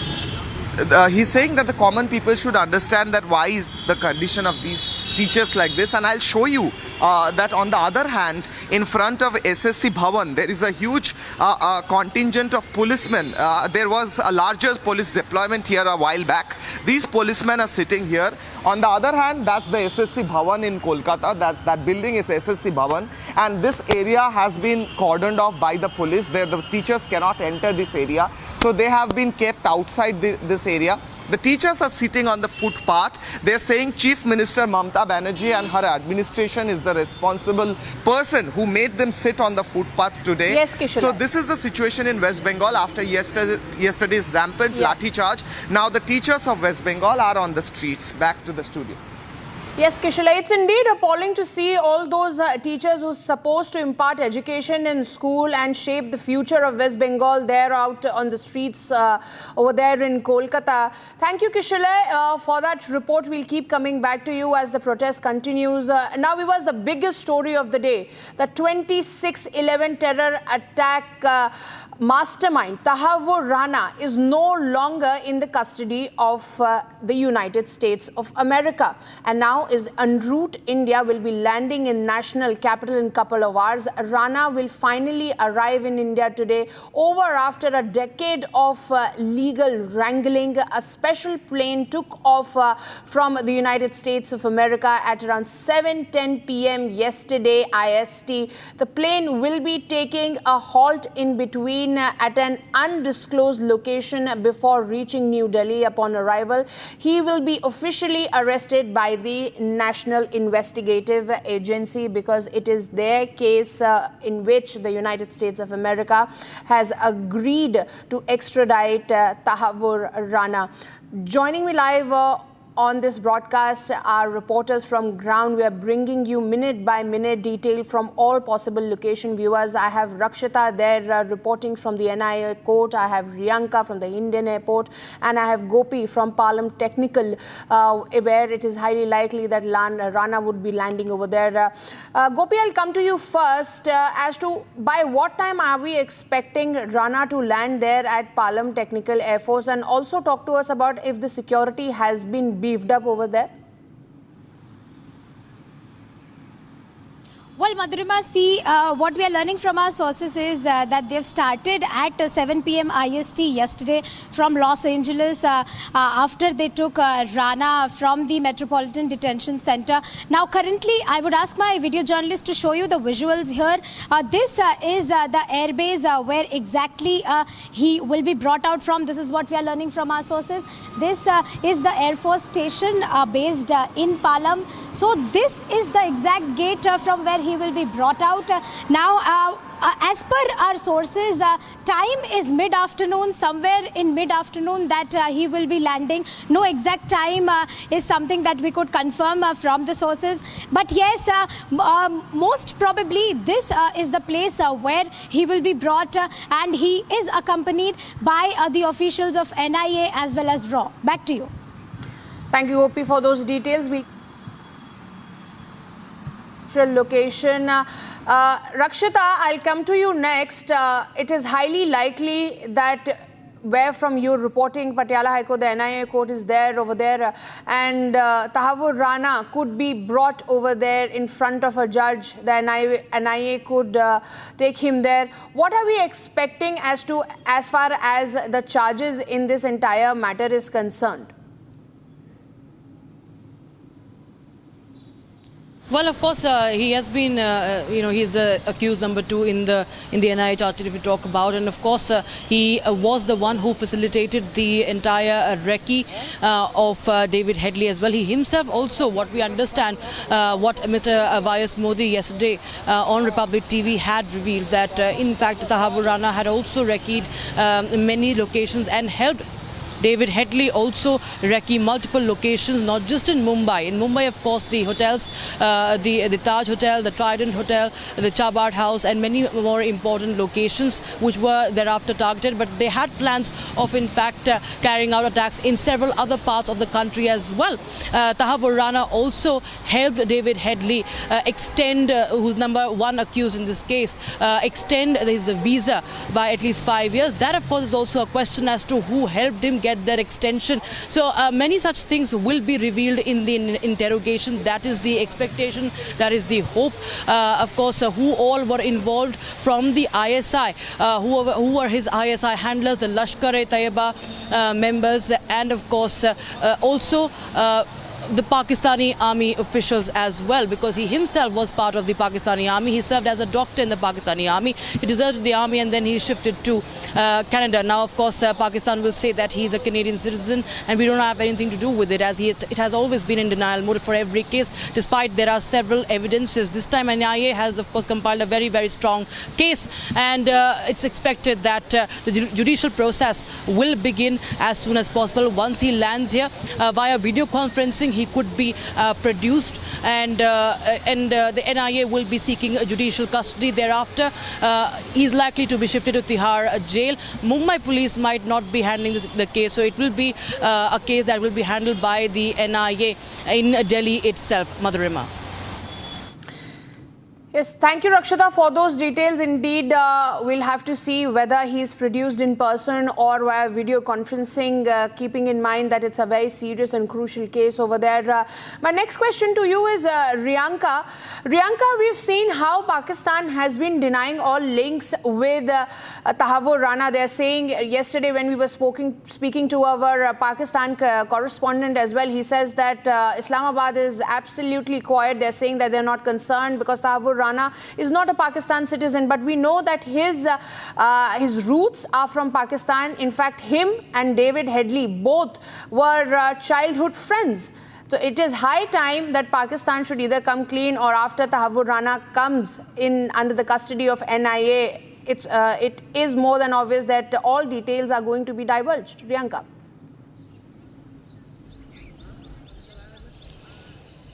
Absolutely. Well, we have seen the Pakistan time and again saying that they do not hold up any links with Tahawwur Rana, who's the co-conspirator of the 26/11 Mumbai terror attacks. Although we understand that how Tahawwur Rana and David Coleman Headley were very close to each other. They were close associates from childhood. And of course, Tahawwur Rana working at the Pakistani army as a doctor and then subsequently moving on to the United States.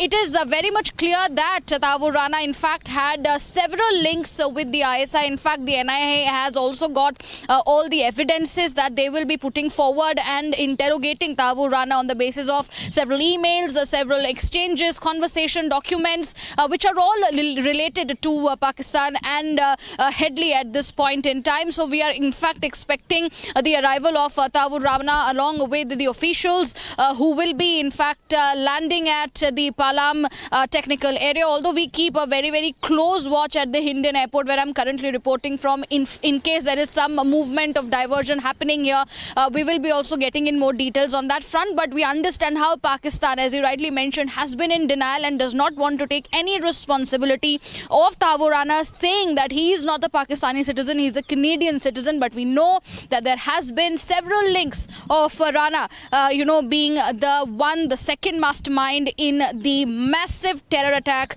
in Mumbai 26/11. Well, thank you, Riyanka, for those details. We'll also keep coming back to you because you're reporting from one of the vantage point, because it's highly likely either he's going to land here at Hindon or there at the Palam Air Force Base.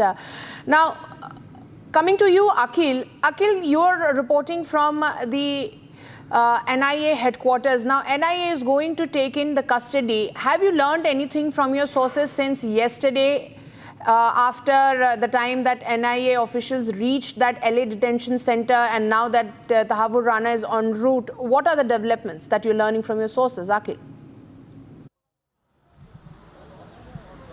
Well, Madhurima, if you see at this point in time what actually has happened, let's just reverse the clock. On April 6th, the NIA team, a 7-member NIA team plus other security agencies, central agencies team went to LA to conduct this operation. And if you see in this very operation, senior IG level officials, DIG level officials, additional SP and SP are also part of this entire operation. So the team basically arrived on Sunday in the United States, and then they will be coming back today. So once they will be back, Tahawwur Rana, once he will be extradited, he will be presented before the NIA special court in Patiala House Court.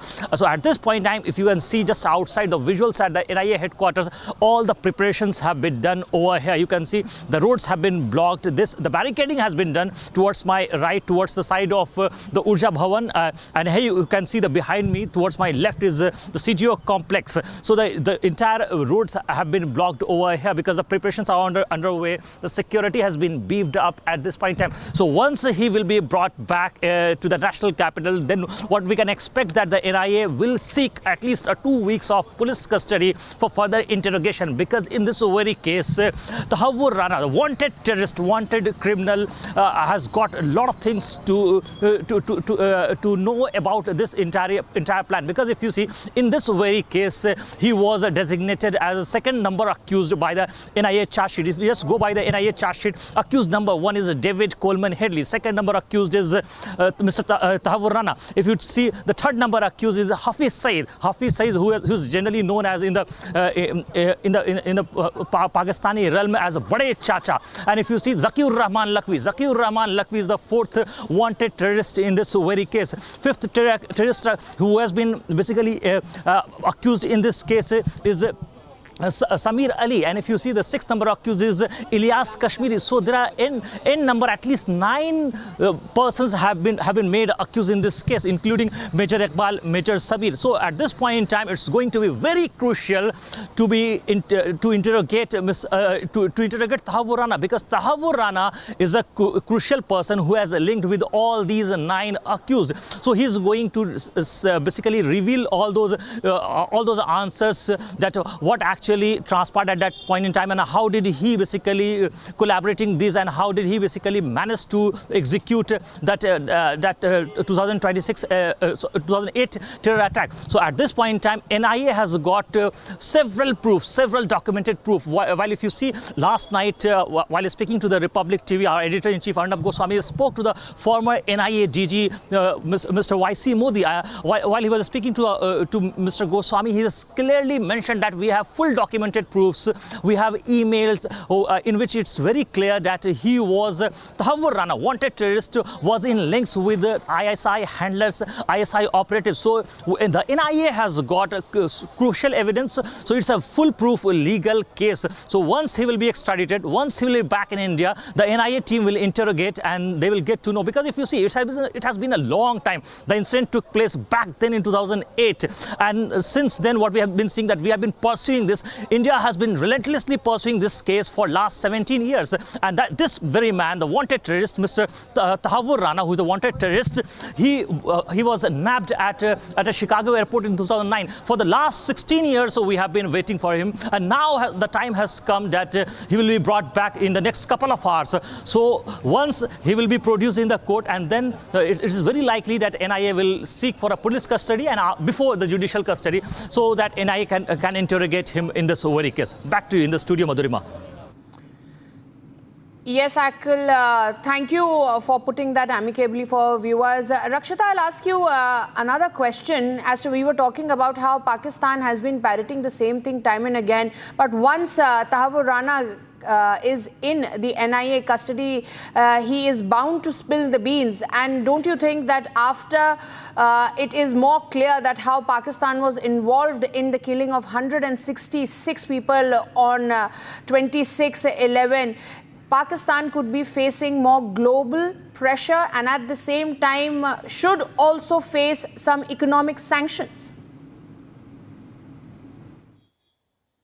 Well, of course, Pakistan has been trying to, cover up many a times, especially as it tried to escape from the FATF. Remember, it has tried to put many people, at least tried to put up a facade by saying that, Hafiz Saeed has been arrested, that he has been put under house. Breaking news coming in, viewers. After arriving in India, Tahawwur Rana will be taken directly to the NIA headquarters. This is what we're learning, that Tahawwur Rana will be first taken to NIA headquarters from the airport, and there Tahawwur Rana's medical examination will be done. After a thorough medical examination, he will be produced in front of the court. So viewers, we're learning that after Tahawwur Rana will be produced in the court and his remand will be sought, Tahawwur Rana will be taken to NIA headquarters from the airport amid heavy security. There will be multiple layers of security by the Delhi police officials and other agency to make sure that there is no untoward incident. Rana will also go under security cover of SWAT commandos. Viewers, we'll bring you more on this, but right after this very short commercial break. Stay tuned.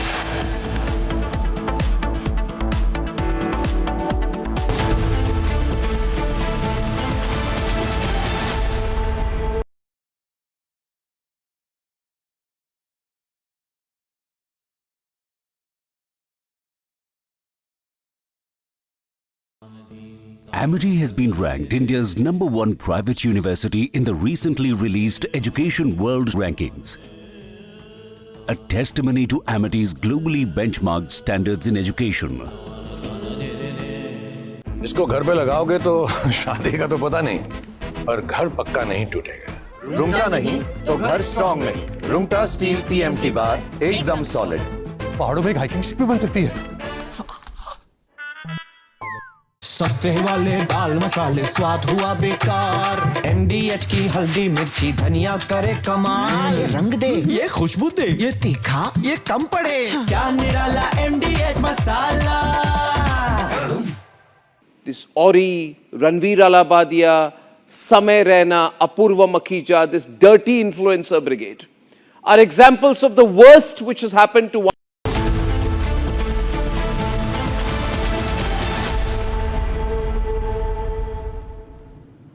Viewers, breaking news coming in from Jammu and Kashmir. An encounter has broken out between security forces and terrorists at two separate locations in Jammu and Kashmir, Udhampur and Kishtwar. Now, in Udhampur,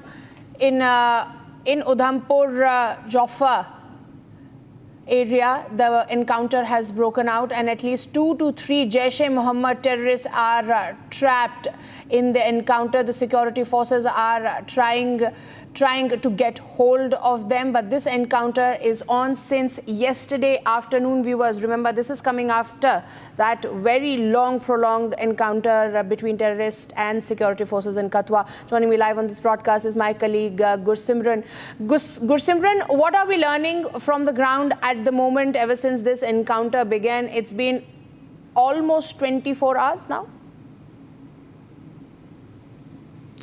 Yes, it's almost been 24 hours that the encounter is underway between the terrorists and the security forces in the Ramnagar area of Udhampur. The specific area where the operation is underway is Joffer. Right now we are in the Joffer area, and here you will see that the Uj river that flows from downside is the place where the terrorists were intercepted by the security forces. Now, as part of the external cordon, the security forces have set up the cordon. There have been regular firing that is taking place, and as we speak, the encounter is also underway in the Chatru area of the Kishtwar, where 3 Jaish terrorists are believed to be hiding, and we'll be continuing with this rolling coverage right after this short break as the two encounters ensure in Jammu region.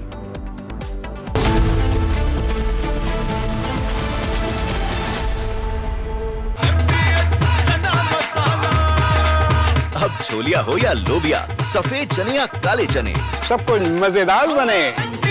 NDH।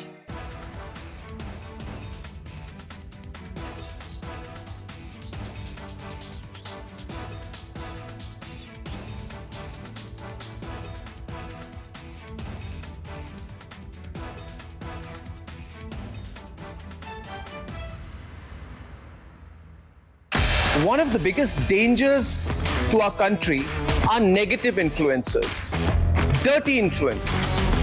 These are people who are there on digital mediums only to get numbers, and what they do has had a very negative effect on our society.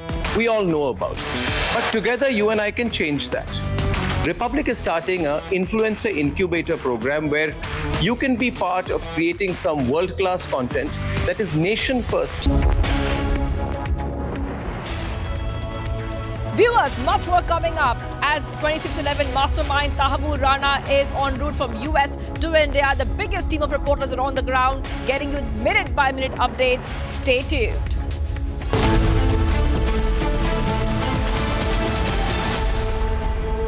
सस्ते वाले दाल मसाले स्वाद हुआ बेकार। NDH की हल्दी मिर्ची धनिया करे कमाल। ये रंग दे, ये खुशबू दे, ये तीखा, ये कम पड़े। क्या निराला NDH masala.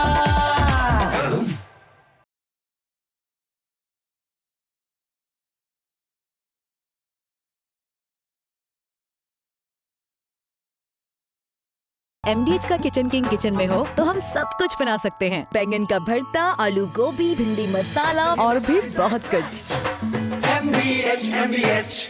This Ori, Ranveer Alabadia, Samay Raina, Apurva Makhija, this dirty influencer brigade are examples of the worst which has happened to one Indian generation. And while others from their generation do the country proud, achieve academic laurels globally, embark on space and AI startups, create and generate jobs, and contribute to the future of Bharat, these Auris, these Samay Rainas, these Ranveer Alabadias make us look away in shame and in disgust. The Republic Positive Influencer Program, which will be run from the Republic campus here, which is Asia's largest integrated news center. Now, we aim to bring diverse set of people from across the country into our campus to create content which will proliferate positive change in the society. You can create content in the fields of health, defense, technology, even politics, science, and history. If you have the talent and want the reach, apply now. Be the content creator who changes the conversation. Log on to republicpositiveinfluencer.in now.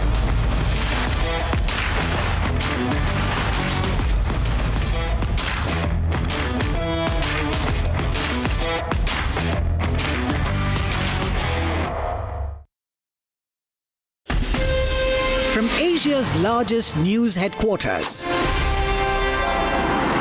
setting the agenda for Bharat.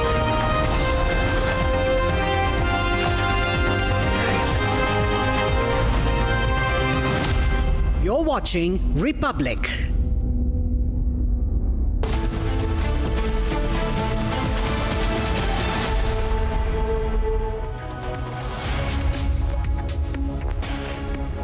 Viewers, a very good morning. We are live and breaking. I'm Shivangi Shukla, getting you the latest coming in. We're counting down to the touchdown of the 2611 mastermind who has been successfully extradited to India to face justice. That is right. We have a big team of reporters on the ground at key areas, and we are getting you minute-by-minute updates. We'll also get you some analysis and perspectives from a guest who will be joining us soon. But as usual, the headlines. Let's get started.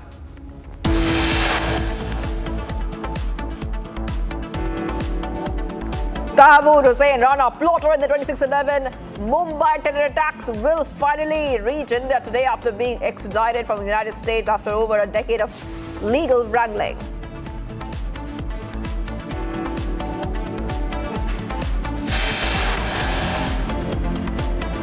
Security heightened outside NIA headquarters ahead of Tahawwur Rana's arrival.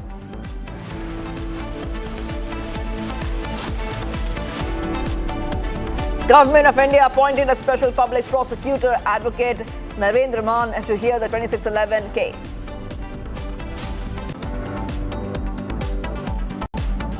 Union Home Minister Amit Shah will reach Chennai for his two-day visit, will announce new state BJP president.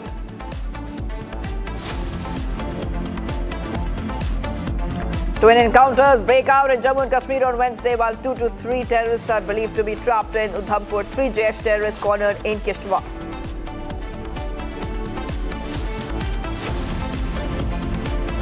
I did a 90-day pause for the people that didn't retaliate, because I told them if you retaliate, we're going to double it. And that's what I did with China, because they did retaliate. US President Trump announces a 90-day tariff pause for 75 nations after the US imposed duties, set off a massive trade war.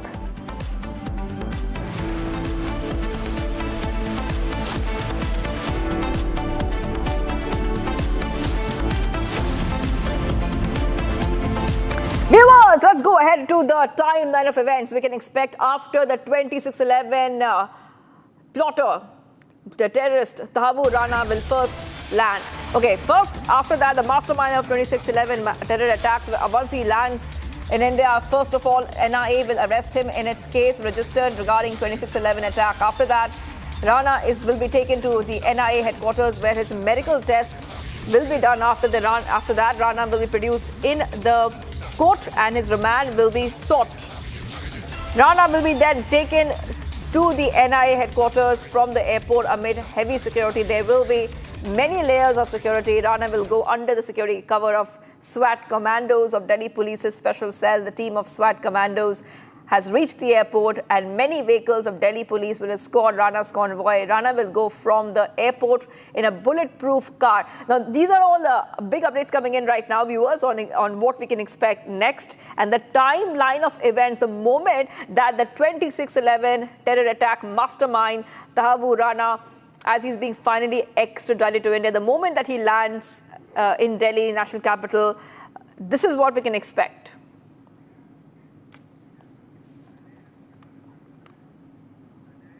All right. We have two of our reporters right now. I have my colleagues joining us. I have Akhil from the NIA headquarters. I also have Rakshita, who is reporting live from the NIA court. Two very important key locations. First, I want to take a question to Akhil. Akhil, we ran through all the top updates that will be coming in. It's a possibility, right? We can confirm that Tahawwur Rana will go straight to where you are, that is the NIA headquarters, after he lands in the national capital.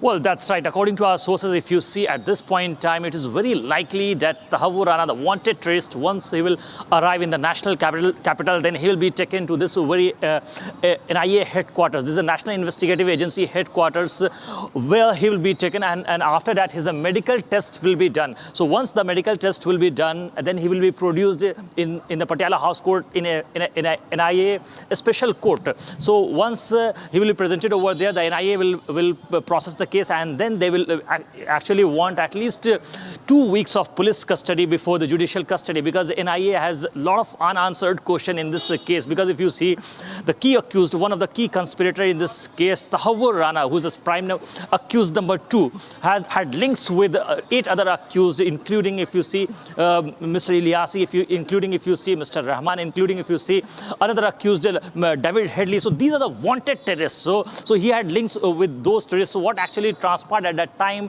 what actually happened, how did he manage to provide logistics to those individuals, to those wanted terrorists. So these key questions will be asked from the NIA officials in that regard, because he was the one who basically traveled not only to Mumbai before the incident, because if you see, at least 10 days back, he was in Mumbai when that incident took place. So he left Mumbai just 10 days back before the 26/11 incident took place, and he went to the South Trivandrum as well. He went to Agra as well. So various locations he visited before moving out from India. So at this point in time, it's going to be very crucial for the NIA, because NIA has been investigating this case for the last 16 years. Because if you say, when this incident took place on 26/11/2008, after that the National Security Act was brought in the month of December 2008, and then the NIA came into existence after this 2008 attack. So this time it's going to be very crucial, because for the last 16 years NIA has been following this case. So once he will be brought in, then the questioning and further process will begin in this case. That is right. And, we have to also take our viewers through what is happening, where he will be produced. Security of Patiala House Court increased before Tahawwur Rana, the terrorist, appearance in court. He's accused. He's a mastermind of 26/11 terror attacks. Patiala court turned into a cantonment area. Media entry banned. I repeat, banned in the court today. Security personnel deployed at all the gates. Paramilitary force and Delhi police have taken over the security arrangements. And I want to go to Rakshita, who's right over there, as she's getting us all the back-to-back updates. Rakshita, what do you see around you? There's layer and layer of security, especially where you are right now. This is a Patiala House Court, special NIA court, where Tahawwur Rana will be produced after he lands. Absolutely. In fact, he will be first taken to the headquarters, and if he is produced in person and physically, of course, it becomes a very important complex. The Patiala House Court that has the NIA court as well. You see that we have Delhi police personnel deployed. We also have the task force, and of course, the paramilitary forces are here on all the gates. This is, of course, gate number 4 where we are standing. This is the entry number 4, and the media is not allowed to enter inside. Only the advocates and, of course, course, those who have, those, of course, from the legal world who are working there, they are allowed entry, but no media is allowed there. The Delhi Police personnel, task force, the paramilitary forces, the CRPF, the CISF, I beg your pardon, is have been deployed here, the CRPF also here. So all the paramilitary forces and also the Delhi police also patrolling the complex as we see from the main road. So yes, there is a heavy security deployment, and it's important. It's a very important extradition that is happening. He is accused number 2. He has a key role. David Headley, in fact, had testified. He, of course, was pardoned by the court, but his testimony had proved how important his role was, his assistance was to, in fact, carry out that terror attack that claimed the lives of 166 people.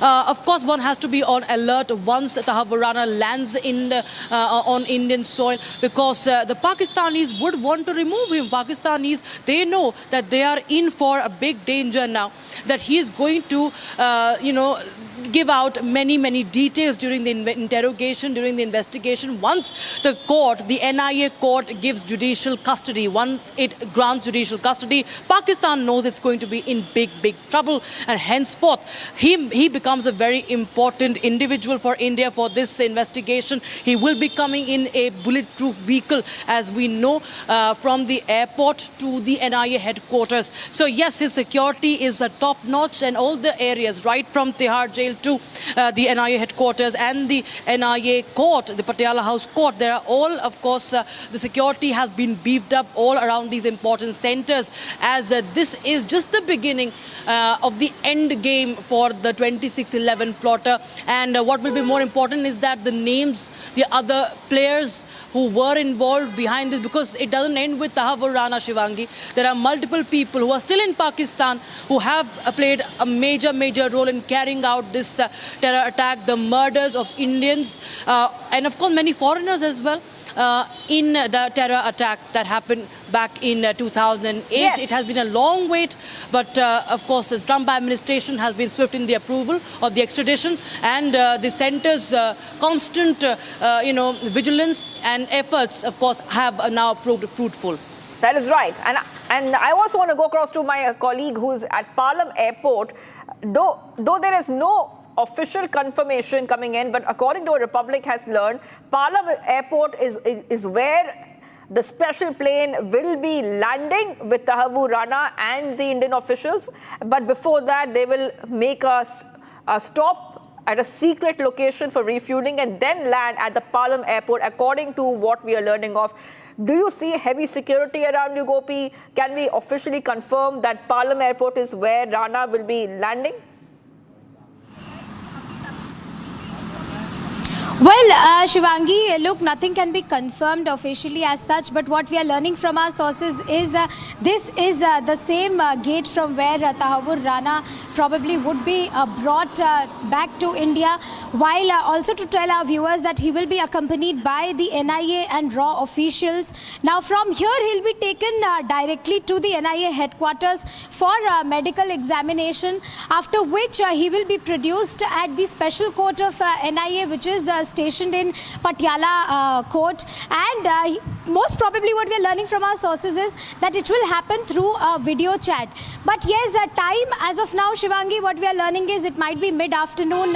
Any time from now, he would be landing along with the Indian officials. Back to you. Yes. Okay. So no official confirmation, but Palam Airport, really a strong indication that that's where the special plane will be landing with the 2611 plot of Tahawwur Rana. And I want to go across to a guest as well. Let's go to a guest. We have a guest with us. Once again, we are being joined by Major General Sanjay Mistan. Thank you for joining us, Major General. And we have been talking about this story for a very long time now. India has been, going ahead and going through that tough extradition process. Big diplomatic victory for India. Now that Rana is just moments away, maybe a few hours away from landing in India, and the justice will be served. Your first reaction as you're just a few hours away from Rana facing justice, facing India's legal system, and being produced in the NIA special court, maybe after a few hours. Yeah, Jai Hind, India is fighting a war against terrorism. And we have been very successful in this attempt to get Tahawwur Rana back into our country. And I think it is going to be a justice for the victims of 26/11. Not only that, it's a victory for the Mumbai police and the efforts of the National Investigative Agency. They have done an exceedingly good job since last so many years, and we have been successful. And also, I think the United States President and the judiciary has cooperated extremely well. And this shows that United States and India have been the two nations who have been facing terrorism, and terrorism is not accepted to either of the nations. So this shows a very good relationship between India and United States on this account. But let me be very candid. Finally, it is India's war against terrorism. We have to fight it alone. Yes, we can take some strategic partners along for getting intelligence and extradition, etc. But we are the ones who have to tackle these terrorists the way Israel is sorting out Hamas. So I think India's strategy now needs to be very clear that we cannot accept any such kind of more attacks in our country by any terrorist whatsoever. And I think as your correspondents are showing, the security of this gentleman is extremely important, because he has stated in the United States court, that he's a Pakistani, and not only that, he's a Muslim, so his life will be threatened in India. So I think Indian agencies are doing a good job, right from Palam technical area to the NIA, to wherever he'll be lodged, whichever jail, Tihar jail. The security will be of paramount importance, because to keep him alive is in India's interest. And the more if we keep him alive, we'll get all the dots connected very, very well. And this is what we need to find out. The start point till the end, exactly how he was involved, who all were involved, what was the role, and what was the role of some Indian sympathizers. After all, the first question is, how did the Indian embassy in Canada give him a visa? Secondly, how was he instrumental in getting a visa for David Headley? That's also very, very important. So that means even when he was in India, people were assisting him in every manner. The communication, obviously he couldn't have carried the Pakistani mobile network. It has to be the Indian mobile network, so someone would have given him phone, etc. He was communicating. How was he communicating? Who are they supporting him? So the Indian sympathizers who have been here, they also need to be investigated, because this entire chain needs to be found out and broken once for all. Because, see, after all, Pakistan, there is no denying of the fact that they were instrumental in this entire attack, and they can continue to be on denial mode. But anything happening in a country has to have the local support. So some people have been instrumental in giving him support, and that is what we need to ascertain, so that such kind of incidents in our territory can never be repeated in future. So this is what I feel, and I think a lot of things will come out from this person, and we need to go into details. And I must say that the National Investigative Agency and the Indian courts now will do a good job to get everything out. And of course, a good lesson learned for India is that we have been very patient. This is a war which we have to also have patience, and our patience has come out in the open, that we have won this extradition treaty despite all odds. And I think we must continue in the correct forward to get every possible details out of this person. Shivangi. Yes, Major General, I want you to stay on with us, because we also have our colleague Akil, who's right outside the NIA headquarters. And this is exactly where we can expect a lot of the developments. But I want to ask you one question, Akil, because we're getting some news, according to our sources, is that it's a possibility that Rana might appear virtually and not physically. Is that something that we're learning of right now? If you could take our viewers through, help us understand how will that work. But because definitely where you are is where he will be sent to first, and then the procedure, the legal procedure will begin post that. Well, Shivangi, if you see at this point in time, once he will be brought back, once a wanted criminal will be brought back from the United States to the national capital, then he will be brought back over here. This is the very location, this is the vantage point, this is the NIA headquarters, National Investigative Agency headquarters, where he will be brought back. So once he will be brought back, after that, his medical test will be done. And once his medical test will be done, then he will be produced before the court. And if you see in this very case, the government of India has already appointed Mr. Man as a special public prosecutor in this case. So once he will be produced in the court, then NIA will seek at least 2 weeks of police custody to interrogate wanted terrorist Tahawwur Rana, because he has got links with all 8 other accused who were part of this nefarious terror attack which took place on 26/11. So at this point in time, it is very likely that the senior officials from the NIA and other central agencies will interrogate wanted criminal Tahawwur Rana, because he had links with Hafiz Saeed. Hafiz Saeed is someone who heads Lashkar-e-Taiba. He is the one who is known as Bada Chacha. If you see, he's the 3rd accused in this very incident. If you talk about the 4th accused in this case, who has been identified as Lakwi, Zakiur Rahman Lakwi is the 4th accused in this case, who is known as Chota Chacha in the Pakistani militants wings realm. So at this point in time, he is going to be very crucial for the NIA to corroborate all those details, to basically correlate those details which the NIA have received over the last 16 years. Because if you see, at this point in time, NIA will connect the dots, because while speaking to our editor-in-chief, Mr. Arnab Goswami, NIA former DG YC Modi has confirmed this, that NIA has got established legal proofs of mails and other messages and other contents as well, in which it was very clear that Tahawwur Rana, wanted criminal, was basically communicating with Pakistani handlers, ISI agents, and he was basically on different communication levels. He was basically getting informations from them. So there is certainly a deep state involvement of Pakistan. So at this point in time, it's going to be very crucial, because if you see, Pakistan over the years, for the last 17 years, Pakistan has been constantly denying that the Pakistan has got nothing to do with the 26/11 case. But if you see, in this very case, David Headley, who is a Pakistani origin person, he is basically changed his name to Dawood. So Dawood Jilani is David Headley. So at this point in time, if you see, Dawood Jilani's basically connection with Tahawwur Rana is very crucial, because they were the childhood friends. They went to same school. So at this point in time, if you see, it's very likely that NIA will try to get more and more details from. I will come to you, Akhil, and this is, and we know that this is where you are, exactly where Rana will be brought, and all the procedures will begin from there. But I just want to go quickly across to my other colleague, Rakshita, who's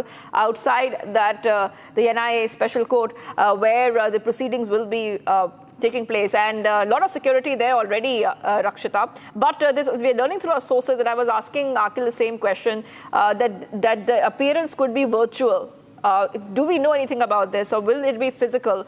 Still, there's a little bit of a debate about virtual.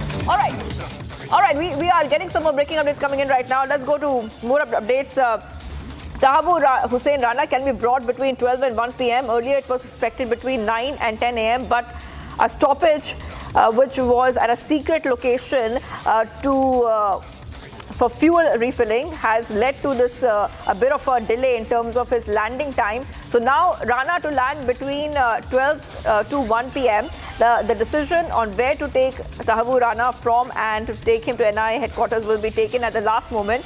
SWAT commandos have been put on alert for this. So back-to-back updates coming here on Republic TV, viewers, and I want to go back to my colleague who is joining us. SWAT teams, Special Weapons and Tactic Unit of the Delhi Police, special top police officers, all, taking care of this entire security situation. Let's go back to Rakshita on the latest breaking news coming in. Okay, we're coming to know between 12 and 1 p.m. is when Tahawwur Rana could be landing. Rakshita. Absolutely. It's a very sensitive case. So, every detail cannot be disclosed by the agencies. These are only source-based pieces of information that we are picking up. But yes, of course, this is one thing that we know, that there has been a stoppage in between. So we do not know again the location where exactly this aircraft of his, which is carrying Tahawwur Rana back to India, has stopped for refueling. But yes, it has stopped for refueling. And expectedly, it will be landing around 12 to 1 p.m. This is basically happening in afternoon. We are just building up to that, and in the run up to that, as you mentioned and as we showed you, was the security that is being beefed up across the several regions, right from the airport to the NIA headquarters. The SWAT team, of course, also deployed. A bulletproof vehicle has also been, put in place for carrying Tahawwur Rana. Yes, as we talked about, being virtually produced, that is a big possibility, as this is a very, very sensitive matter. He's a very, very important player in this entire case, and India will need him for interrogation and to again expose Pakistan, its nefarious plot, how the state actors have colluded with Lashkar-e-Taiba, how the Pakistani intelligence agency and the Pakistani army was in collusion with the Lashkar-e-Taiba, and they had in fact orchestrated this entire, and they in fact were going to carry out further attacks on Indian soil. So it's been very important for Tahawwur Rana to be secure when he lands in the country. Right. Okay. Let's go to our guest. We are once again being joined by Major General Sanjay Beston. Thank you for joining us, Major General, once again. And, as we are waiting for him to land, could be anywhere between 12 and 1, he will be facing justice. But a lot of anticipation in terms of what the interrogation will look like, because this is where our agencies will be grilling him to spill out the details, the links he has with the Pakistan terror network, and the loose ends, the unanswered questions about that terrible event which claims so many innocent lives. Your first reaction and your perspective on what the agencies would be looking for and the crucial details which might be coming out. Yeah, absolutely. The INT agencies, the National Investigative Agency, would be looking for all possible angles and all possible aspects. For example, first is who conceptualized this attack? Who is the master plan? Who was the master person who was behind all this planning? Next is the execution. How was the execution planned? Who were the people who were planning the execution? How were these people, the elite cadres, recruited? Where were they trained? What route did they take to land in the shores of Mumbai? Who was wrecking in details the Taj Hotel and other defense institutes? For example, the National Defense Academy, though the attack did not take place, but that was in the plan, the National Defense College, Indian Military Academy. So of these military institutions, the defense installations were on recce. So who held them? Next is, of course, which I pointed out, is how did they get the visa? Because that is the first point. See, today, even if any Indian army officer, retired or serving, anyone has to go abroad, there is a detailed check by any embassy. They see your service profile, everything. So how has this fellow been able to dodge the Indian embassy in Canada? And he's got a visa for himself. Then what was his route? He came via Dubai. What was the role in Dubai? Who was assisting him in Dubai? When he landed in India, who assisted him? Who gave him the mobile network communication? Who was giving him the funding? Who was taking him to various places? What was the transport provided? There are large number of questions to be found out, and I think the National Investigative Agency is highly competent. They will not leave any stone unturned. They will address all possible angles, every possible role, right from in Pakistan, even abroad. I feel that some of people in Canada may be involved, maybe someone in Dubai. Anything is possible. So every small, any small lead, and now they have to also connect the dots, what Ajmal Kasab had given, and whatever little headway we had with David Headley when our teams had gone and interrogated him there. So all these dots need to be connected, statements of people. I think there was some visit of a Pakistani Home Minister that time in that duration, probably. So all these kind of dots have to be connected. What was the role of the Ministry of Home Affairs then? What did they do? Every possible angles have to be thought of. I think all people who are involved in this attack, now including all the witnesses, the people who escaped from there, every person has to be now asked so many minutest details, because everything, that is how the dots will connect it. So the larger picture will emerge, and this is where we need to expose Pakistan. Even if we have exposed Pakistan, let me be very clear, their strategy is very clear. They will deny it, and it does not matter to them, because their aim is to destabilize India. Their policy and intent is very clear. It should be India now. We have to start looking as to how we can prevent such attacks in future, and I think our counter-terrorism policy should be very, very clear. Number one, the stated objective should be that there can be no terrorist attack acceptable in Indian territory. That is one. Secondly, we have to have a strategic framework, right from how to gear up intelligence sharing. Intelligence is one of the most important facets. See, the enemy will continue to do. There is no doubt. Pakistan is a stated enemy. They will continue to do every possible means, and unfortunately, today they are taking Bangladesh also into their fold. So today we have open borders with Bangladesh. We have fairly open borders with Nepal. We have seen how a female had come with 4 children into India. So what I'm trying to say is the cross-border terrorism has to stop. This is what exactly Prime Minister Modi has stated to President Trump, that India will not accept cross-border terrorism. So therefore, counter-infiltration role, setting up a proper intelligence network, everything has to be thought of. So it is not only ascertaining details from him, but thereafter what we have to do. That is the most important. And as I mentioned, Shivangi, this is India's battle. It's India's war against terrorism. We have to fight it alone, and we have to fight it strongly. And therefore, it has to be a national strategy for counter-terrorism needs to be formed, and the entire country's network, including people.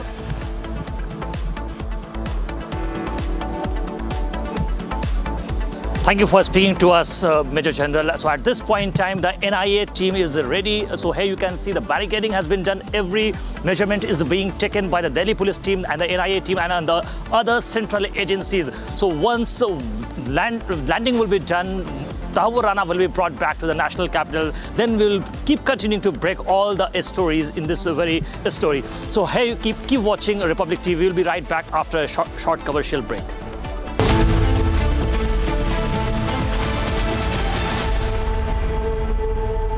MDH का kitchen king kitchen में हो तो हम सब कुछ बना सकते हैं। बैंगन का भरता, आलू गोभी, भिंडी मसाला और भी बहुत कुछ। MDH।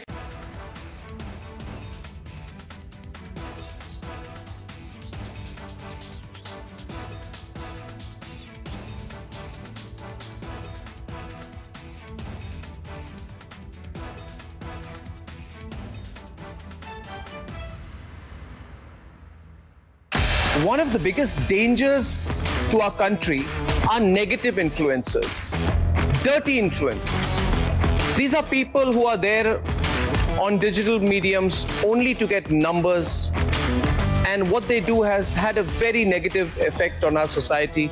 We all know about it. But together, you and I can change that. Republic is starting an influencer incubator program where you can be part of creating some world-class content that is nation first, that helps our country, that creates awareness.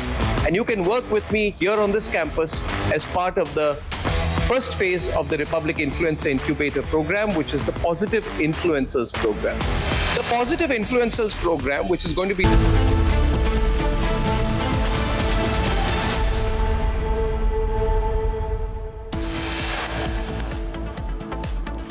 Top headlines, viewers. Tahawwur Rana, plotter in the 26/11 Mumbai terror attack, will finally reach India today after being extradited from the United States after over a decade of legal wrangling. Security heightened outside NIA headquarters ahead of Tahawwur Rana's arrival.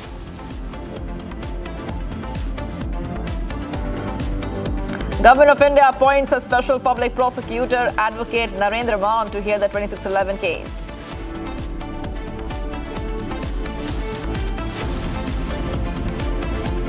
Union Home Minister Amit Shah will reach Chennai for his 2-day visit, will announce a new state BJP president.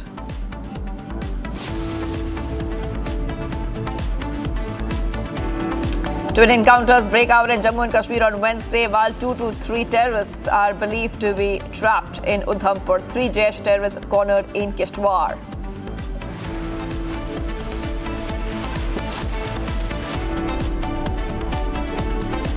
US President Trump announces a 90-day tariff pause for 75 nations after the US imposed duties that offer massive trade war.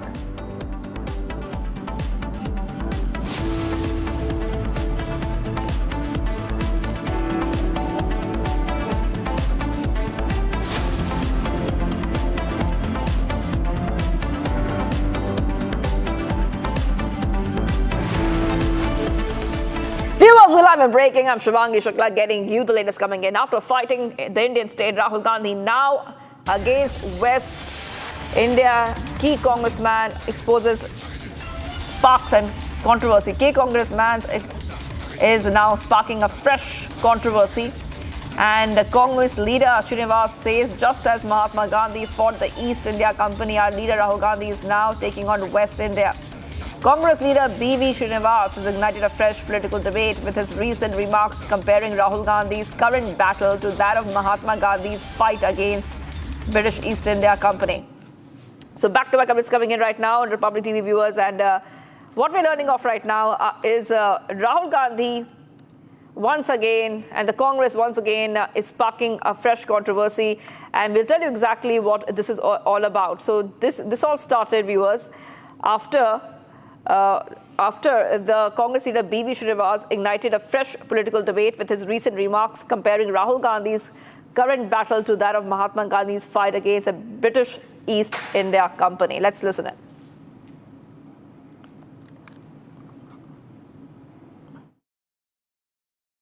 Mahatma Gandhi ji ने east India company के खिलाफ लड़ाई लड़ा। आदरणीय हमारा नेता राहुल गांधी जी ने waste India के खिलाफ लड़ाई लड़ रहा है। ये जो लोग हैं, दो ही लोग हैं, इस देश को बेचने का काम कर रहा है। यही का दो लोग हैं, उस देश को बेचने के साथ उसको लेने का काम करने का काम कर रहा है। महात्मा गांधी जी ने ईस्ट इंडिया कंपनी के खिलाफ लड़ाई लड़ा। आदरणीय हमारा नेता राहुल गांधी जी ने वेस्ट इंडिया के खिलाफ लड़ाई लड़ रहा है।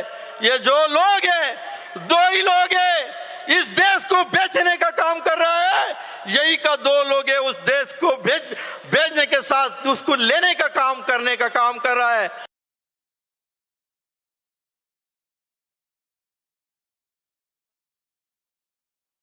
महात्मा गांधी जी ने ईस्ट इंडिया कंपनी के खिलाफ लड़ाई लड़ा। आदरणीय हमारा नेता राहुल गांधी जी ने वेस्ट इंडिया के खिलाफ लड़ाई लड़ रहा है।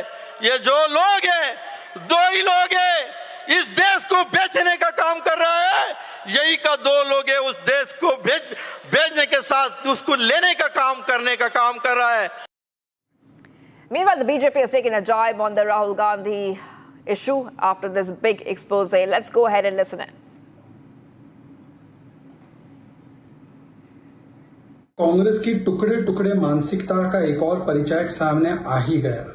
सरदार पटेल जी के नाम का रेजोल्यूशन लेते हैं, राष्ट्रवाद हमारे अंदर कूट कूट कर भरा है ये कहते हैं और विभाजनकारी जिन्नावाद का प्रमाण देते हैं। श्रीनिवास जो कि यूथ कांग्रेस के अध्यक्ष रहे, राहुल गांधी के करीबी नेता है, वो कहते हैं Mahatma Gandhi east India company के खिलाफ लड़े थे, राहुल गांधी हमारा नेता वेस्ट इंडिया के खिलाफ लड़ेगा।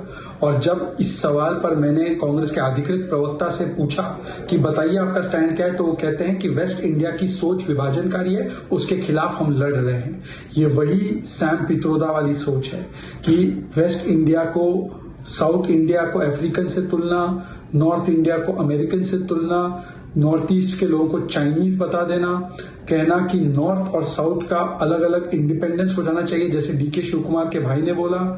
ये भारत जोड़ो की बात करते हैं, पर भारत तोड़ो इनका एजेंडा है। कास्ट में तोड़ो, धर्म के आधार पर तोड़ो, जाति के बाद लैंग्वेज के आधार पर तोड़ो। और ये जो वेस्ट इंडिया को गाली दी है, मतलब कि गुजरात, गोवा, महाराष्ट्र, सरदार पटेल की भूमि, महात्मा गांधी की भूमि, सावरकर जी की भूमि, ये लोकमान्य तिलक की भूमि, इसको गाली देने का काम गुजरात से ही किया है। मतलब ये पटेल जी के नहीं, जिन्ना की सोच पर चलते और भारत को टुकड़े टुकड़े टुकड़े करना चाहते हैं। इसीलिए तो आप देखिए ना, डीएमके कहता है सनातन समाप्त, कांग्रेस उनके साथ। DMK north India, UP, Bihar सारे स्टेट्स को गालियां बकता है, गौमूत्र स्टेट बोलता है, कांग्रेस उनके साथ। दीदी महाकुंभ को मृत्यु कुंभ बोलती है, कांग्रेस उसके साथ। अखिलेश यादव महाकुंभ को भी अपमानित करते हैं और मठाधीश को माफिया बोलते हैं, कांग्रेस उसके साथ। कांग्रेस इंडियन स्टेट से तो फाइट कर ही रही थी, राहुल गांधी ने बताया। अब वेस्ट इंडिया के खिलाफ युद्ध छेड़ा है, ये उन्होंने बताया है। आज वेस्ट इंडिया के सारे लोग, मतलब कि गुजरात, महाराष्ट्र, गोवा और बाकी प्रदेशों के लोग पता करें कि क्या राहुल गांधी और कांग्रेस पार्टी भारत से वेस्ट इंडिया को अलग ही कर देना चाहती है। ये उनकी सोच है। महात्मा गांधी और पटेल जी के प्रदेश को ही अलग कर देना चाहती है। Getting some more updates coming in. This is the SEC West Bengal scam. We are coming to know that all those teachers who, of course, their jobs were scrapped are right now protesting in front of the SSC Bhavan in Kolkata in protest of the corruption. Well, they are saying that they have lost their jobs and that entire protest has turned chaotic. We've seen this protest for the past few days now.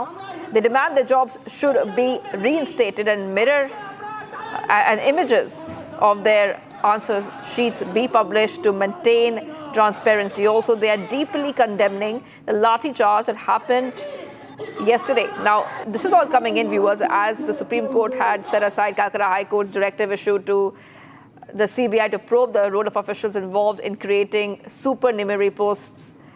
And after that, we saw that the protests have begun because a lot of teachers lost their jobs, appointments were cancelled. Let's go straight across to my colleague Kishalay, who's tracking these protests very closely. Yes, Kishalay, what is happening? This protest is happening for the past few days now, where these teachers who have lost the appointments that they were expecting are right now on the streets.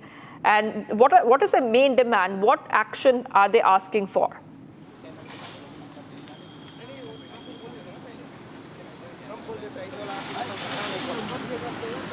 Trump ने बोल दिया Joe Biden के time पर बात चल रहा था।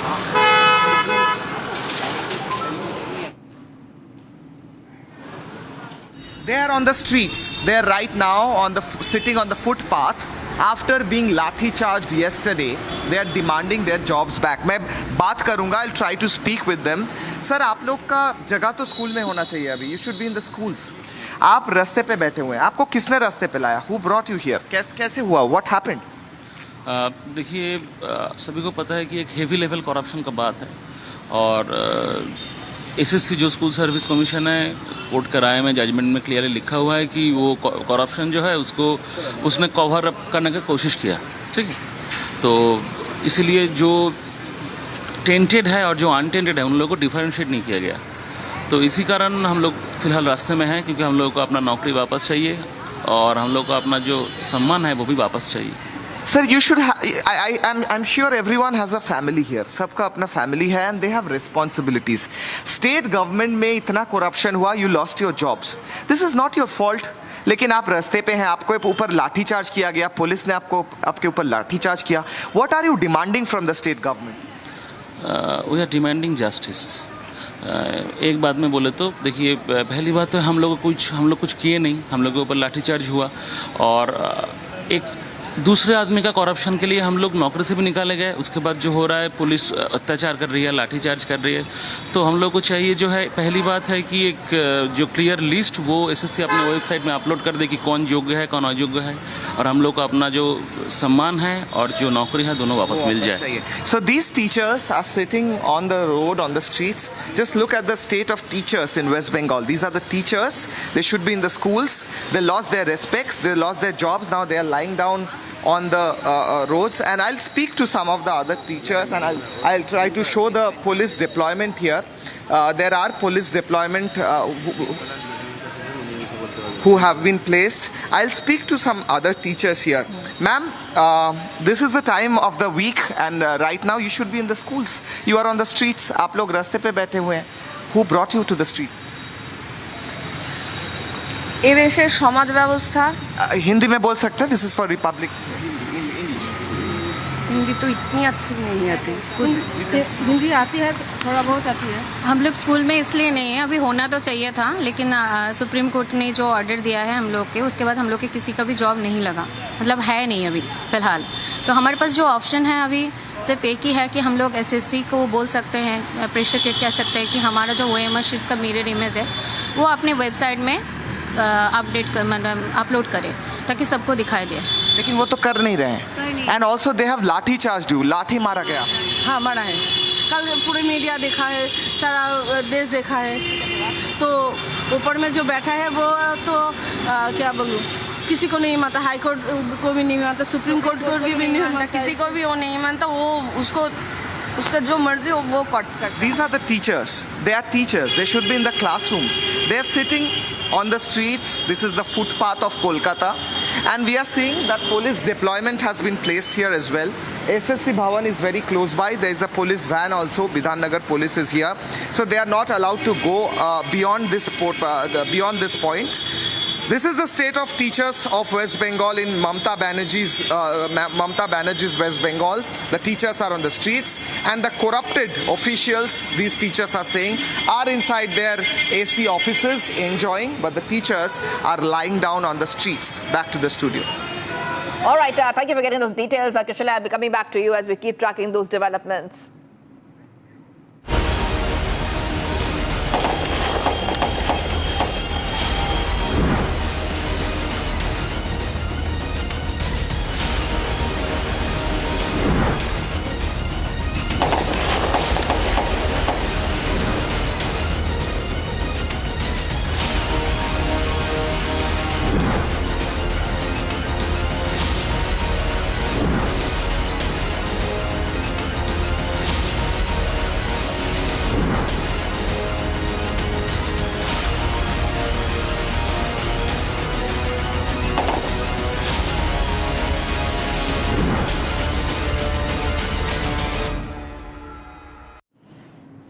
Okay, viewers, we are tracking the story coming in. Remember, we are counting down to Tahawwur Rana, the 2611 plotter. He will be landing in India very soon en route from the United States. The time is between 12 to 1 p.m. That's when we can expect him to land.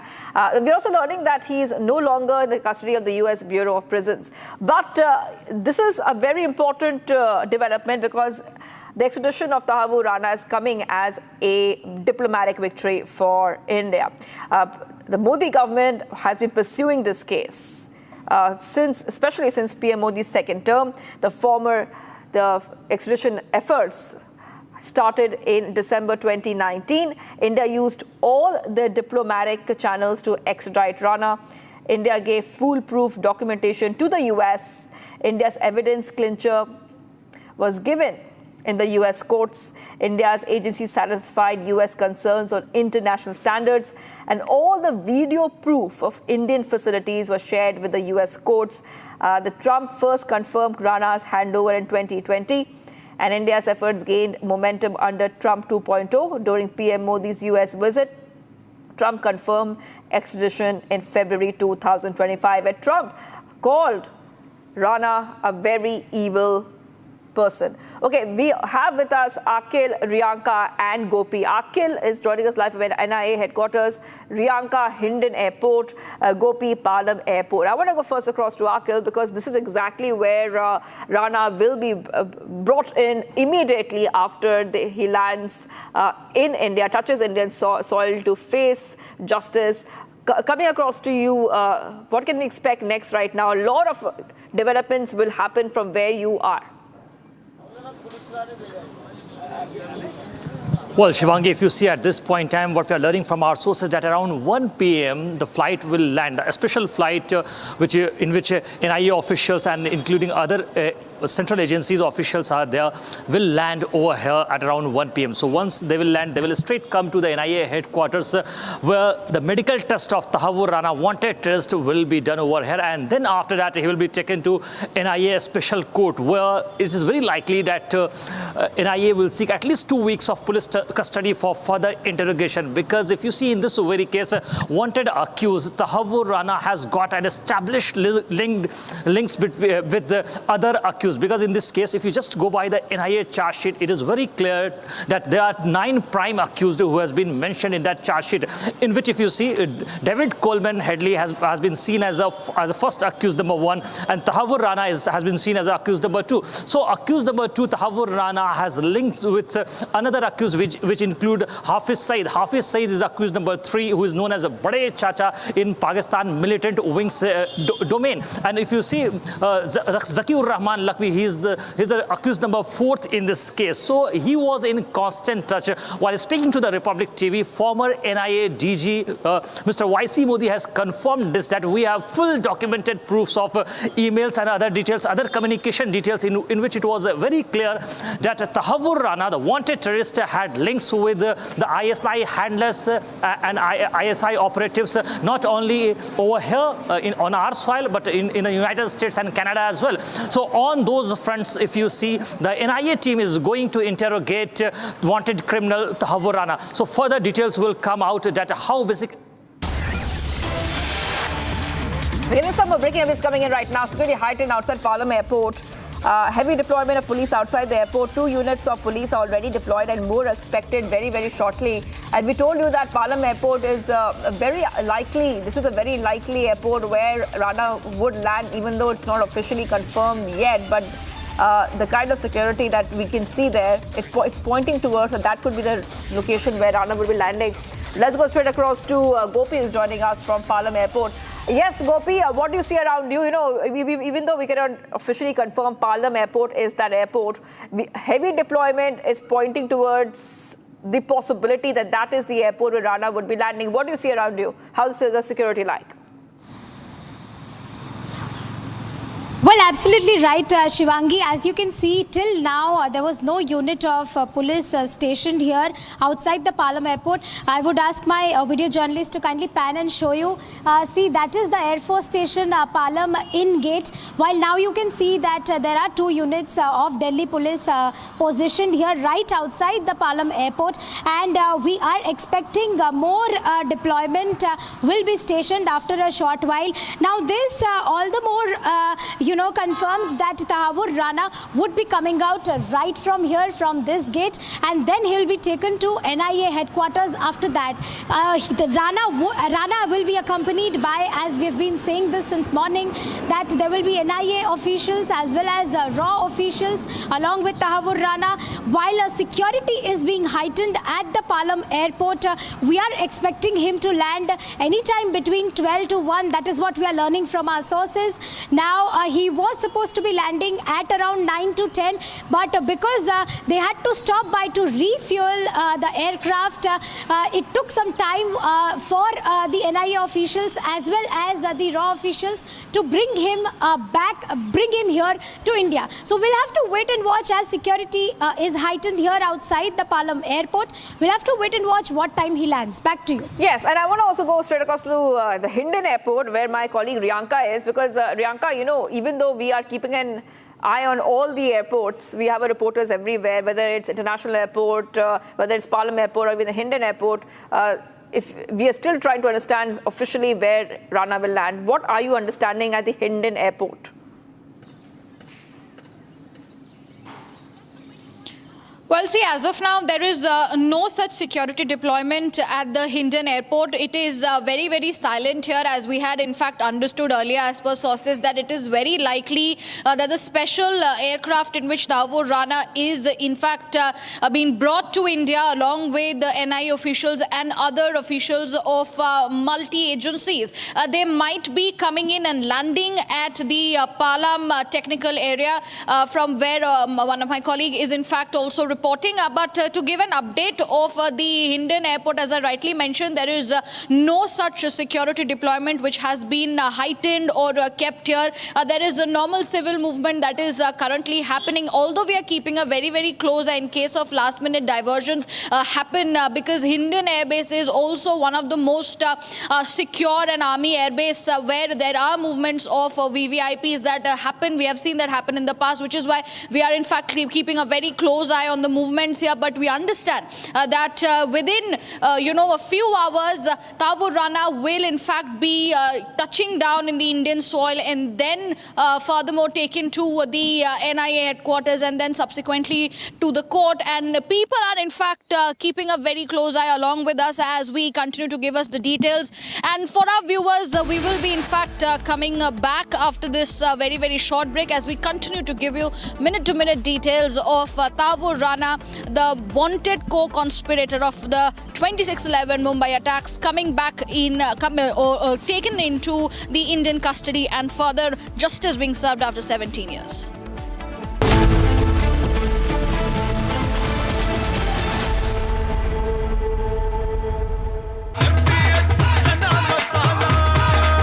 अब छोलिया हो या लोबिया, सफेद चने या काले चने, सब कुछ मजेदार बने। this Ori, Ranveer Alabadia, Samay Raina, Apurva Makhija, this dirty influencer brigade, are examples of the worst which has happened to one Indian generation. And while others from their generation do the country proud, achieve academic laurels globally, embark on space and AI startups, create and generate jobs, and contribute to the future of Bharat, these Oris, these Samay Rainas, these Ranveer Alabadias make us look away in shame and in disgust.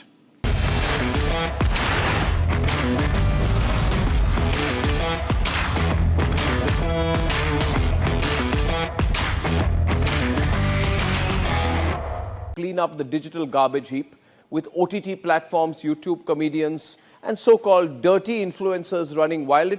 One of the biggest dangers to our country are negative influencers, dirty influencers. These are people who are there on digital mediums only to get numbers, and what they do has had a very negative effect on our society.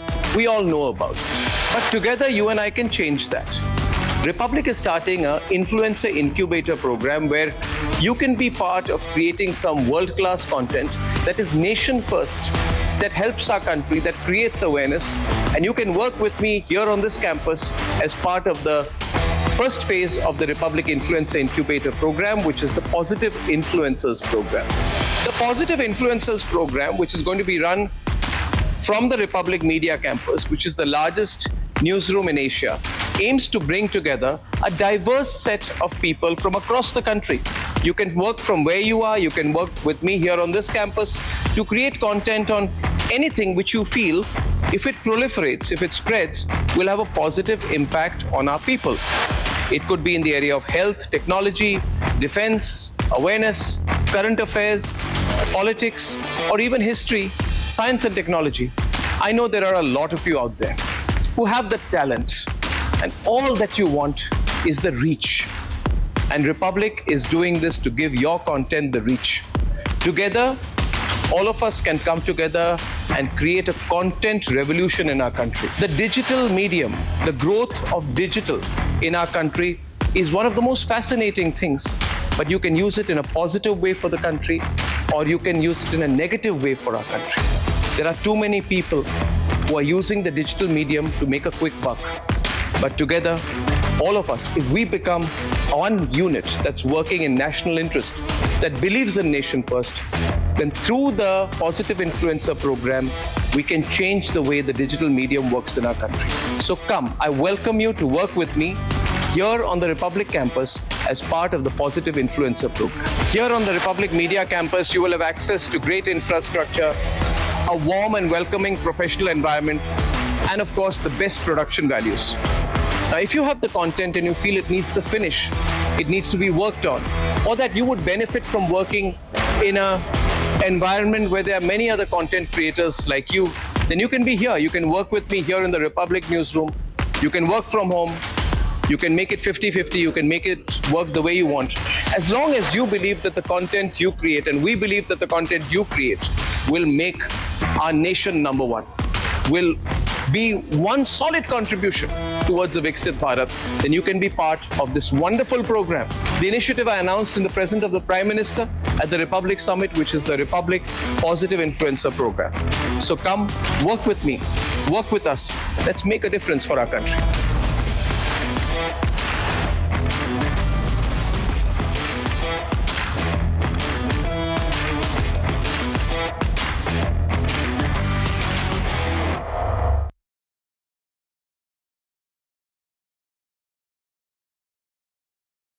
इसको घर पे लगाओगे तो शादी का तो पता नहीं, पर घर पक्का नहीं टूटेगा। रूंगटा नहीं तो घर स्ट्रॉन्ग नहीं। रूंगटा स्टील TMT बार एकदम सॉलिड। पहाड़ों में एक हाइकिंग शिप भी बन सकती है। सस्ते वाले दाल मसाले स्वाद हुआ बेकार। NDH की हल्दी मिर्ची धनिया करे कमाल। ये रंग दे, ये खुशबू दे, ये तीखा, ये कम पड़े। क्या निराला NDH masala.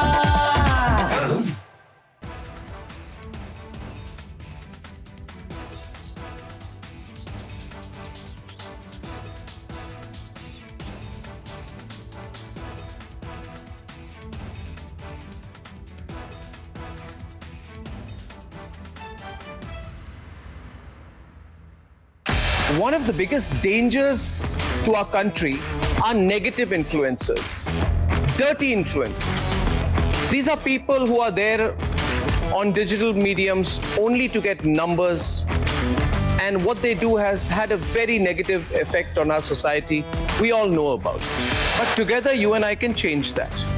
Republic is starting an influencer incubator program where you can be part of creating some world-class content that is nation first, that helps our country, that creates awareness, and you can work with me here on this campus. Tahawwur Rana is the person who, along with David Headley and under the guidance of Hafiz Saeed, was the main conspirator of the 26/11 terrorist attack, which was carried out by the ISI and Lashkar-e-Toiba. He was convicted in America. He served some time in America. Then we told the Americans that we need to get him back. We won an extradition case against him. The Pakistanis will be very scared about Tahawwur Rana coming here. They know that this is almost as important as Dawood Ibrahim being brought to India. Because you've got a man, he has worked to carry out terrorism, he knows the entire terrorist apparatus. This is an ex-Pakistani forces officer. He is very much with the ISI and the Lashkar-e-Toiba. He's going to reveal everything. For all those others working against India's sovereign interests, against our national interest, against our geopolitical interest, we're a big country. We know how to hit hard. And when we want to, we know how to catch you by the scruff of your neck and bring you back.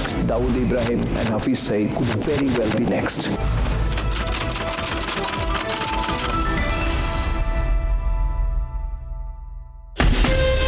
From Asia's largest news headquarters,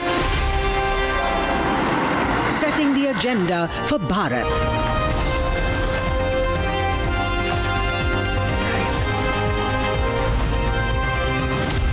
You're watching Republic.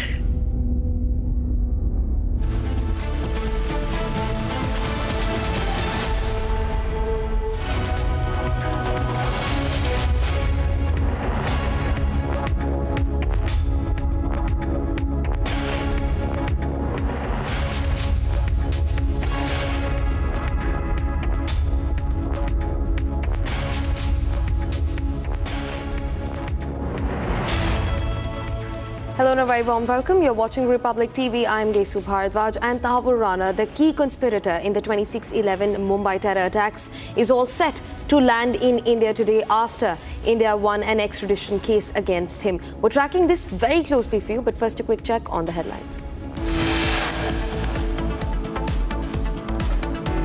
Tahawwur Rana, plotter in the 26/11 Mumbai terror attacks, will shortly reach India after being extradited from the United States. Security heightened outside NIA headquarters and Patiala court ahead of Tahawwur Rana's arrival.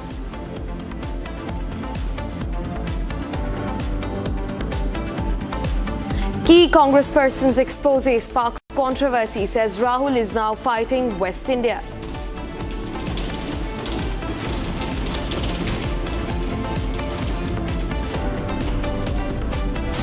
Union Home Minister Amit Shah will reach Chennai for his two-day visit, will announce a new state precedent for the BJP.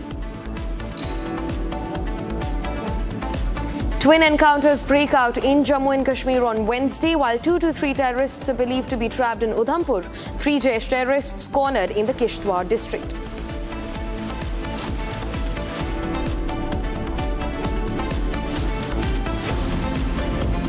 "90-day pause for the people that didn't retaliate, because I told them if you retaliate, we're going to double it. And that's what I did with China, because they did retaliate." US President Donald Trump announces a 90-day tariff pause for 75 nations after the US imposed duties, set off a massive trade war.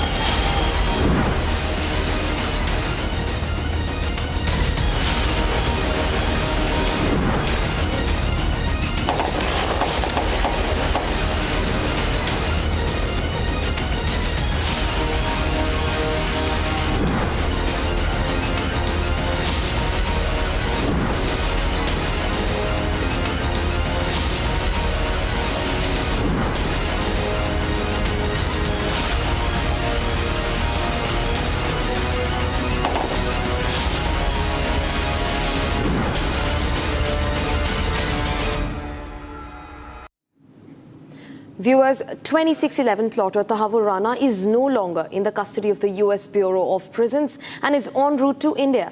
Rana will be finally arriving in India today after over a decade of legal wrangling. A special plane took off from the US at about 7:10 p.m. yesterday, and the plane will be taking a halt in between at an undisclosed location before reaching New Delhi. In fact, sources have revealed that the charter will arrive in the Palam Air Force Station.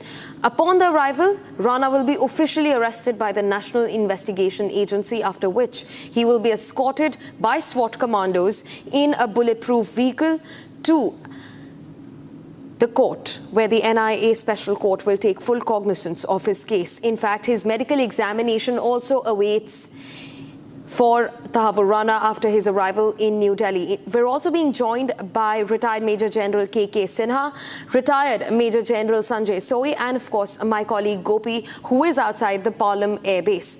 Gopi, coming to you first, what is the situation looking like? How robust is the security arrangement? Just moments from now, any moment in fact, we're expecting Tahawwur Rana's charter to land. Well, Gesu, look, we have been standing here since morning and we did not see any Delhi police movement since morning. But now, as you can see, I would ask my video journalist to show you that there is a deployment of Delhi police right outside the Air Force Station of Palam, where, so this is that particular gate from where Tahawwur Rana would be brought outside. What we are learning from our sources is it can be any time from now by between 12 to 1 that he will be brought to India. He will be landing back in India. From here, he'll be taken to the NIA headquarters. What we are also learning from our sources is that there is a possibility that first medical examination of Tahawwur Rana will be done. After that, he will be produced in the special court of NIA, which is stationed in Patiala Court, and now that also might be through video chat. So all this and much more, we are waiting for him to land. He might be landing anytime from now, and as you can see, that security has been heightened right outside the Palam Air Base. Back to you. Right, Gopi, thanks very much for getting us to round with those details. Major General K.K. Sinha, coming to you first. A big day for India. It's finally arrived. We are awaiting on Tahawwur Rana's arrival to India.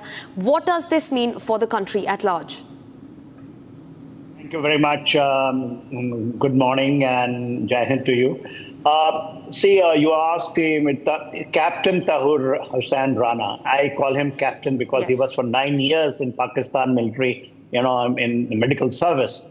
And he is a stooge. And what is, you are asking what is, for the India, what is the implication for India and what is achievement of India?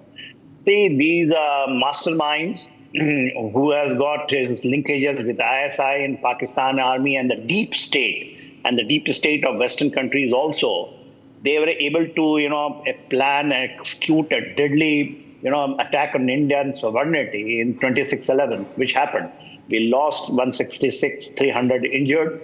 Now we are getting it back after 17 odd years at a major legal fight, then diplomatic fight. Geopolitically, we have done it, and I think in an apex level, it is a great, great achievement.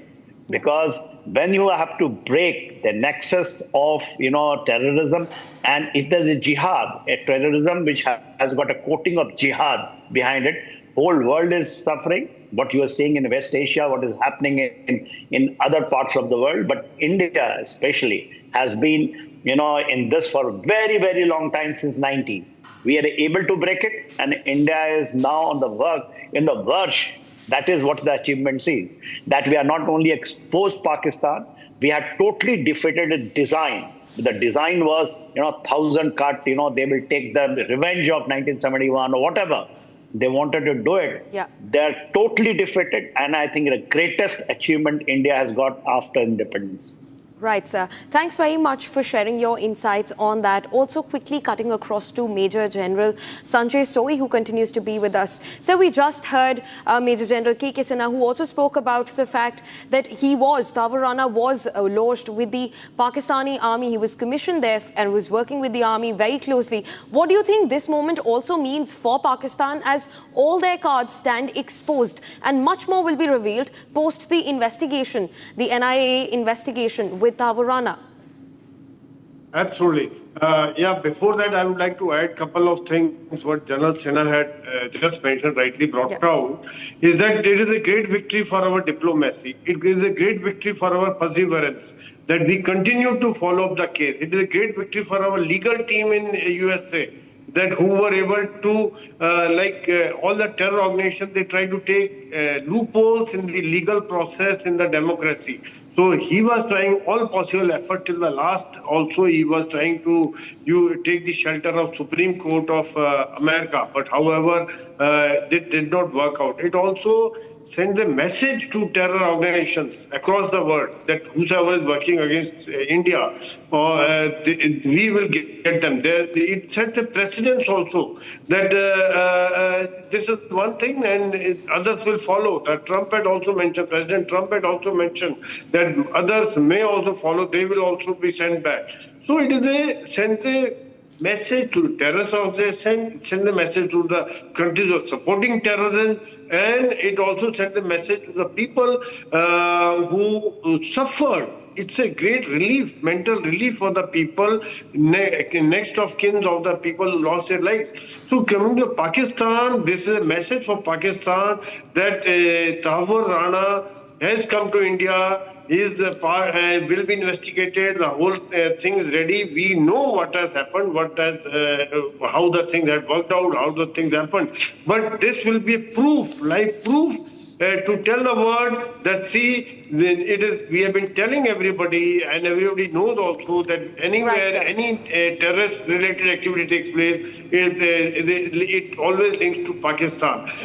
This Pakistan will be nailed down. The information will be that dots will be connected, and we will identify the sleeper cell. We'll identify the handlers in Pakistan. We'll identify the funding route. We'll identify the training. We'll identify what the thought process is, future thought processes. So it is a great gold mine for Indian intelligence agencies. It is a great victory for our leadership. It is a great victory for our diplomacy. Right, sir. Thanks very much for sharing your insights. In fact, I would request Major General K.K. Sinha and Major General Sanjay Soy to continue being with us. We're getting in a fresh breaking development. The DCP South has now arrived outside the NIA office in the national capital. In fact, he's taking full stock of the security situation outside the NIA office. The DCP South has arrived outside the NIA office moments before the arrival of Tahawwur Rana's charter, which is being escorted by NIA officials. Also cutting across to my colleague Rakshita, who continues to join us from outside the NIA Special Court, the Patiala Court in fact. Rakshita, speak to us about the developments outside the court. Has the security been beefed up? What is the situation like right now? Rakshita. Well, as you just correctly mentioned, DCP in New Delhi, Mr. Dinesh Mahila is here, and he is here to inspect it. We are standing outside the NIA court that is housed in the Patiala House Court complex, and we just had the police officials, the top police officials there. You can see the paramilitary forces, the personnel have also been deployed here, and the top police officers, the DCP, is also here taking a talk of the situation, inspecting all the security arrangements for the court over here. Of course, there are many speculations that if he is going to be virtually produced or not, but nevertheless, the security is being beefed up across all the important centers where Tahawwur Rana is likely to be taken. And this is the Patiala court where we are standing reporting from. And as we were showing you that there is increased security across all the gates in this entire complex. This, of course, is the gate number 4. It's one of the key entry points of the Patiala House Court. And as you see, several companies of Delhi Police, and also you can see the SHO also here. The vehicles, police vehicles are all here outside the court as well. Delhi Police vehicles, of course, on both of our sides. So to our left, to our right, we see the Delhi Police in huge numbers. The security personnel, number of security personnel as we speak, who are only increasing right now outside the Patiala House Court. Right, Rakshita. Thanks very much for getting us those details minute by minute, keeping us updated. Also, we're being joined by my colleague Riyanka, who is outside the Hindon Air Force Base. Riyanka, talk to us about the situation that there is. You also told us just moments ago that first reports have also said that the charter will be arriving at the Palam Air Force Base. Riyanka.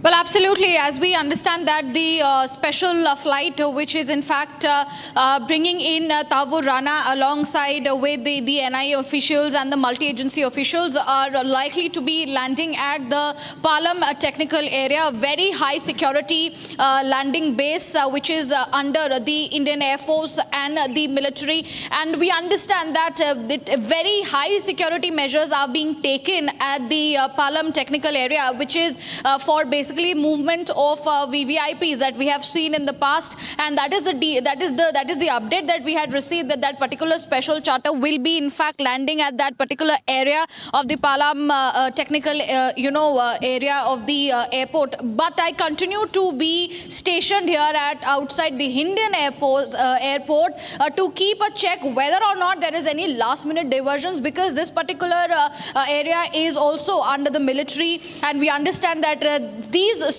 heavy secured airports are mostly chosen for the movement of such people. So whether or not there is a last minute diversion, that is something I will be in fact keeping a very close eye, but all likelihood that the Palam technical area is going to be the most focused one, given that the security is also being beefed up, tightened up in that particular area. In fact, Hindon Air Base, it's quite silent, quite calm here. There is no such security deployment that is currently seen at the Hindon Airport.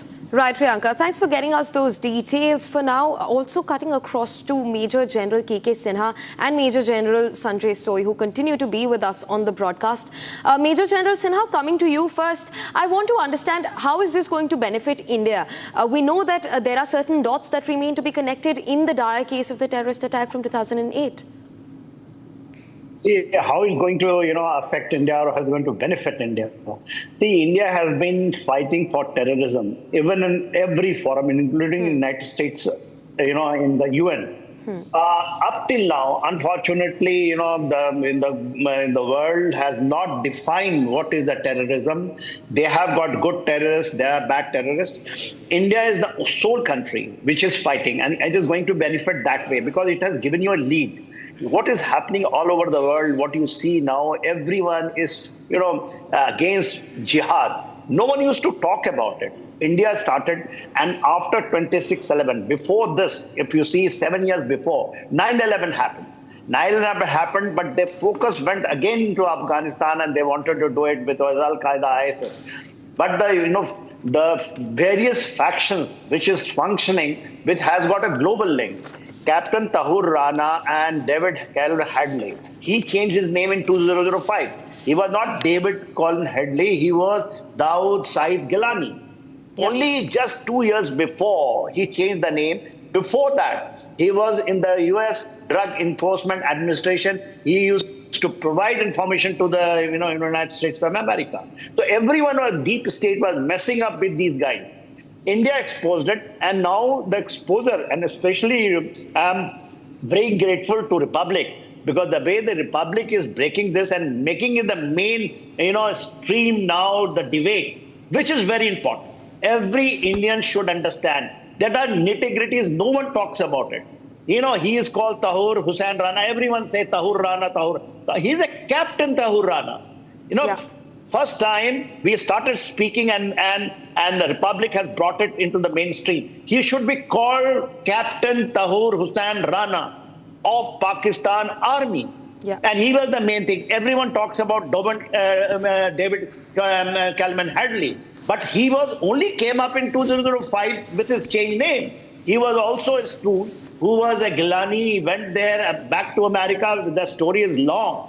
But those are the nitty-gritties. It will remain in the books of NIA. It will remain into the people who know about it, but the whole country should know about it. Today, these guys, not only in 2008, what they did in 26/11, they got so emboldened that they went to Denmark and Copenhagen. They tried to do it. It failed over there, but they have been implicated. It got exposed.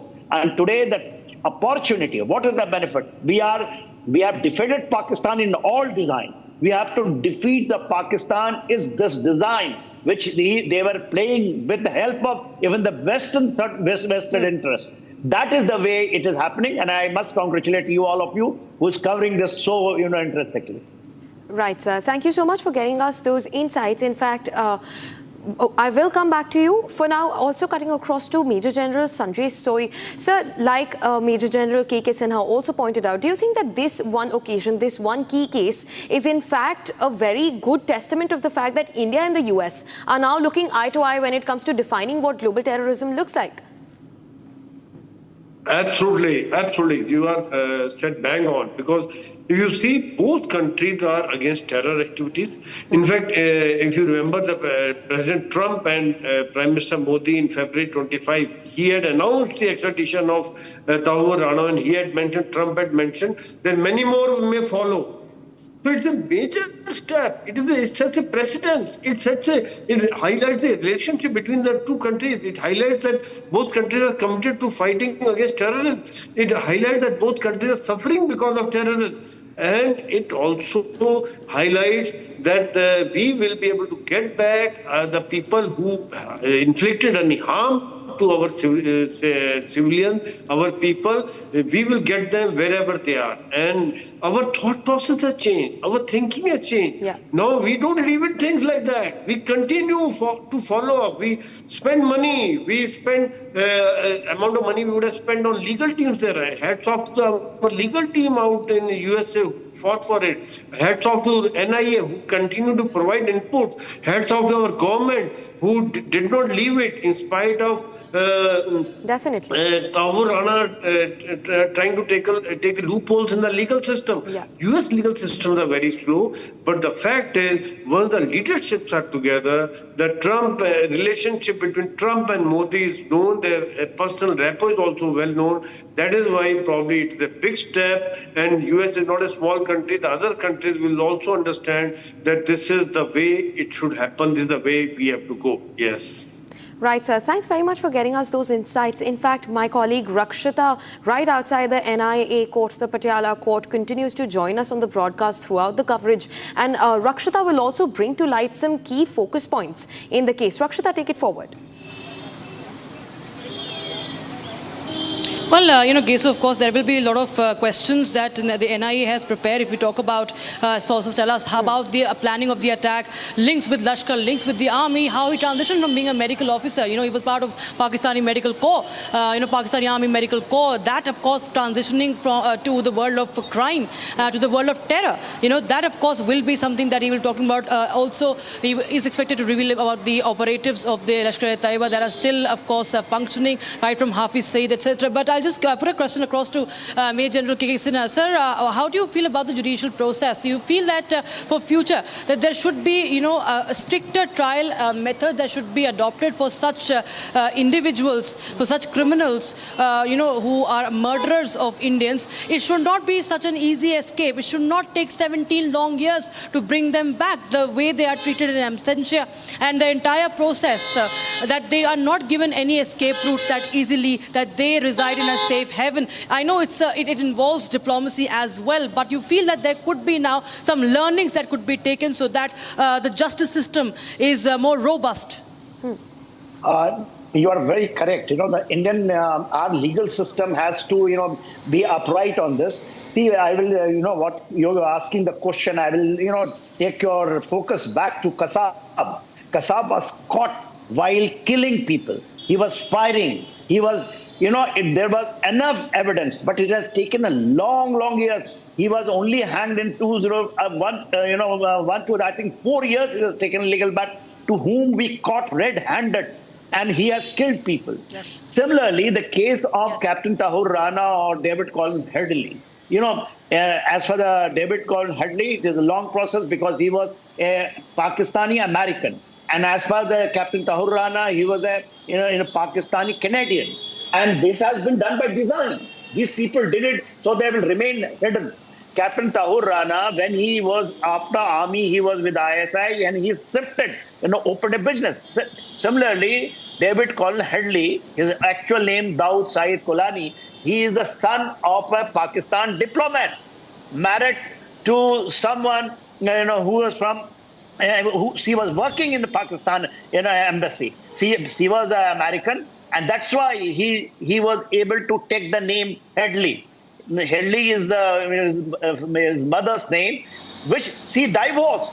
She got married 4 times, but he used his appearances to do this. Now, legal battle, how important it is. 2016, it has taken again 2008, 8 years when this new, the present government came up. Then Mumbai Special Court, they did it trial in absentia via video link. And that time, the pardon was given to David Headley by Americans. For 35 years, he has got all the legal things from America, but they are not ready to hand over. I think he should be the next. And I think Donald Trump, he is the man who has understood. Earlier, they were talking about terrorism, but now he also talks about jihad. And India has quite this jihad. Earlier, they used to say that in the Indian also narrative that terrorism has got no religion. But we said it is a jihad. It is a jihad they are doing it. And now the Americans have got it. Especially who is heading American, Donald Trump started talking about jihad. In Israel, in Netanyahu started talking about jihad. So, which is the main thing? So it has taken long, but I think remain focused. And I think we have to do some good media, kept it absolutely focused. Otherwise, people also talk okay, they are terrorism. It is nothing to do with religion. I think it is totally to do with the religion. Because in India, the way it is happening and our legal system. And again, I say this special court, Mumbai Special Court 2016, trial carried out, they have found guilty. Now, NIA court, which is in Patiala, it is a different. Then this is the thing what requires a refinement. Our judiciary system has to be, because any award or any decision, any judgment which is delayed is denied. You can't deny it. When this happened, I was in army. I was in Delhi. We were that time a brigadier and looking this in a different way.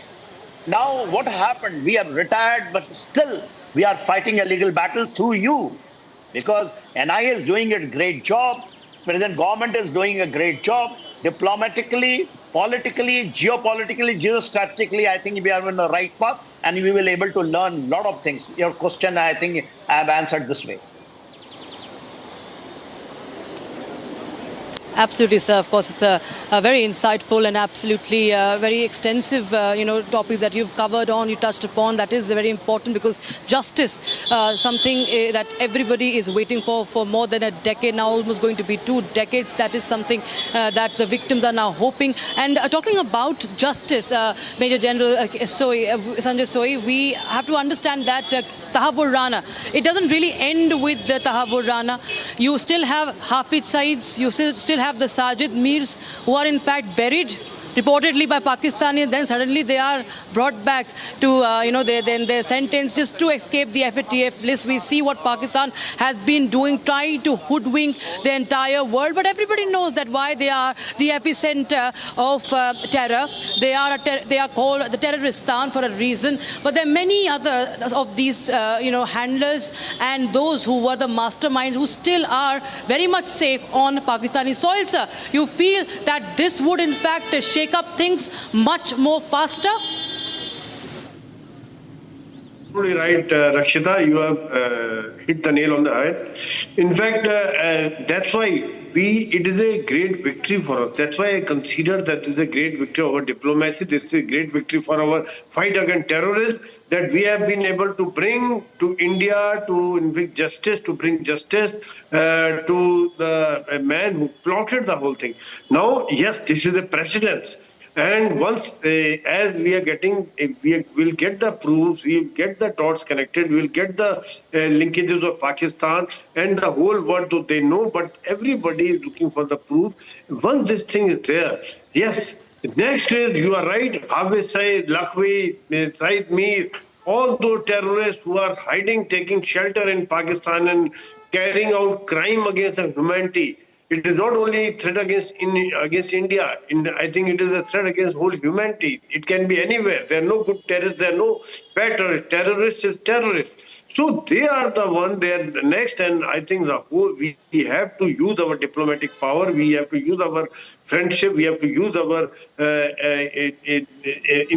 effect on the world so that they also are brought to justice. They are no more able to carry out the crimes against the humanity, and they don't take shelter behind Pakistan, and Pakistan is not able to deny it. Pakistan is known to simply wash their hands off, that we do not know who Tahawwur Rana is, we do not know where Hafiz Saeed is, we do not know who has done this. So they generally try to simply wash their hands off, so that with the proof, they will be cornered, and I think the next pressure will be to bring other people to justice, and it is a message to the terror organization, it is a message to the countries who are supporting terrorism. Rakshita. Major General Sanjay Sohi, requesting you and Major General K.K. Sinha along with Rakshita to continue being with us. We're getting in another big breaking development. Security has been deployed outside the NIA headquarters. In fact, part of this security is also troops from the Border Security Force who've now been deployed outside the NIA headquarters in the national capital in the wake of the charter carrying Tahawwur Rana touching down in India at the Palam Air Base in just moments from now. And now the security has not just been heightened outside the Palam Air Base, but also the National Investigation Agency headquarters, where Rana is supposed to be escorted after he touches down at the Palam Air Base. In fact, he will be escorted in the full security of SWAT commandos of the Delhi Police and bulletproof vehicles. We get you all the details from ground zero across different locations on the story right after this short break. Stay tuned to Republic TV.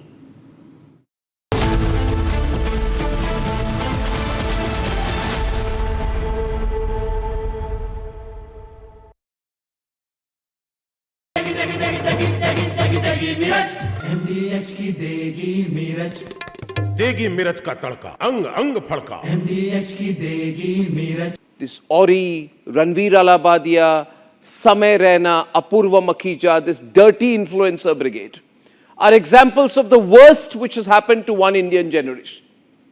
And while others from their generation do the country proud, achieve academic laurels globally, embark on space and AI startups, create and generate jobs, and contribute to the future of Bharat, these Oris, these Samay Rainas, these Ranveer Alabadias make us look away in shame and in disgust.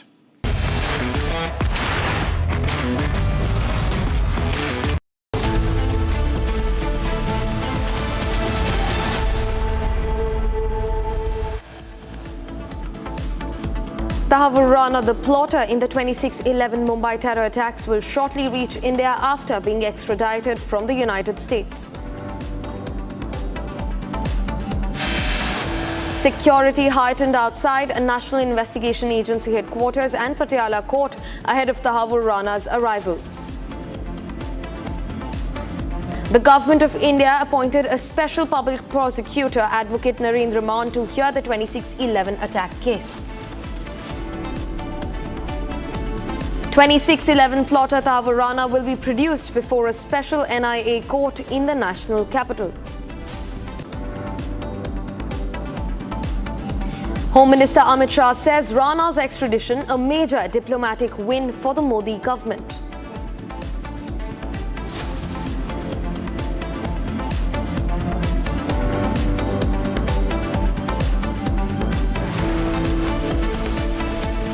Hello and a very warm welcome. You're watching Republic TV. I'm Gesu Bharadwaj, and starting up with the fresh breaking news that we're getting at this hour. After fighting the Indian state, Rahul Gandhi is now busy fighting against West India. And we're not saying this. A key congressperson's expose has sparked controversy. Congress leader Srinivas said, just as Mahatma Gandhi fought the East India Company, our leader Rahul Gandhi is now taking on West India.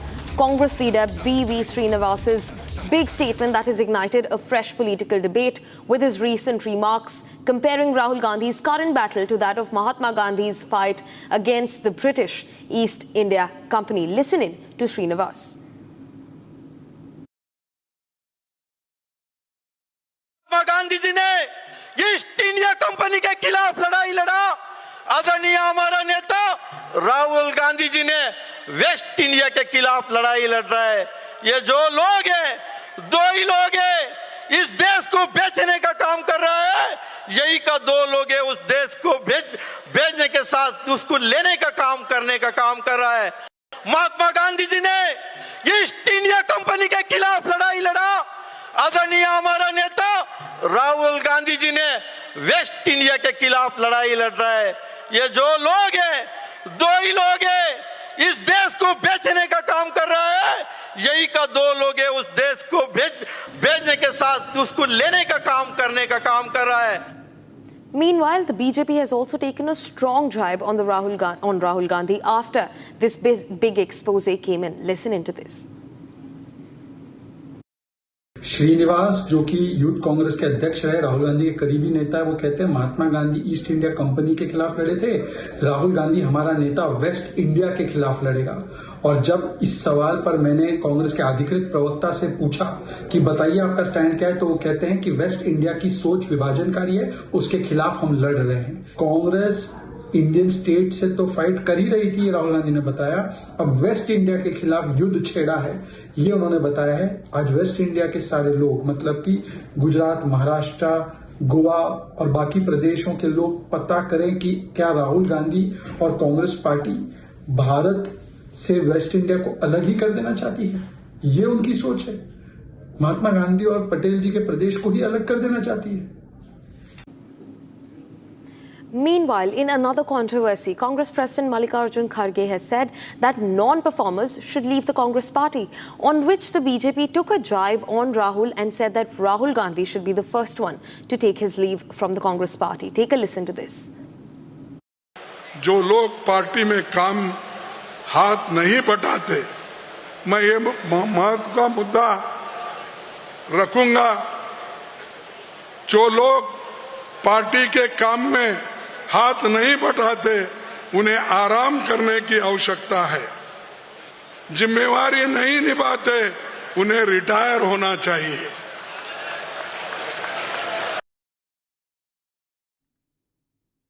जो लोग party में काम हाथ नहीं बटाते, मैं ये महत्व का मुद्दा रखूंगा। जो लोग पार्टी के काम में हाथ नहीं बटाते, उन्हें आराम करने की आवश्यकता है। जिम्मेवारी नहीं निभाते, उन्हें रिटायर होना चाहिए। Shazia Elmi, who is a BJP spokesperson, joins us on the show. Shazia, welcome to Republic and thanks for speaking to us. Your first reaction on the fact that Congress party has now said that Rahul Gandhi is fighting West India. Another atrocious remark by Rahul Gandhi. I mean, he just keeps embarrassing himself and his own party besides the rest of the country. Now, what is he talking about West India? Is he referring to Gujarat? And I don't understand this. Rahul Gandhi fighting against West India. I mean, this West India is part of India, right? So I don't know. It's such a huge embarrassment. 1854 is when East India Company was dissolved. And I think 1858, the British rule started. So that he doesn't know that history. He talks about the constitution being 1,000 years old. And now this whole thing of this Congress leader saying he's fighting West India. I mean, it is so embarrassing. We've had his mentor say all kinds of things about what North Indians and East India, what they look like. And now just look at this. It is such an embarrassment once again. And the mentality is exposed by the congressmen as to how they think. And this is, as you say, sir tukde tukde mentality. Like he says, India is not a country, it's a union of states. It is a union of states and a country. But the way he talks about West India, I mean, again, the very secessionism in this, his mentality, seeps through, and that of the Congress party. So I don't know. I think he's referring to this Congress aide, Rahul's aide is referring to Gujarat. But isn't Gujarat part of India? So it's quite embarrassing for them, for rest of the country to have a leader of opposition and his aides talk like this about our country. Right, Shazia. Thanks very much for speaking to Republic and getting us your insights on the matter. For now, viewers, shifting focus to track the top story of the day, the key extradition of 2611 plotter David Headley.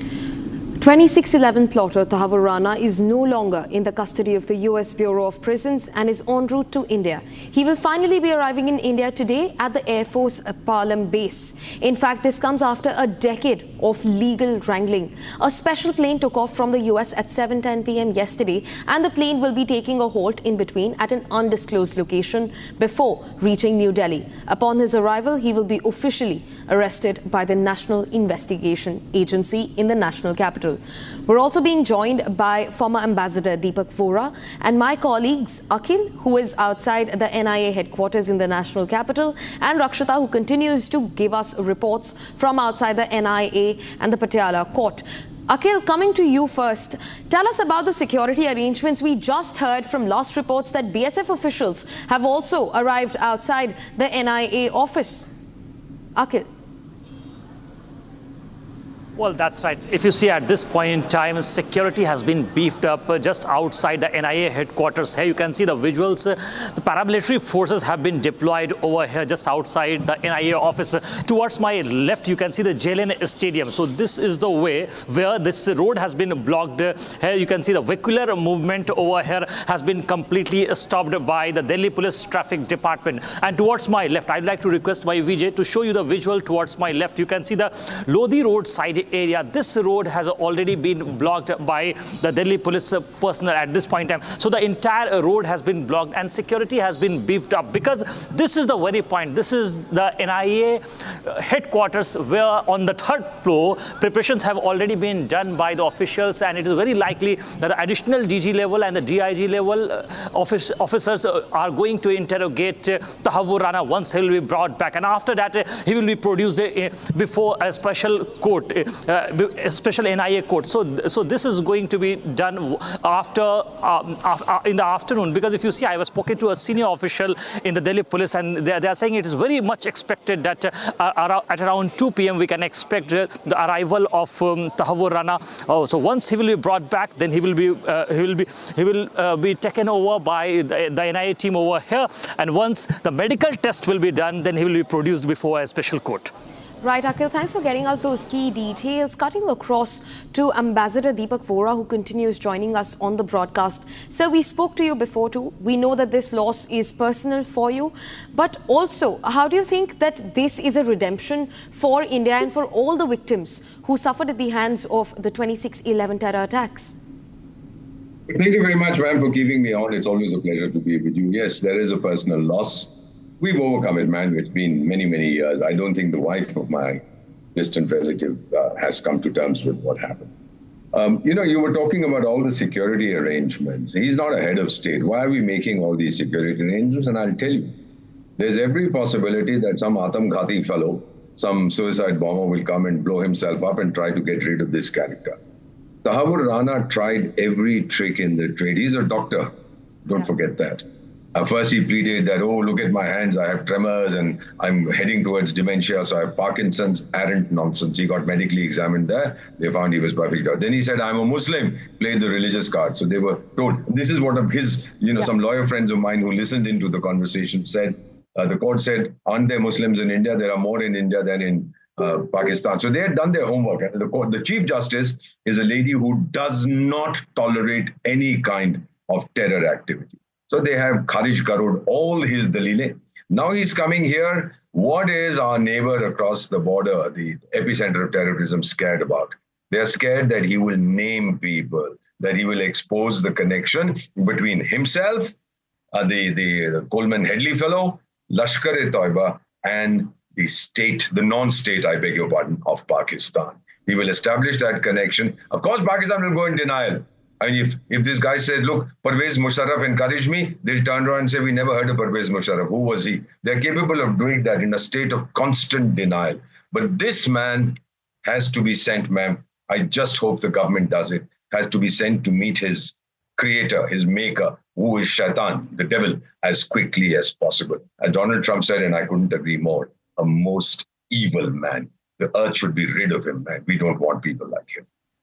Ambassador Vora, you're right when you said this. In fact, at multiple occasions before this also, the Pakistani state has tried its best to wash their hands off Tahawwur Rana. They've said that he's a Canadian person, which is completely untrue. I mean, partly sure, but the fact that he was serving the Pakistani military and that they are now trying to wash off all their ties with him. Tell us more about how you think this will expose the Pakistani state completely and how they might be really nervous over that statement. In fact, no official statement has come from the side of the Pakistani authorities.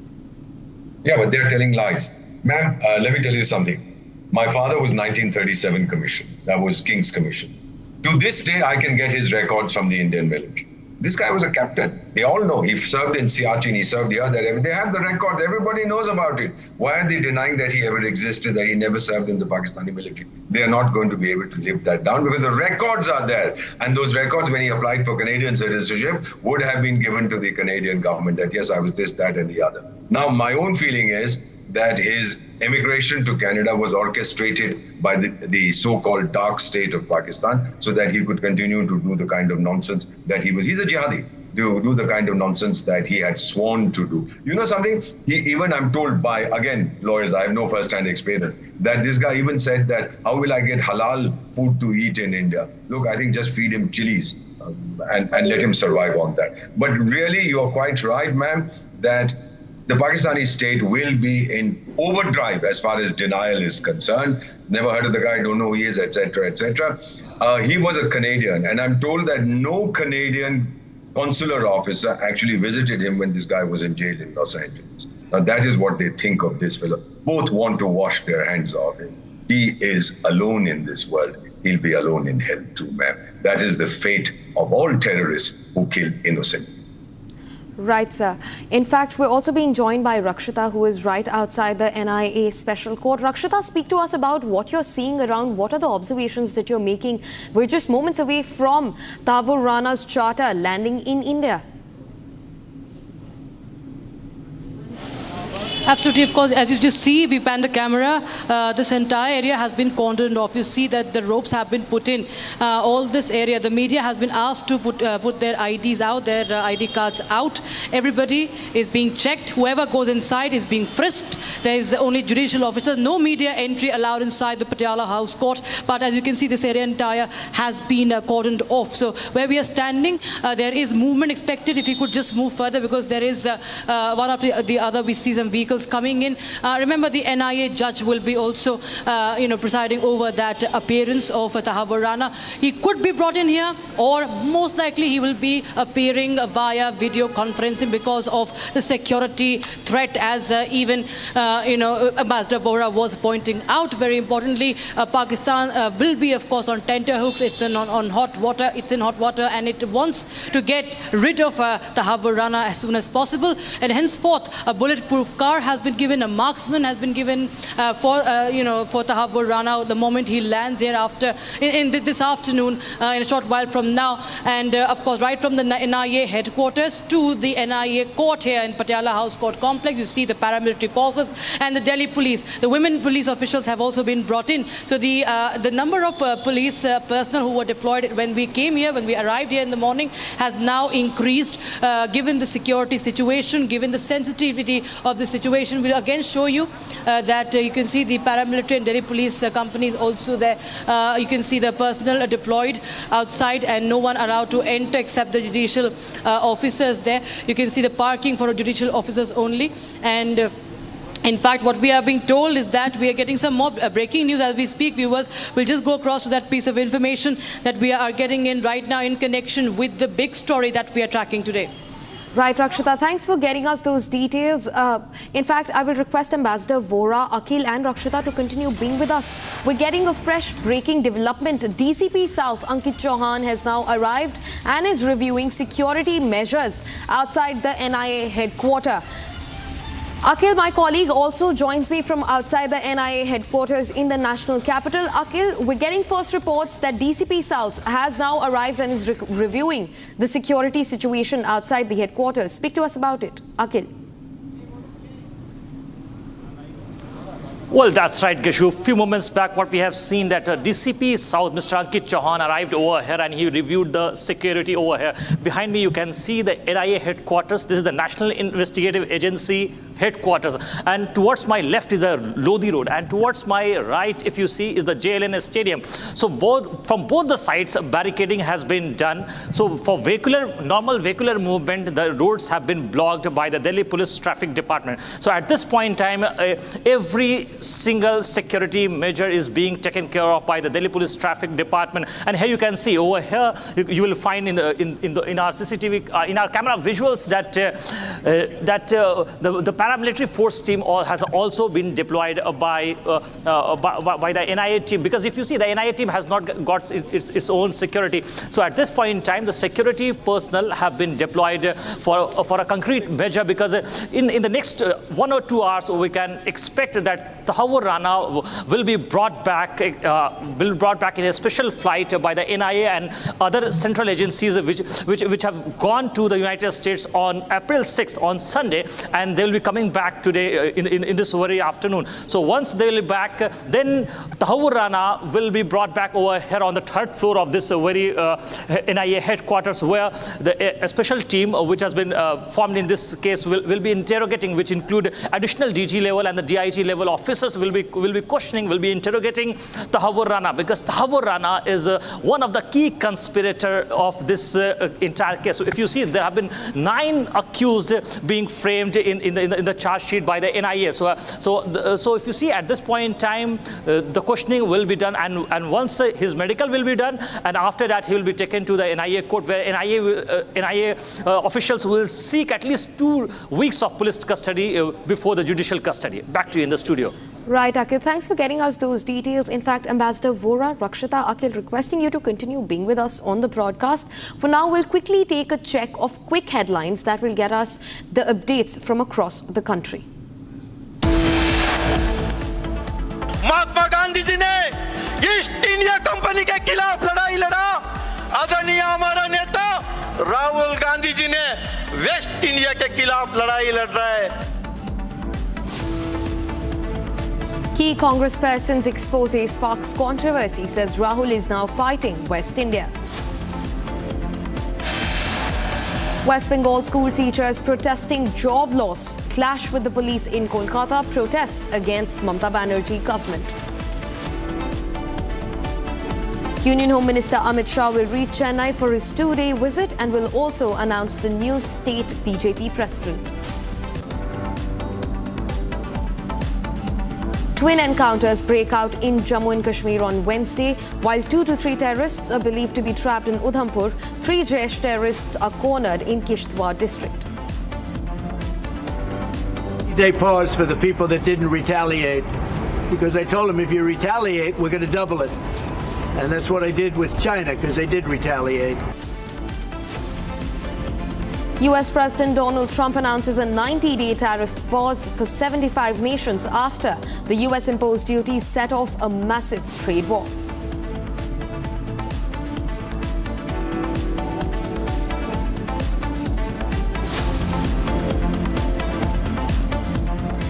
Viewers, getting in a fresh development in the case of Tahawwur Rana's return. The gate of the metro station, which is right in front of the NIA office in the national capital, has been closed. Gate number 2 of the JLN metro station has been closed ahead of Tahawwur Rana's charter's arrival in India. The gate has been closed over security reasons, and movement of common people has now been banned in front of the NIA headquarters, keeping in mind the security situation, the very sensitive security situation. Also being joined by Akhil, who is right outside the NIA headquarters at this time. Akhil, tell us more about the new developments that have come in metro stations. Gate has been shut, public movement completely stopped outside the headquarters. Well, that's right. If you see at this point in time, we can show it to our viewers that I would like to request my video to move forward and show you the visual of gate number 2 of this very metro station, which is the JLN Stadium. So at this point in time, the gates have been shut down by the metro officials at this point in time. Here you can see just opposite to this metro station, gate number 2 is the NIA headquarters. Just to keep us the security in check, this step has been taken, because if you see, there's another gate at a distance of approximately 300 meters, which is the gate number 1. So that gate is just open for the commuters, for the travelers. But at this point in time, JLN Stadium gate number 2 has been closed by the security officials. So keep watching Republic TV. We'll be right back after a short commercial break.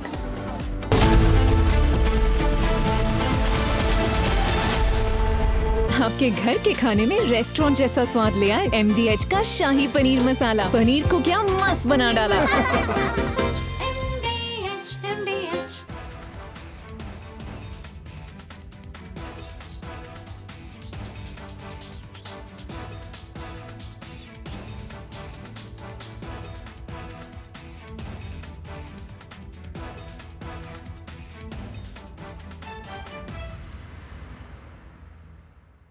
One of the biggest dangers to our country are negative influences, dirty influences.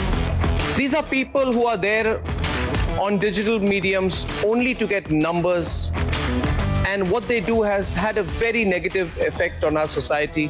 We all know about it. But together, you and I can change that.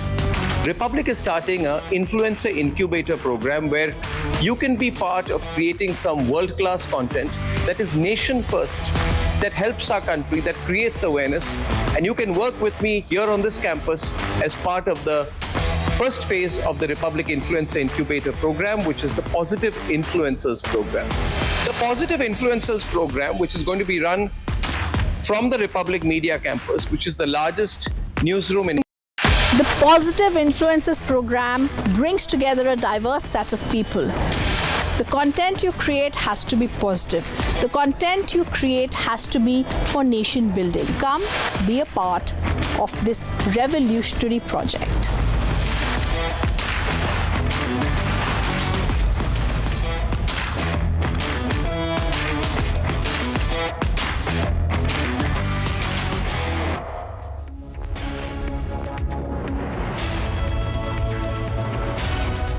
अब आया असली स्वाद। अब आया स्वाद। जब स्वाद के पड़े हो लाले तो MDH का चंकी चाट मसाला डालें। MDH का Chunky chaat masala.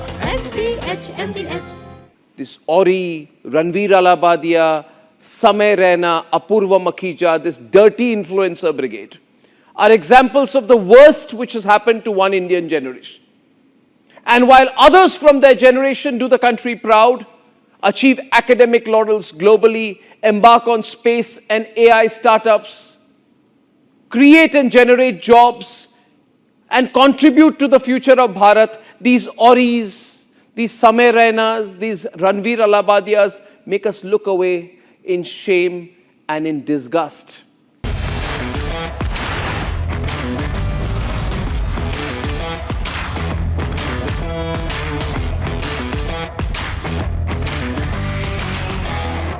Clean up the digital garbage heap with OTT platforms, YouTube comedians, and so-called dirty influencers running wild. It was only a matter of time before someone put a leash on this filth factory. You see, this is not comedy. It's a race to the bottom, where shock replaces skill and vulgarity, dirt masquerades as wit. Enough is enough.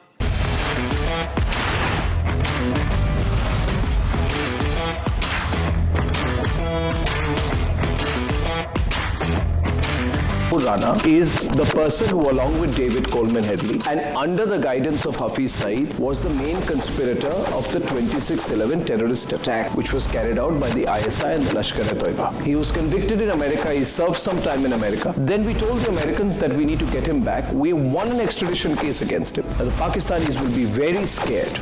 about Tahawwur Rana coming here. They know that this is almost as important as Dawood Ibrahim being brought to India. Because you've got a man, he has worked to carry out terrorism. He knows the entire terrorist apparatus. This is an ex-Pakistani forces officer. He is very much with the ISI and the Lashkar-e-Toiba. He's going to reveal everything. For all those others working against India's sovereign interests, against our national interest, against our geopolitical interest, we're a big country. We know how to hit hard. And when we want to, we know how to catch you by the scruff of your neck and bring you back. Dawood Ibrahim and Hafiz Saeed could very well be next.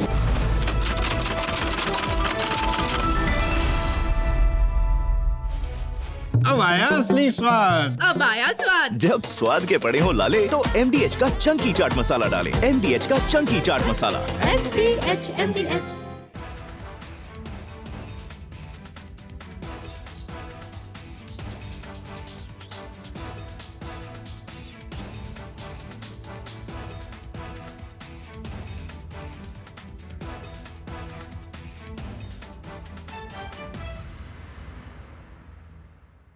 One of the biggest dangers to our country are negative influences, dirty influences. These are people who are there on digital mediums only to get numbers, and what they do has had a very negative effect on our society. We all know about it. But together, you and I can change that. Republic is starting an influencer incubator program where you can be part of creating some world-class content that is nation first, that helps our country, that creates awareness. And you can work with me here on this campus as part of the first phase of the Republic Influencer Incubator program, which is the Positive Influencers program. The Positive Influencers program, which is going to be run from the Republic Media Campus, which is the largest newsroom in Asia, aims to bring together a diverse set of people from across the country. You can work from where you are, you can work with me here on this campus to create content on anything which you feel, if it proliferates, if it spreads, will have a positive impact on our people. It could be in the area of health, technology, defense. From Asia's largest news headquarters, setting the agenda for Bharat.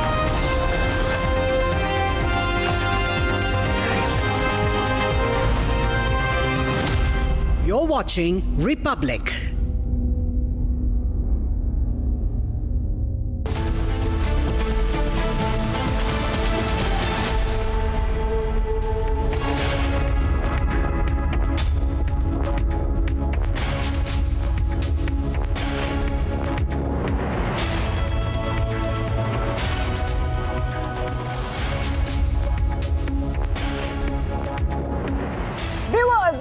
A very, very good afternoon. We are live and breaking on Shivangi Shukla, getting you the latest coming in. Tahawwur Rana, 2611 mastermind and plotter, has now been successfully extradited. Not just that, moments away from landing in the national capital where he will be served justice. That is right. We'll get you up to date with what is happening. We have reporters on all the key areas. All this and much more coming right up. But as usual, the headlines. Let's get started.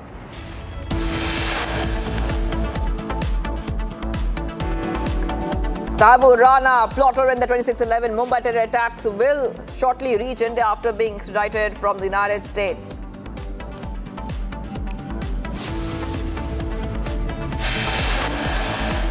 Security heightened outside NIA headquarters and Patiala court ahead of Tahawwur Rana's arrival.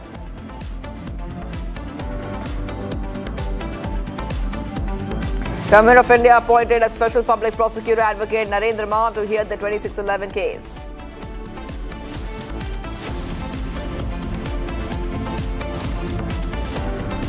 (2611) plotter Tahawwur Rana will be produced before special NIA court in New Delhi.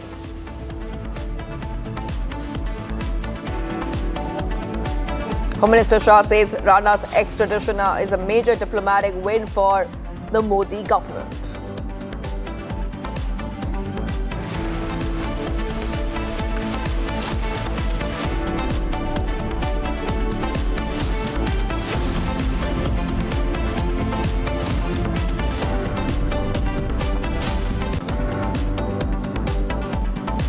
Because gate of the metro station in front of the NIA office is closed. Gate number 2 of the JLN metro station is closed.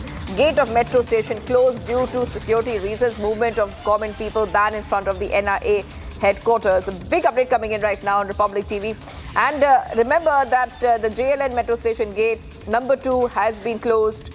Not just that, we're also coming to know that the other gate, the gate of metro station near NIA headquarters, it has been closed. And that is a signal that any time now, Tahawwur Rana will be landing on Indian soil. And I want to go across to my colleague Akil. If we have Akil, let's go to Akil, because Akil has been outside the NIA headquarters and he has been getting us all those updates. And we also have that picture coming in for you. The gates are closed and that is signifying a couple of important updates. Let's go to Akil. Akil, what are we learning of right now? A lot of movement, a lot of security and gates being closed. That means anytime we can expect Tahawwur Rana to land, because 12 to 1 p.m. is that slotted time that we are expecting for him to land.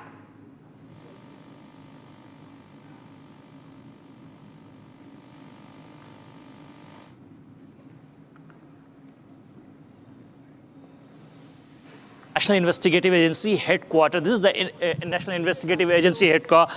Here you can see this is the entry gate and that one is the exit gate. So at this point in time, what we are learning from our sources that once from this angle, if we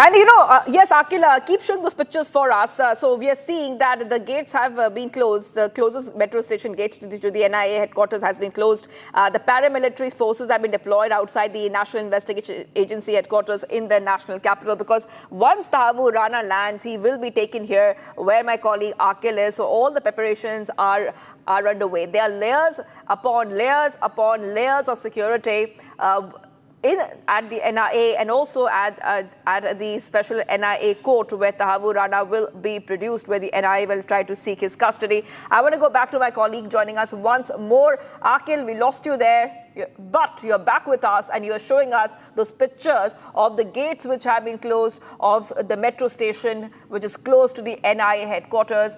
Yes, go ahead and take our viewers through what you were telling us.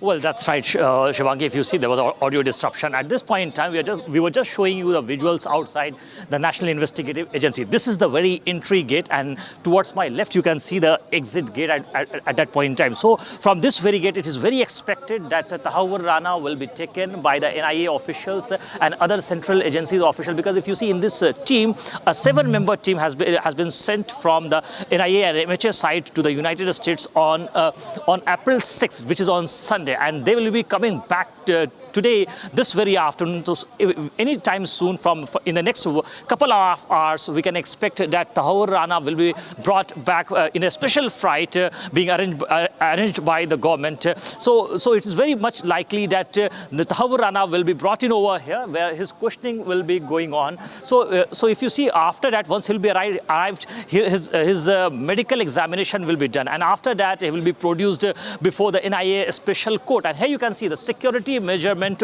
at this point in time. Here you can see the entire road has been blocked.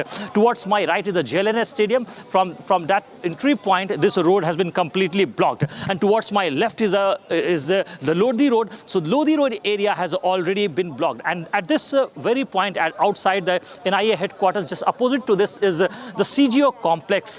Here you can see we are just standing outside the gate number 2 of the JLN stadium. Here you can see the gate number 2 of this very metro station has already been closed for normal commuters, for normal travelers, because of the security concerns. So at this point in time, it is very much expected that all the preparations have been done, because at this point in time, anytime soon, I was spoken to some of the senior officials in the Delhi police, and they are saying that if you see, not only at this very place, from airport to this very location, which is approximately 17 to 18 kilometers, so the entire road map has been chalked out. The routes have been chalked out by the Delhi Police Traffic Department. So a few moments back, what we have seen that the DCP of the South region, Mr. Ankit Chauhan, has also visited this very place and reviewed the security arrangements at the headquarters. That is right. And we're getting some more updates coming in. I wanted to take our viewers through all the latest that we're learning of. And this is an update coming in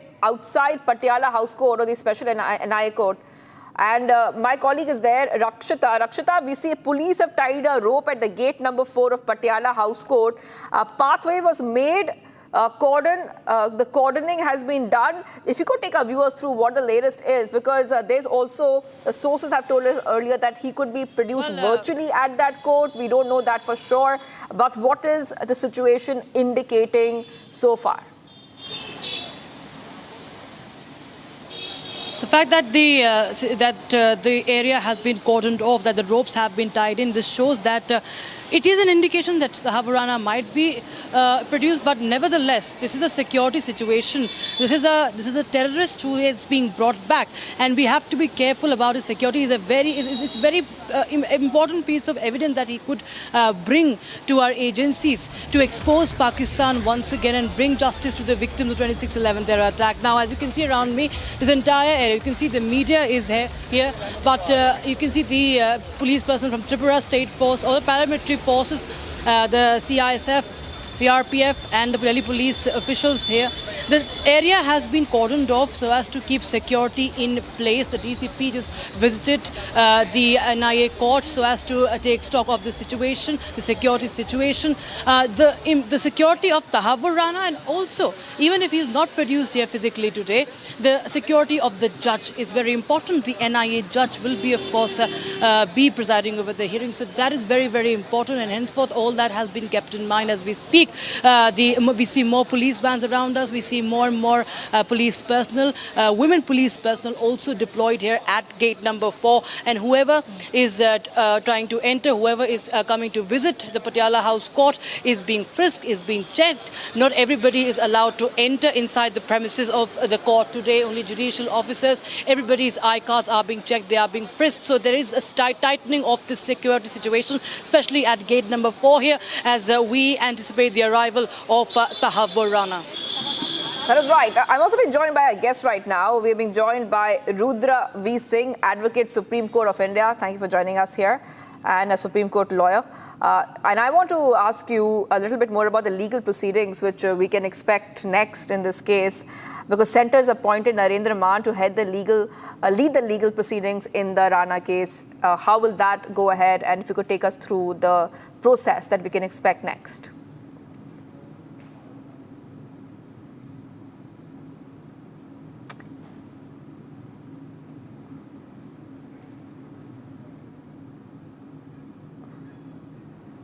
Yes. See, as per the process, when Tahawwur Rana will be handed over to the NIA, the prosecuting agency, now the time starts for the NIA, and as per the process, as per the Indian law, he has to be produced before the magistrate court within the 24 hours. So that is why there is a security at the Patiala court, and this is not required that he may be produced physically before the court.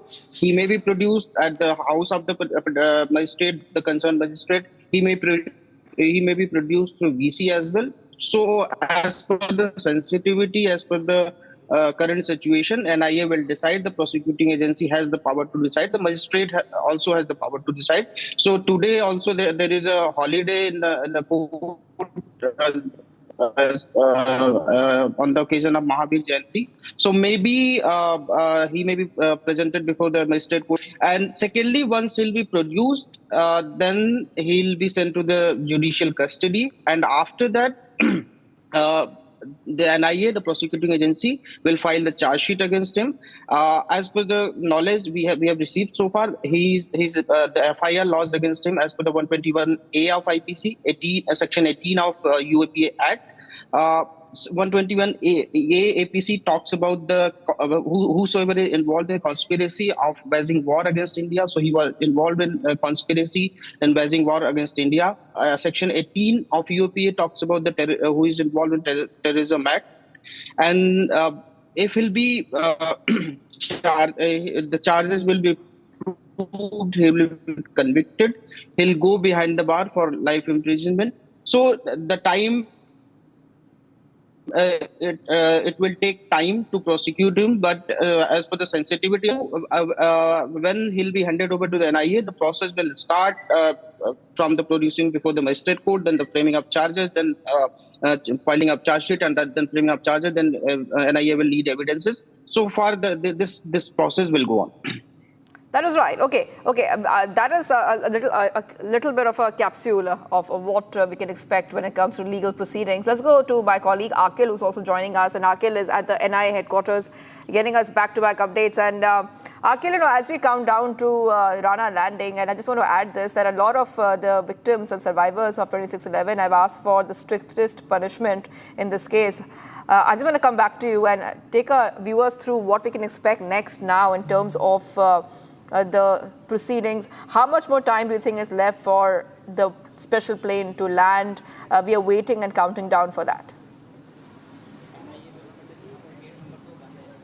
Well, Shivangi, if you see as per our sources, it's very likely that in the very afternoon, Tahawwur Rana's flight will land in the national capital. And if you see earlier, what we have seen that a few moments back, DCP of the southern region, South region, DCP Ankit Chauhan arrived over here and he reviewed the situation, security situation over here.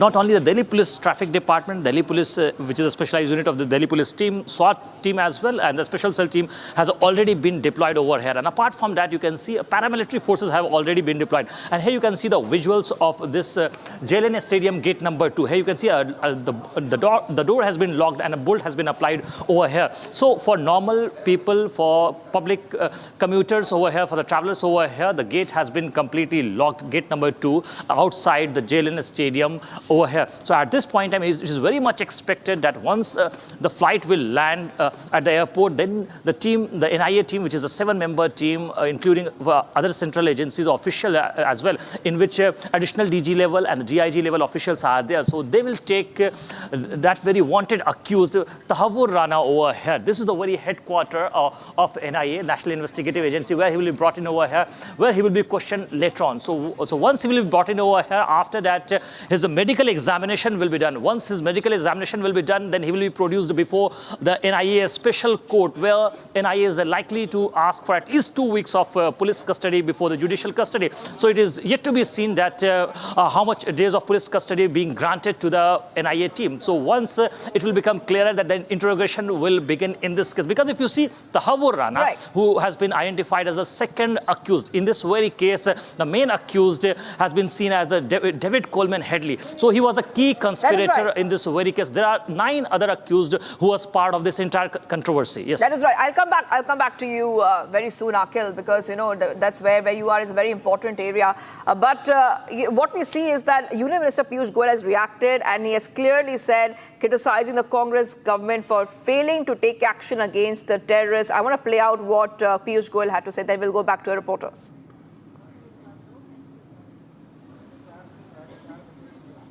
Congress सरकार के समय हम जिस hotel में खड़े हैं, यहीं पर आतंकवादियों ने हमला किया था।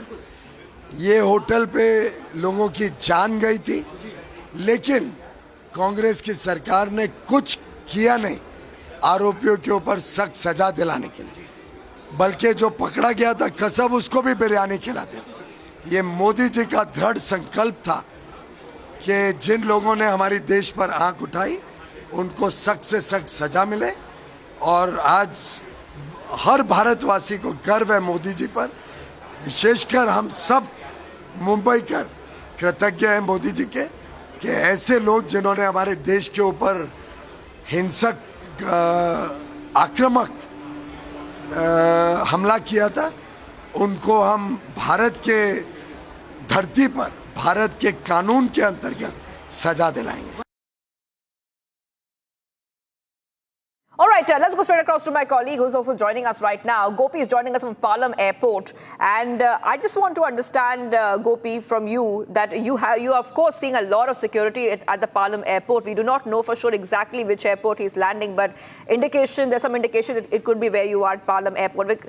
We're getting some breaking updates coming in. Let's first go to the breaking updates coming in. We're coming to know that air traffic control units are also monitoring the flight in real time. And not just that, also some more breaking updates are telling us that senior advocate Krishnan will appear on behalf, D. Krishnan will appear on behalf of NIA in the Tahawwur Rana case, while government-appointed public prosecutor Narendra Man will assist Krishnan. Okay, this is a big update coming in right now on Republic TV because we have also told our viewers, remember a short while back, that the centre had appointed Narendra Man to lead the legal proceedings in the Tahawwur Rana case. And in a bigger update and in an additional update to that, the senior advocate D. Krishnan will appear on behalf of the NIA in the Tahawwur Rana case, while government-appointed public prosecutor Narendra Man will be assisting D. Krishnan. Okay, so let's go back to Rakshita, who's joining us, and she is right outside the special NIA court where we're expecting Tahawwur Rana, the 2611 mastermind, to be produced. I want to go to you. Yes, getting some more updates coming in on this story.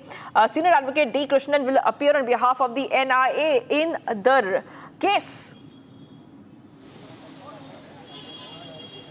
Absolutely, of course. Dayan Krishnan is a senior advocate, Shivangi, and he has expertise in extradition law. And this is, of course, a big diplomatic win, and, of course, the matter of extradition and the laws surrounding it, the laws at the center of it, and what really is required to fight such a case will be, of course, now the onus will be on Dayan Krishnan and the special public prosecutor.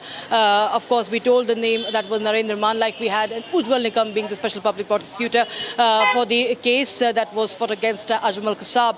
Now we have Dayan Krishnan. He is, of course, a very senior advocate, and he will be leading the NIA in the 2611 case. The arguments, of course, have all been compiled. The case, of course, is rock solid, as that we have been tracking. NIA has submitted several evidences to the court in the United States. Therefore, we saw that his extradition was approved despite his last-ditch attempts to evade the extradition. We're getting some breaking updates coming in. Rakshita, hold on, because more breaking updates coming in. The aircraft carrying Rana had made a stop at a secret location and now is expected to land in New Delhi late afternoon. So we had earlier told our viewers between 12 and 1. Now it could be late afternoon, and I will try to connect to our colleague Shaman Sen, a senior editor, so he can help us understand the latest update coming in. So now we are coming to know that the special plane carrying Tahawwur Rana, who is a 2611 mastermind, would be landing sometime in late afternoon. That is right. Big update coming in. Shaman Sen is joining us, a senior editor on this. So Shaman, there has been a change of timing now. If you could take our viewers to latest coming in, there was a stop the plane had made to refuel at a secret location, and now we're learning that the plane is on its way, but it could be late afternoon when the plane lands.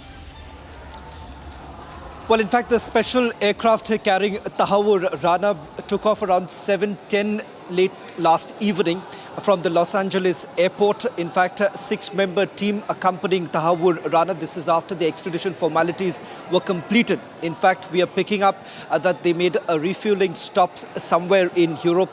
In fact, the details of the refueling stop hasn't been shared with any one of us right now, because remember, this is you have a high extradition value that is being carried in this particular aircraft, and that is the reason why there's secrecy that has been maintained by the intelligence agencies. Having said that, you have elite commandos along with the intelligence teams of both America as well as India monitoring the movement of the aircraft.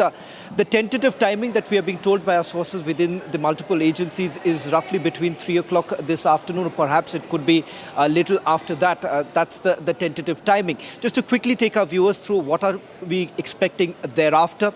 We are being told that he would be taken to the National Investigation Agency headquarters, where the remand papers are currently being prepared. He will thereafter be produced in the court. What is not known at this stage is whether at all he will be physically produced before the court, because remember, it's a holiday in the court. So that's one of the reasons why some reports doing the rounds that there's a possibility that he could the appearance could be made through video conferencing. Now, this is with regards to the custody of Tahawwur Rana. Once the National Investigation Agency secures the custody of Tahawwur Rana, that's when the investigation technically begins, of the 2611 investigation would actually begin. And thereafter, the discussion that is also going on, whether at all he would be taken to Tihar jail because of the security threats that one would see in a case like this, and that is the reason why. Those are some discussions which are still underway.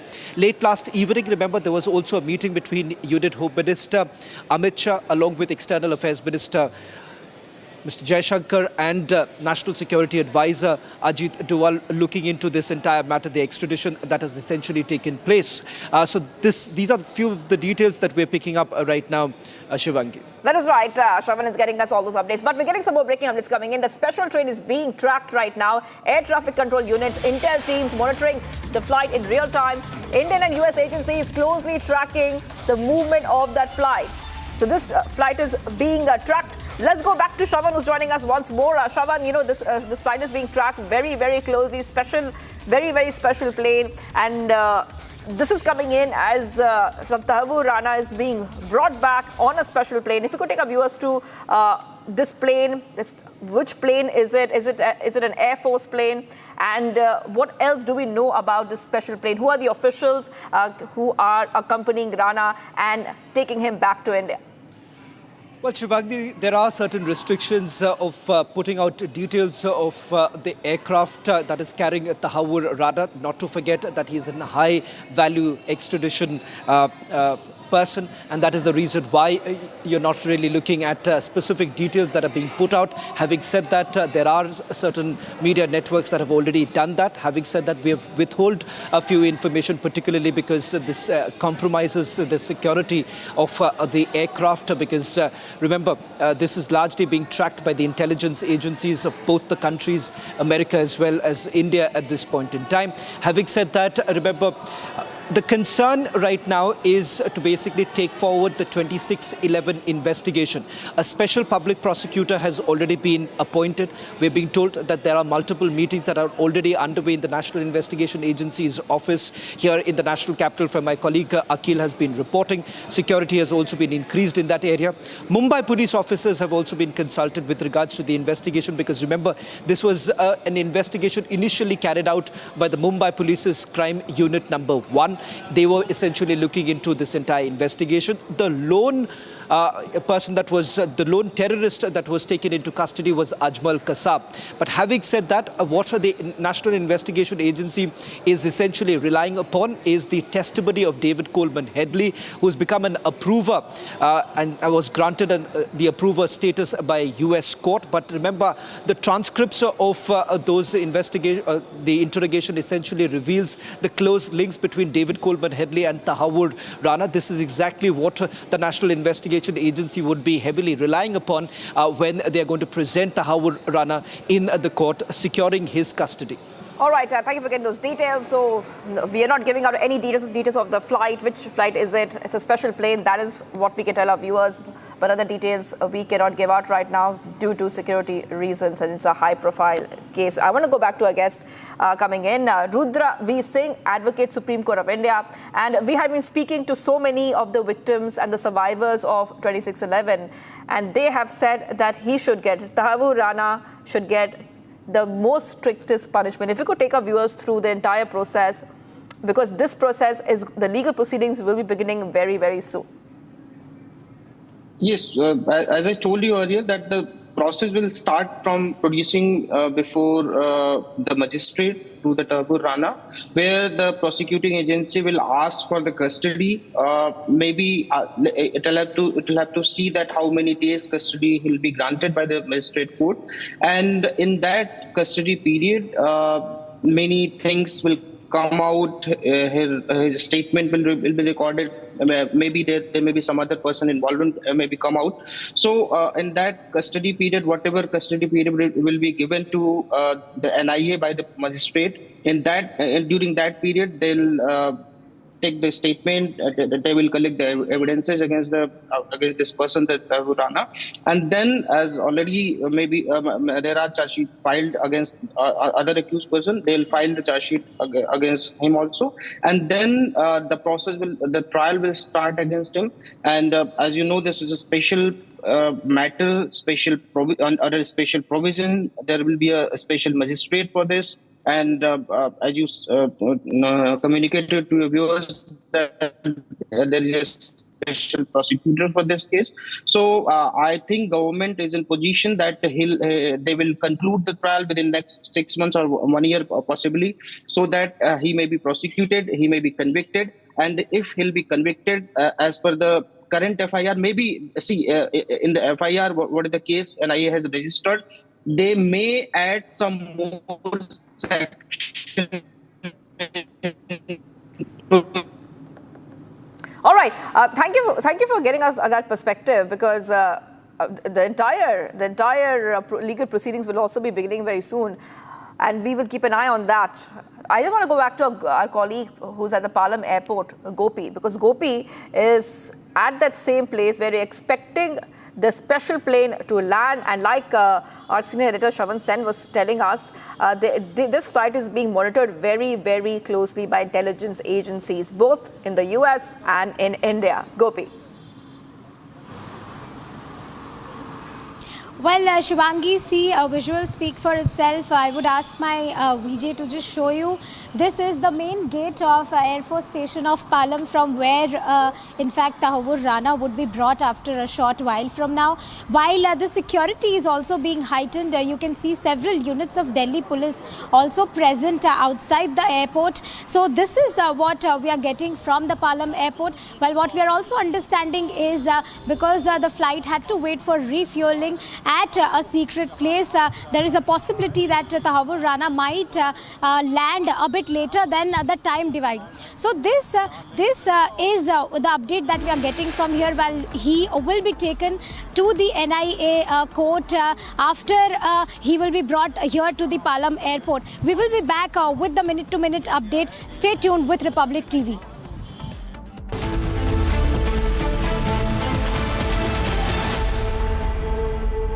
MDH का kitchen king kitchen में हो तो हम सब कुछ बना सकते हैं। बैंगन का भरता, आलू गोभी, भिंडी मसाला और भी बहुत कुछ। MDH।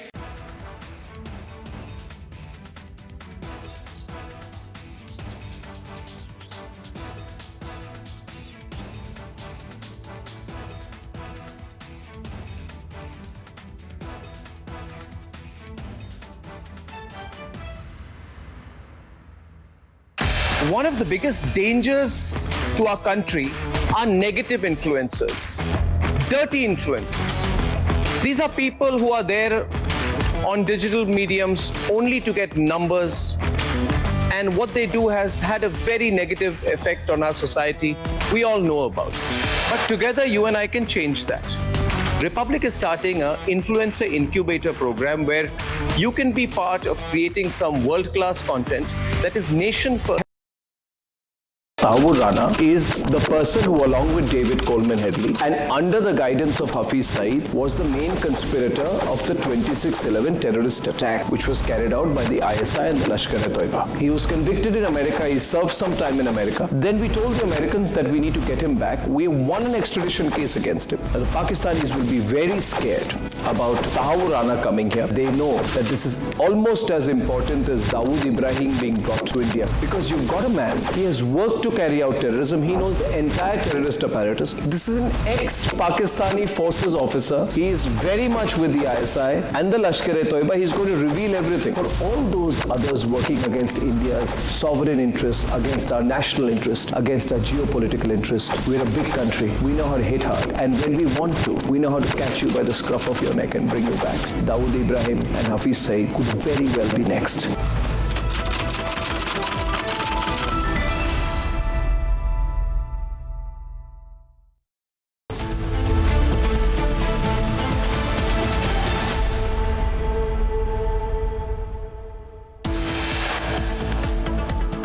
Tahawwur Rana, plotter in the 26/11 Mumbai terror attacks, will be shortly reaching India after being extradited from the United States.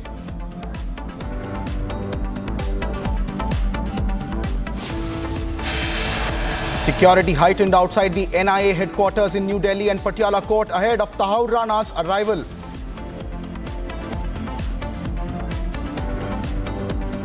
The Government of India has appointed a special public prosecutor, Advocate Narendra Maan, to hear the 2611 case.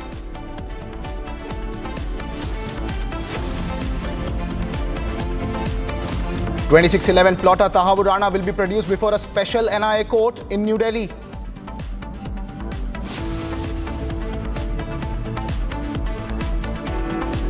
Home Minister Amit Shah says Rana's extradition is a major diplomatic win for the Narendra Modi government.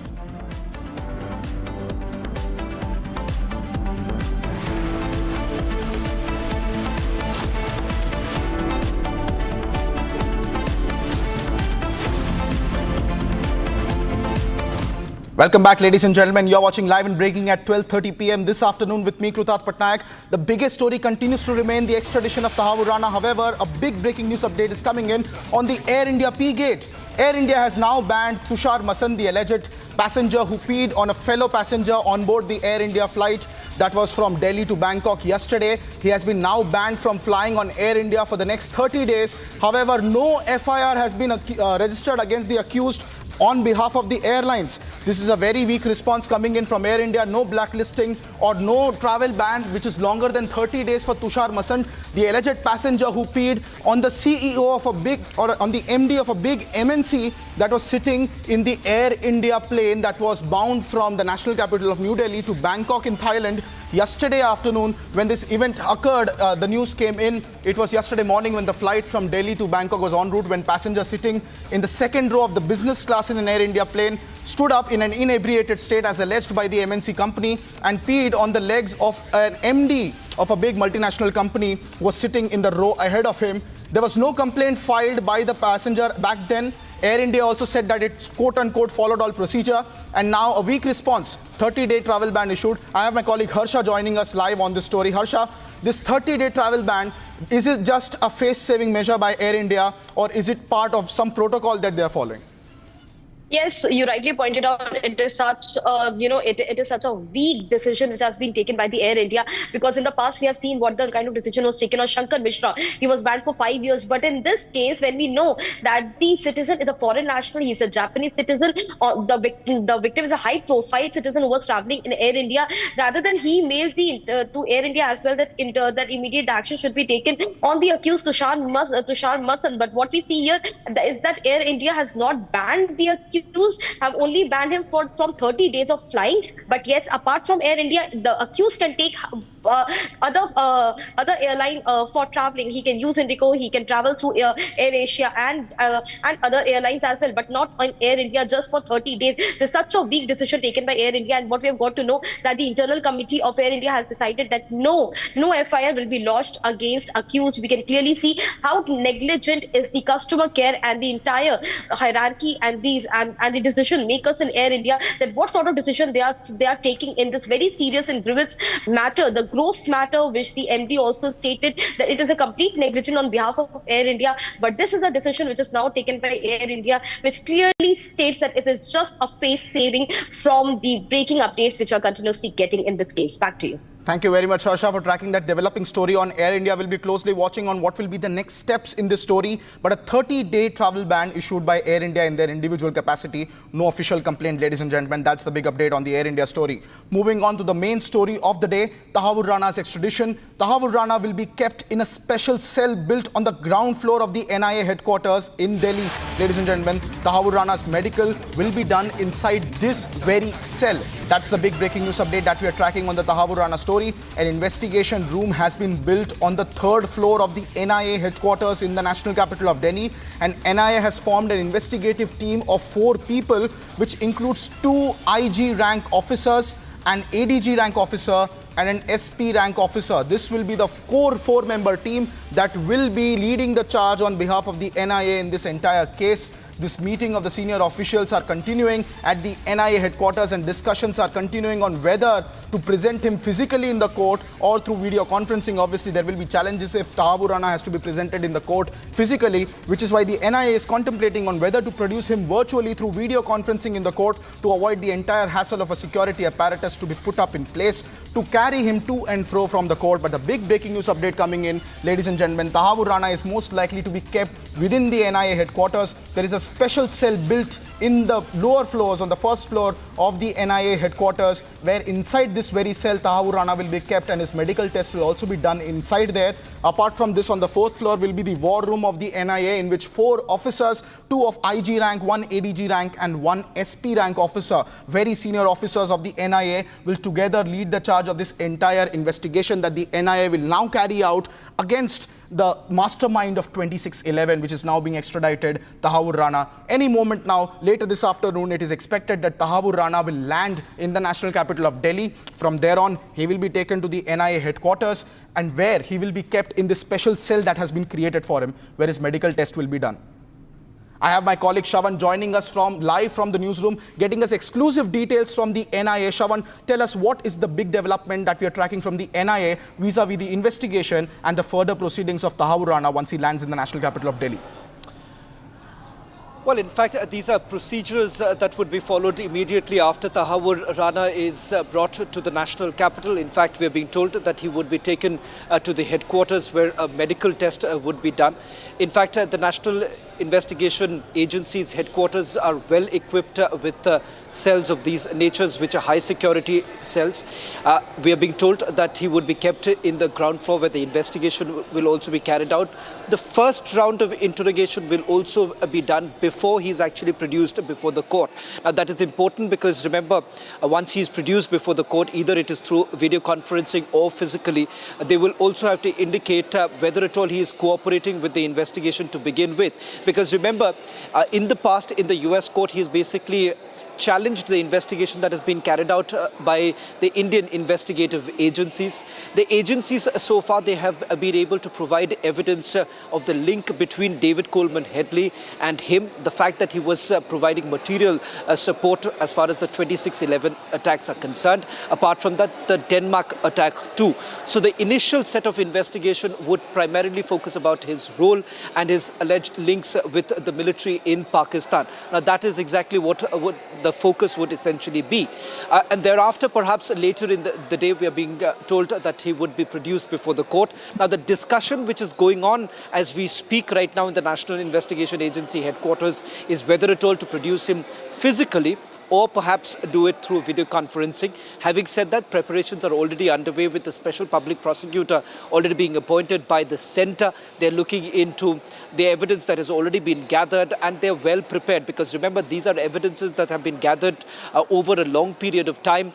And when the extradition process actually began, that's when the Indian investigative agencies had already produced a good amount of evidence before the US court.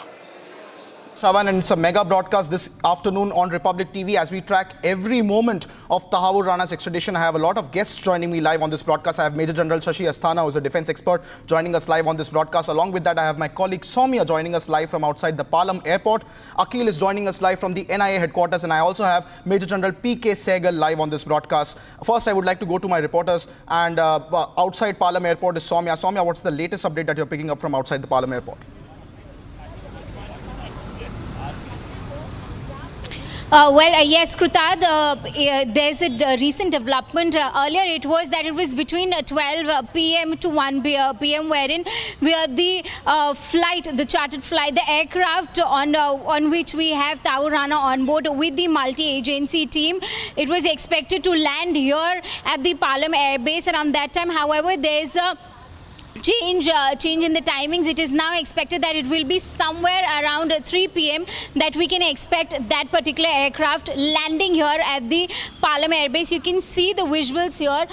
There is a constant recce done by the Delhi police officials. There are multiple units of Delhi police deployed outside Palam Air Base. There's constant movement outside Palam Air Base. So it is expected more that there will be more such tight scrutiny as and when the aircraft is expected to land here at the Palam Air Base. Back to you. Thank you very much, Soumya. And before I go to our guests again, I would like to quickly go to outside the NIA headquarters where our colleague Akhil is joining us. Akhil, tell us what's the preparation outside the NIA headquarters at the moment to receive Tahawwur Rana the moment he lands at Palam. Akhil. Well, Krutat, if you see at this point in time, security measures have been taken up over here. If you see behind me, the visuals of the NIA headquarters, the entire area has been cordoned off. The vehicular movements are just outside the NIA headquarters have already been stopped. Towards my right, you can see the JLNS Stadium. The gate number 2 of JLNS Stadium has already been closed by the metro officials. And apart from that, if you see towards my left is the Lodi Road. So this area has been completely blocked for normal vehicular movement. So once Tahawwur Rana will be brought back over here from the United States, he will be taken to this very building, which is the NIA, National Investigative Agency headquarters. And it is very likely that the questioning will begin. And after that, if you see, his medical examination will also be done before presenting him in front of the special judge in this very case. Because earlier, if you see, the government of India has already appointed Mr. Mann as a special public prosecutor. So it is going to be a very crucial day, because if you see in this very case, what we have been seeing that Tahawwur Rana, who is the accused number 2 in this very case, David Headley has been seen as the accused number 1 in, if you just go by the charge sheet which was filed by the NIA team. So in this very case, Tahawwur Rana has got links with 9 other individuals who were basically part of this entire conspiracy, who were basically part of this entire terror attack. If you see, out of those 9 members, 7 has got Pakistani nationality, and 2 members were basically Pakistani born, which include David Headley. David Headley was basically a Pakistani individual, and he has basically lived in throughout his career in the United States. So he has got a US citizenship. And if you talk about Tahawwur Rana, he has got Canadian citizenship. So somehow, somewhere, if you see, all those 9 individuals who were basically part of this 2008 nefarious plan were basically has some way or the other has linked with Pakistan. But what we have been seeing, Krutat, that Pakistan has been constantly in the denial mode. They have been constantly denying that it has nothing to do with them. But if you see, we have been speaking to the senior officials in the NIA, and they have been constantly saying that if you see, we have got legal proof, we have got documented proofs that if you see, Tahawwur Rana had been in touch with the Pakistani operatives, ISI operatives as well. So these things will be clear, because if you see, Tahawwur Rana, what we are getting to learn from our sources, that the details will come out from the horse's mouth. So Tahawwur Rana will basically give details to the NIA officials, so that the speedy trial will be done in this case, because we have been waiting for this day for a very long time. If you see, the incident took place in the month of November 2008, and since then, for the last 17 years, we have been waiting for this. And you see, after 16 years, he was being extradited at this point in time, because he was arrested in the month of October 9 in 2009. Back to you. Thank you very much, Akhil. Those were the updates live coming from the NIA headquarters. And I would like to first thank our defense experts on the broadcast who are with me right now, Major General P.K. Sehgal and Major General S.B. Asthana. Thank you very much, Sir. Jai Hind, for joining us. And sir, I would like to go to Major General Asthana first. Sir, as Akhil was telling us that after 17 years, Tahawwur Rana is now coming back to justice, to face justice in India. You have seen the scenes in 2008 and you're seeing the India of 2025. What is the key difference that you're seeing in terms of the defense apparatus and the response of the government vis-a-vis bringing the masterminds and plotters to 26/11 to justice? How do you see today, sir? See, the effort is much more coordinated, which is much more synergized. And India has come up a long way as a strong power and with a much credible soft power in many years. Today, if Rana is coming to India, it is a big statement of the India soft power in the entire world. Also, the fact that President Trump and USA has played up to their promise, and they have extradited him, as was getting delayed for very long, as you rightly mentioned. Now, the second point I would like to highlight is that out of 26/11 attack, all the conspirators and all the terrorists, he is a high-profile case for the simple reason because we did get Kasab alive. But Kasab, being a very low-level operator, would not have that kind of information as this officer, this person would have. He was an officer in Pakistan military, which Pakistan military cannot deny. So while they can keep saying that he is a Canadian citizen, but that doesn't hold good. The fact that we have adequate proofs is quite substantial for the simple reason, because if we did not have, we couldn't have been able to get the extradition of Tahawwur Rana from United States. So the evidences exist. The need for this person here is that we should be able to vindicate and prove to the world that these are the links. We know that these are the links with Pakistan. He has all the links with Pakistan. His emails, his all other records have been corroborated. His calls have been corroborated there. And the fact, the important thing is the major modus operandi of Pakistan getting highlighted. For the simple, I'll give you an example. See, in this particular case, he is a doctor. He was a doctor in Pakistan Army. They picked up a doctor who has the potential to be able to mastermind terror attacks. They would have seen his potential. Then they sent him to Canada. They got him the visa there. He also went to USA. Then he went into the business. Although he was a doctor and so was his wife, I am told. But yet he went into a travel business.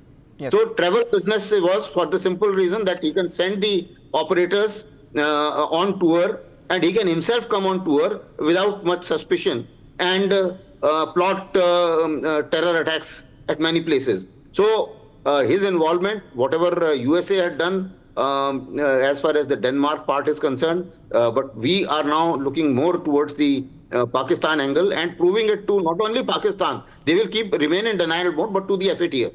Back to you. Thank you very much, sir. And now I would like to go to our guest who has been waiting very patiently for us, Major General P.K. Sehgal. Thank you very much, sir. I would like to come to you first. Sir, please give us the bird's eye view of this situation. And before I come to Major General P.K. Sehgal, a breaking news update is coming in. Rana is to be produced before a district court judge today. That is District Court Judge Vijay Yadav. That is the big breaking news update that we are tracking. Rana will be produced in the special NIA court today in the national capital of Delhi. And this is the big update that we are tracking at the moment, that Judge Vijay Yadav is the district judge who will be hearing the case of Tahawwur Rana, where he will be produced before him. So once Tahawwur Rana lands in the national capital of Delhi, he will be taken to the NIA headquarters for his medical test. Subsequently, he will be produced in the special NIA court of Judge Vijay Yadav. At the moment, there is no clarity on whether he will be physically presented in the court or through video conferencing. That is something on which there is a high-level meeting going on as we speak in the NIA headquarters at the moment, whether the NIA will decide to move him physically to the court or whether he will be produced through video conferencing. However, the big update is that District Court Judge Vijay Yadav is the one who is going to hear the matter of justice vis-a-vis the 2611 case. I have my colleague Rakshita who will be joining us in just a moment, bringing us the latest update on the special NIA court that will be hearing the matter of Tahawwur Rana. But ladies and gentlemen, the biggest and the fastest updates on the Tahawwur Rana story only on Republic. It is going to be Judge Vijay Yadav who will be hearing the NIA special court case against Tahawwur Rana, where he will be produced before him. Rakshita, I believe, is patched with us. Rakshita, do tell us about this latest update about the NIA court listening the matter of Tahawwur Rana later today. Rakshita. Well, yes, while there are discussions going on as to will Tahawwur Rana be produced physically here in the court or via video conferencing, but we have the name of the magistrate, district judge who will be presiding over. He will be produced before court of district judge Vijay Kumar Yadav of Patiala House Court. That is the big information, that is the important information that we're getting in right now. So Vijay Kumar Yadav, the district judge, will be here for the proceeding at the Patiala House Court, the special NIA court, and he will be, of course, hearing this case right after Rana is here in the national capital, and he will be there very safe and secure at the NIA headquarters. As earlier we were telling our viewers about where he will be kept. What we know is that he will be in the investigation room. He will be, of course, questioned. His medical will be done inside the cell, the special cell at the NIA headquarters that is being built, that has been built at the ground floor of the NIA headquarters, where my colleague Akil is reporting from. And the meeting of the senior officials, of course, is underway. But the name of the district judge is out. That is Vijay Kumar Yadav of the Patiala House Court, who will be hearing this matter. Of course, still remains to be seen, because if you see around me, the situation here, the security has been beefed up with ropes tied in, the entire area being cordoned off, and all the media personnel being asked to show their IDs, their identity cards, and not everybody is allowed inside. Only those with the access into inside has been allowed. Remember, there's also public holiday today for Mahavir Jayanti. So there are discussions still underway as to when the hearing and how the hearing will happen. Thank you very much, Rakshit. And I would like to go straight away to our guest, Major General P.K. Sehgal, who has been waiting very patiently. Sir, I would like to take away right from there, outside the court, how important is going to be Tahawwur Rana's interrogation and testimony in that court? Will Pakistan now be able to deny its role? As earlier, we also heard Major General Asthana speaking on it. So what are your views on this? How significant is this interrogation and testimony and this entire court proceeding that is going to happen in the most transparent manner? It's extremely significant. He is the most high-profile terrorist that has ever been extradited from the United States to India. He's a storehouse of information, was directly involved in the planning and execution of the Mumbai attack. He is going to expose Pakistan in a very major way. The role of the ISI, the role of the Pakistani army, the role of the Pakistani navy, and role of the Pakistani establishment per se. Also, we would like to know whether any other country was involved or any other terrorist organization other than the entity was also involved. This information is absolutely and ladies and gentlemen, sorry, Major General P.K. Asthana, beg your pardon, Mr. Sehgal, I'm intervening you right now. There's a big breaking news update again coming in. It's a breaking development story here on Republic. Pakistan's foreign minister now is holding a briefing on Rana. Pakistan says Rana did not renew his documents for almost 2 decades, and now a rattled Pakistan is continuing with the Canadian citizenship argument. That's a big breaking news update. First reactions coming in from Pakistan even before Tahawwur Rana lands in the national capital of New Delhi. Pakistan has already begun distancing itself from this entire development, saying that Rana was a Canadian citizen. This is an age-old argument that has been raked up by Pakistan, and now Pakistan's foreign minister is holding an emergency briefing. The entire Pakistani establishment is clearly rattled by the prospect of their key conspirator and plotter of the 26/11 attack, the mastermind Tahawwur Rana, finally being extradited from the United States to India. Pakistan is now counting on the age-old Canadian citizenship argument, saying that he was not even a Pakistani citizen for nearly 2 decades. I have Shavan joining me live from the newsroom with breaking updates on this story. Shavan, Pakistan has already begun its defense, which was very much predictable. What's the latest on this story? In fact, this is the first response coming in from Pakistan, with the foreign ministry putting out a statement saying that Tahawwur Rana has not even renewed his documents, which again is a clear indication of the fact that, one, there are links with Pakistan. You have the foreign ministry coming up, putting out an official statement with regards to Tahawwur Rana when the extradition has been won. Remember, Pakistan has made multiple attempts to block the extradition of Tahawwur Rana, because the moment he does so, it basically reveals all the secrets. It reveals the link between the Pakistani military and Tahawwur Rana. That is the reason why you perhaps have Pakistan completely rattled on this entire position. Number one. Number two, remember, their entire argument has been that he's a Canadian citizen. But the fact of the matter is that David Coleman Headley or Dawood Gilani, as well as Tahawwur Rana, were going to a school in Pakistan. And the fact that there are email exchanges between David Coleman Headley as well as Tahawwur Rana as far as Lashkar-e-Toiba is concerned. In fact, the entire landing spots that were recceed by David Coleman Headley, all of it was shared through email to certain ISI officers, and that is exactly why you've had both of them, David Coleman Headley as well as Tahawwur Rana's details now being put out before the US court, and that's the reason why on at least 9 counts you've had them being prosecuted. Now Pakistan goes back to the same old argument that Tahawwur Rana is a Canadian citizen, but they do make an admission that there are links of Tahawwur Rana to Pakistan. Thank you very much, Shavan, for those updates. There are undeniable links to Pakistan. However, their distancing attempts have once again begun, ladies and gentlemen. We'll be tracking every angle of this story throughout the day. But coming up next on Live and Breaking, more detailed updates from every corner of the national capital of Delhi as we capture the first moments of Tahawwur Rana's landings in New Delhi. Do not go anywhere. Republic will be live after a short break.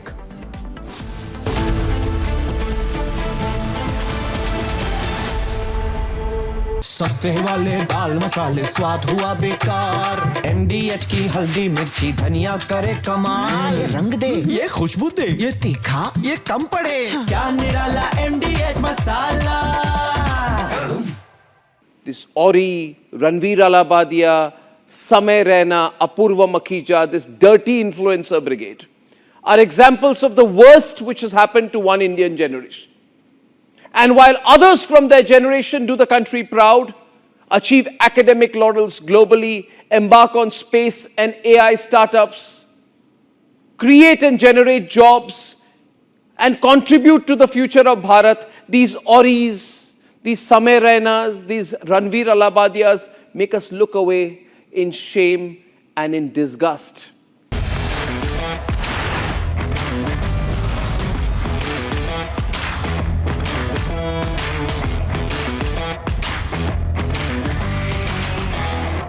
Clean up the digital garbage heap with OTT. The Positive Influences program brings together a diverse set of people. The content you create has to be positive.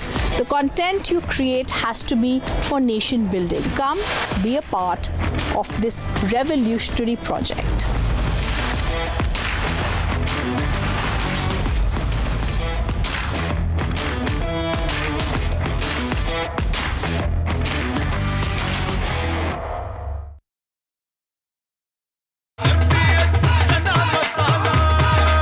अब छोलिया हो या लोबिया, सफेद चने या काले चने, सब कुछ मजेदार बने।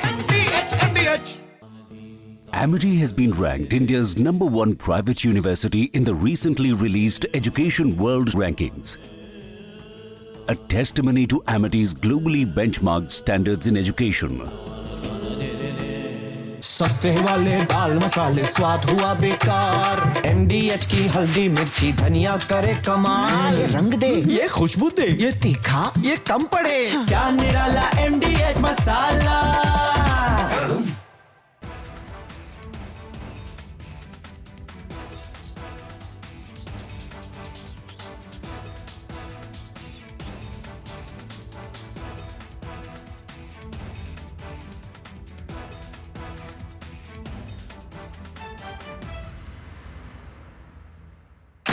One of the biggest dangers to our country are negative influencers, dirty influencers. These are people who are there on digital mediums only to get numbers, and what they do has had a very negative effect on our society. We all know about it. But together, you and I can change that. Republic is starting an influencer incubator program where the Republic Positive Influencer Program, which will be run from the Republic campus here, which is Asia's largest integrated news center. Now we aim to bring diverse set of people from across the country into our campus to create content which will proliferate positive change in the society. You can create content in the fields of health, defense, technology, even politics, science and history. If you have the talent and want the reach, apply now. Be the content creator who changes the conversation. Log on to republicpositiveinfluencer.in now.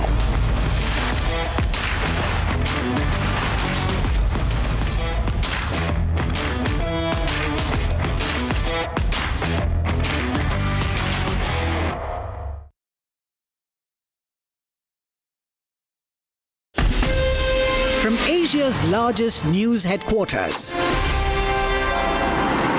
setting the agenda for Bharat.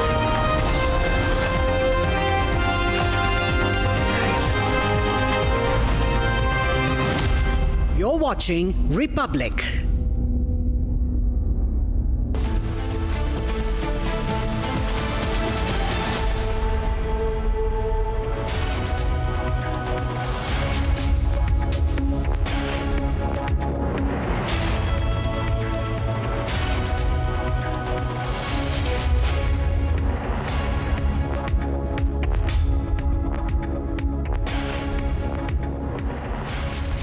Good afternoon, viewers. This is Republic and you're watching Live and Breaking with me, Madhurima Mishra. Let's get started with the headlines.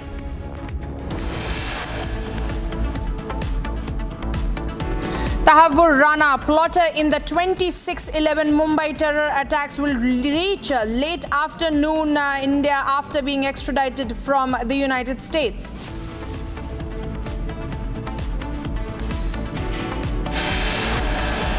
Security heightened outside NIA headquarters and Patiala court ahead of Tahawwur Rana's arrival.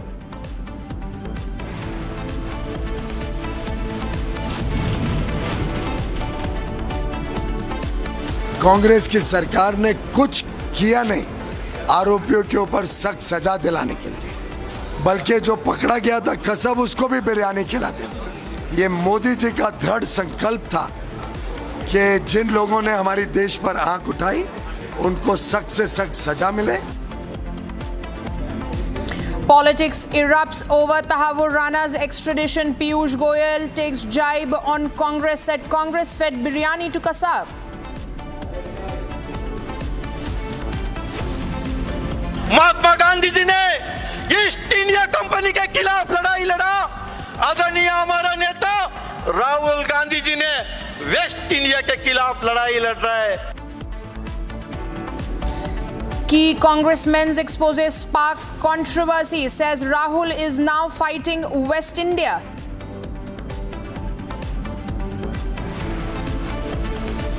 After Air India P-Gate, airline bans accused Tushar Masand for 30 days from flying in Air India.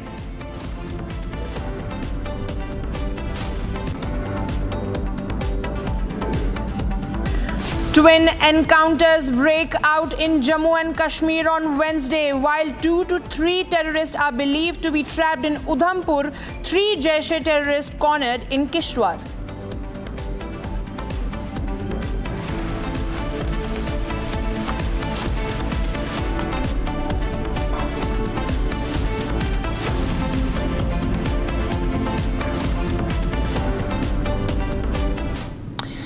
Viewers, as Tahawwur Rana is all set to land in the national capital, Pakistan Foreign Minister has held a briefing on Rana. Now, Pakistan says Rana didn't renew his documents for 2 decades.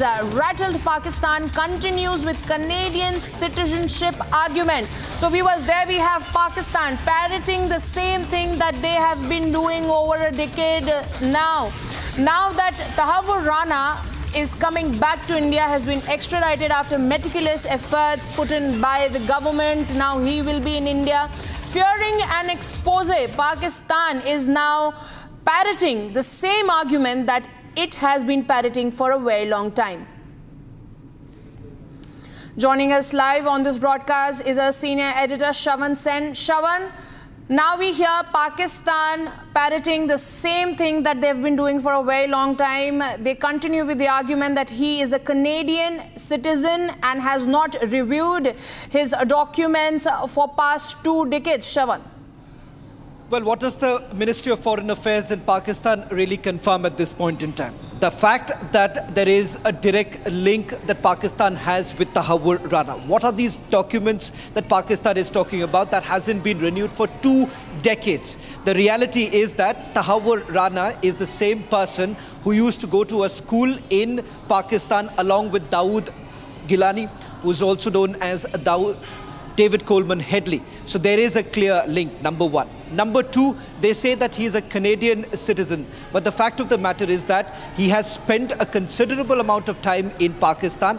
In fact, there is evidence to the effect that he was in touch with the Pakistan military. Now, what evidence are we talking about? These are email exchanges between military personnel in Pakistan with Tahawwur Rana.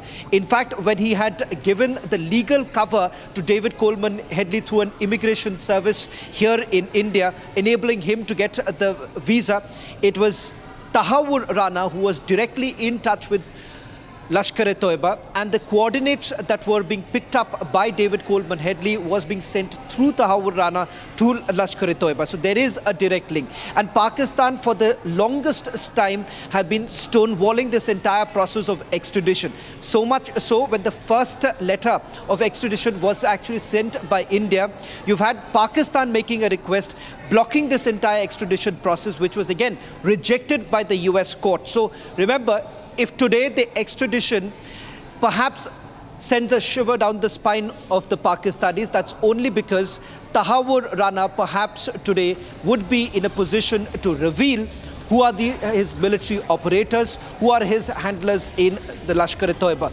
That is the reason why you have a rattled Pakistan conducting a press conference in Islamabad.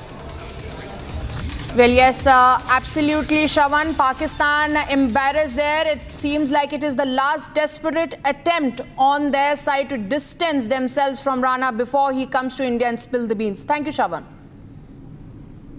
Now, a meeting of senior officials is underway at the NIA headquarters in the national capital. Deliberations are ongoing on whether to present him physically in the court there at the Patiala House Court or via video conferencing. Tahawwur Rana will be kept in a cell located on the ground floor of the NIA headquarters. Medical examination of Tahawwur Rana will also be conducted inside the cell itself.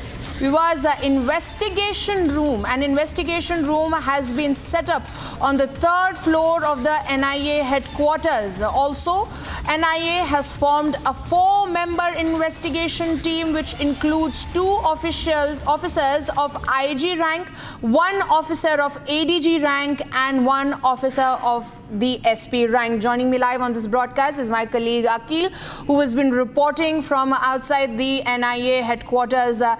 Akil, you've been getting us all the information from ground zero.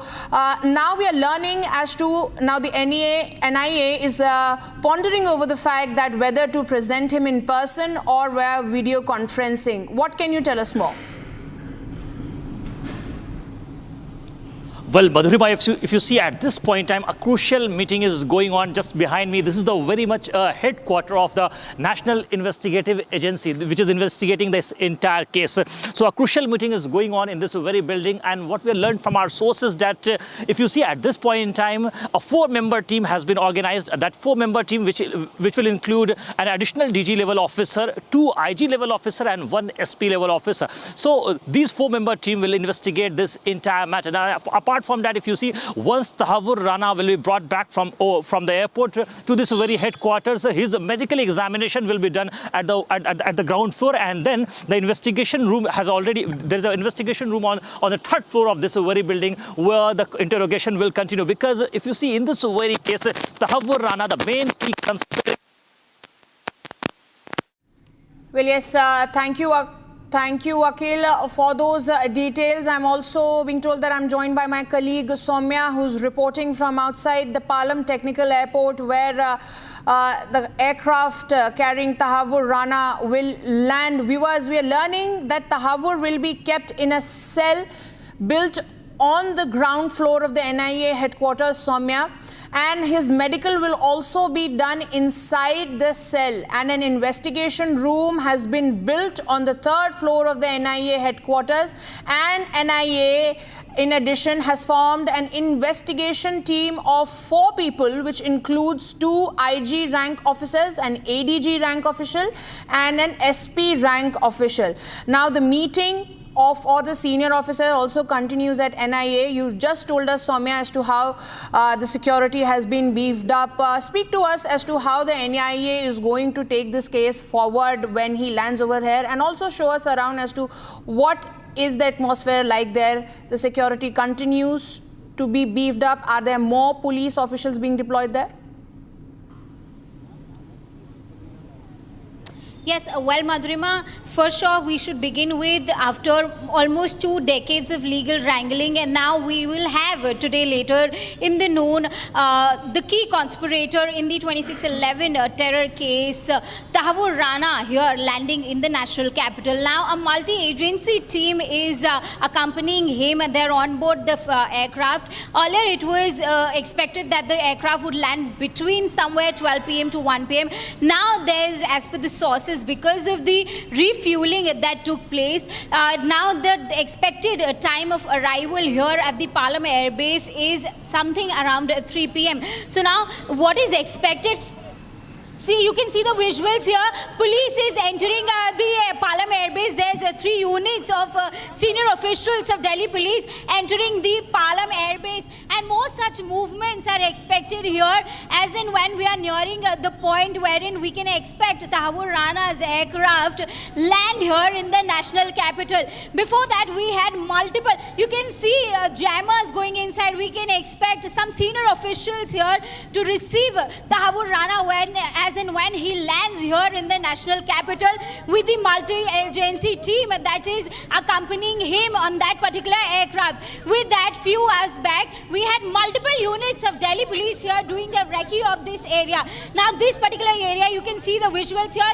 The area has been completely cleared. We just have the movement that is going inside the Parliament airbase. We also have the ambulance entering inside the Parliament airbase. So more such crucial movements are expected in next few hours, as in when we are nearing the point wherein we can see Tahawwur Rana exiting from this particular gate of Parliament airbase. Madhurima, you can see there's constant visuals of movements. There's another unit of Delhi police. So you can see the area has been cleared off completely, and now we can expect back-to-back crucial movements of senior Delhi police officials. Back to you, Madhurima.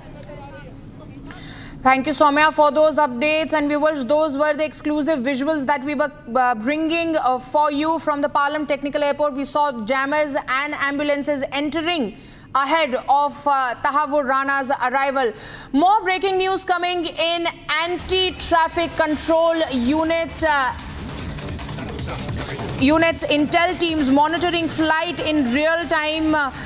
Indian and US agencies closely tracking the movement of the flight, viewers. So this is a big breaking news coming in. Indian and US agencies closely tracking the movement of that aircraft carrying Tahawwur Rana.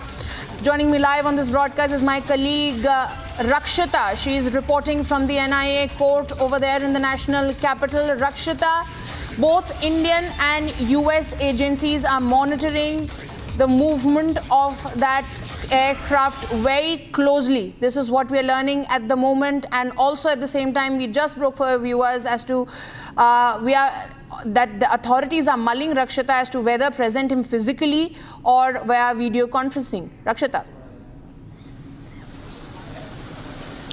Absolutely, of course. First, the security situation, of course, it's beefed up, as even Soumya was showing us the visuals from outside the Parliament airport and even outside the NIA headquarters, where the paramilitary forces have been deployed. And same here at gate number 4 of Patiala House Court, where you see that this area has been cordoned off, and there is also the presence of Delhi police personnel, women police personnel as well, and of course the paramilitary forces. And to answer your question about him being produced at the court, yes, that is being still discussed at the NIA headquarters, because this is, of course, a very sensitive situation for someone like Tahawwur Rana, as there is immense security threat. We just saw how Pakistan dumped him, the foreign ministry of Pakistan dumped him out in the open, but they know that they are under immense pressure. Whatever he's going to right now give away, because Tahawwur Rana has no other option after being extradited. He will be giving away a lot of details that will put the focus yet again and even more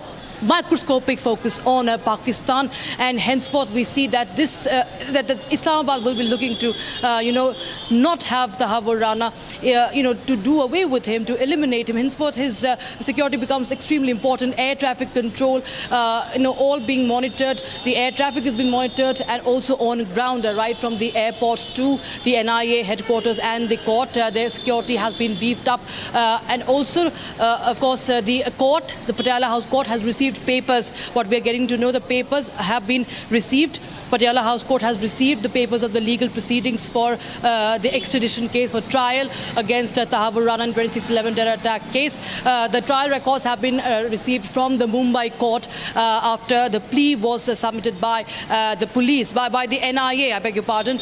And the court, remember, had asked the trial records of the Mumbai terror attack in the first week of February. And now, from the Mumbai court. The papers of the legal proceedings have been now received here at the Patiala House Court, the NIA court, and Vijay Yadav is the district judge who will be hearing the matter. Yes, a lot of speculations as to will he be coming here or not. As you mentioned, that he will be kept at the ground floor at a special cell of the NIA headquarters, and he will medically examine there as well. A lot of speculations that will he be moved to Tihar jail or not, because that is, remember, the largest jail complex, largest prison complex in South Asia, high profile inmates in Tihar jail, and it has advanced security systems, and henceforth after the court, it depends on what the court decides. If the court decides he will stay at the NIA headquarters or at Tihar police, at Tihar jail, that of course remains to be seen once he is produced via VC or in person here at the Patiala court. Remains to be seen where he's kept, and that the judicial process should be faster. That is the clamour, that is the chorus, that we have waited 17 years for this development, for his extradition, but now there should be no wastage of time to him to be brought to book and be punished for the heinous crime that he has in fact carried out. Well, absolutely, Rakshita. As we move closer towards justice, we'll keep coming back to you as you are reporting from a very crucial location where Tahawwur Rana will be brought to that NIA court, most probably, if not produced via video conferencing. Viewers, we also have Major General P.K. Sehgal and Major General Kochar joining us live on this broadcast. Major General P.K. Sehgal, I'll ask you these questions that once Tahawwur Rana comes back, now Pakistan has distanced themselves from Tahawwur Rana. They're saying that for past 2 decades he has not renewed his documents. We don't know about his whereabouts. Are they scared that finally he's going to spill the beans and Pakistan once again will be exposed on the global front?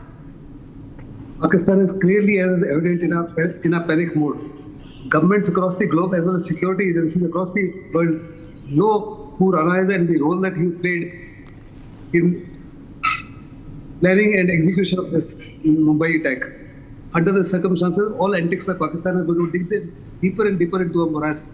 And I'm very certain that Pakistan will stand totally... Okay, sir, please wait for a moment. We are going to my colleague Soumya, who's joining us from Palam Technical Airport. There seems to be some movement over there. Soumya, what's happening? Okay, there's some movement happening there at the Palam Technical Airport. Major General P.K. Sehgal, if you could continue to speak to us as to what were your opinions. Sir. Totally secure as against the civilian counterpart. And from there, he'll be taken under escort in bulletproof vehicle, etc. There'll be jammers along the road, and there'll be a vehicle also carrying electronic jammers, so that there's no question of any attack on this vehicle during the transit. I don't think it'll be taken to Patiala courts. It'll be foolhardy. There is no way that we need to expose them, because Pakistan will be going flat out to ensure that before he blurts out, he's silenced. And we got to make sure that under no circumstances does he succeed in doing his evil designs. I'm very, very certain the security forces that are involved, the NIA that is involved, has taken all this into consideration and hence have done their planning accordingly. Yes, sir. Yes, sir. Let us, sir, I'll request both of you to please stay with us. Let's go across to my colleague Soumya, who's reporting from Palam Technical Airport. There seems to be some movement over there. Tahawwur Rana is expected to land there. Soumya, what's happening on the ground? Yes, well, Madhurima, there is a constant movement of Delhi police officials. As I showed you earlier, there were first 3 big units, 3 convoy that entered the Palam airbase. Following that, we had 1 jammer, and with that, we also had an ambulance. After that, we had 1 more unit entering the Palam airbase. So, as I mentioned earlier, more such movement, more such crucial movements outside Palam airbase is expected shortly, because the special aircraft on which we have the multi-agency team on board along with Tahawwur Rana, it is expected to land here anytime soon. So which is why these movements are expected here constantly. Yes, Soumya, stay with us. stay with us and show us once again around as to what is the security situation like, because you just said that the jammers have just moved in, the ambulances have also moved in. So we can expect any time from now that shortly all preparations are being put in place to make sure that once Tahawwur Rana lands there at Palam Technical Airport, Soumya, everything goes smoothly from there on. Yes, well, Madhuriman, there is going to be a heightened security as and when Tahawwur Rana lands here, because you can see the visuals here. The traffic here is being constantly cleared off. The cars have been asked to park miles away from the entrance point of the Palam Air Base. We have constant movement of the Delhi police units doing the recce of the area, asking to maintain distance from the main gate of the Palam Air Base, and a heightened security is expected once the convoy carrying on board Tahawwur Rana exits from this particular gate of Palam Air Base. We'll have the team that was traveling with him. We'll have some senior officials who have just entered. We'll have SWAT team, and there's going to be a convoy tracking his movement right from Palam Air Base to the NIA headquarters, where the investigation and the medical tests are expected to take place today. Yes, Soumya also talked to us about that, what all developments have taken place so far, so now, because in the past hour you have told us that multiple teams of Delhi police officials, along with, like you just pointed out, ambulance and the jammers have reached. What more precautions are being taken there at the technical airport of Palam? Well, Madhuriman, there was a heavy deployment of media since morning, but the developments as far as the crucial movements are concerned, it panned out within in last few hours only. First, we had multiple units of Delhi police doing a recce here, asking the media personnel to maintain a certain level of distance from the Palam Air Base, wherein we have the exit from where the convoy of Tahawwur Rana will be exiting. 1 hour later, we also had multiple visuals of 3 senior officials of the Delhi police entering, 3 units, in fact, entering inside the Palam Air Base. With that, we had a jammer car entering. Following that, we had an ambulance. So as far as developments here at the Palam Air Base are concerned, these are the crucial movements that happened in last 1 hour. As in when we near to the time wherein we can expect the landing of the aircraft on which we have on board Tahawwur Rana, we can expect more such movements and heightened security and more other details in that regard.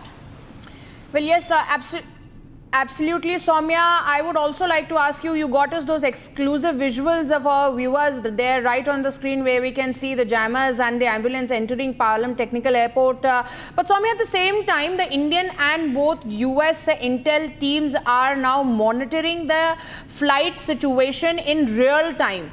And both of them, all hands on deck to make sure that Tahawwur Rana lands safely and is taken into NIA custody safely as well. Soumya. Yes, well, Madhurima, for that we'll have to go back to the time wherein we had got the confirmation with regards to the extradition of Tahawwur Rana. The day it was confirmed, there were certain conditions upon which the extradition was confirmed. His legal rights, his medical rights, and the cleanliness of the place where he will be lodged at. So there were multiple conditions upon which the extradition was confirmed, that he'll be handed over to the Indian authorities and he will be brought back for further investigation into the case in India. So there were these conditions that were agreed upon. So which is why at this moment we have real-time air traffic control happening. They're keeping a track of the air traffic control as well. So these are the conditions upon which the extradition was confirmed. So these are the developments that are happening in that regard. Well, yes, Soumya, for our viewers, for the benefit of viewers who are just tuning in right now, if you could just pan your camera and show us around as to what's the situation like, how the security officials over there are manning those gates from where Tahawwur Rana will come out. Soumya. Yes, well, Madhurima, I'll show you the visuals. I'll ask my video journalist to pan on the camera. There we have the black-colored gate from where this is that particular gate of Palam Air Base from where Tahawwur Rana. See, there's one more movement of one more vehicle entering. So there's a constant movement of these vehicles now, as and when, as I mentioned earlier, we are nearing that time wherein we can expect the landing of that particular aircraft. So these are the movements that we were talking about earlier. Here the traffic is being constantly asked to clear, and with that we had three senior officials, three Delhi police unit entering inside the Palam Air Base. With that we had one jammer and one ambulance also entering, and post that minutes later we had two more convoy of the Delhi police also entering inside the Palam Air Base. So these are the developments with regards to the movement, crucial movements inside the Palam Air Base at the moment. Back to you, Madhurima. Yes, absolutely, Soumya. You've been getting us all those exclusive visuals first and exclusive on Republic Media Network as to how the Delhi police officials are moving inside the Palam Air Base. Up till now, in the past couple of hours, we've seen 5 units have already gone inside, 2 first and 3 again. Soumya, if you can share the details as to by what time are we expecting Tahawwur Rana to land there at the Palam Technical Airport, and what is going to be the first step after he lands over there?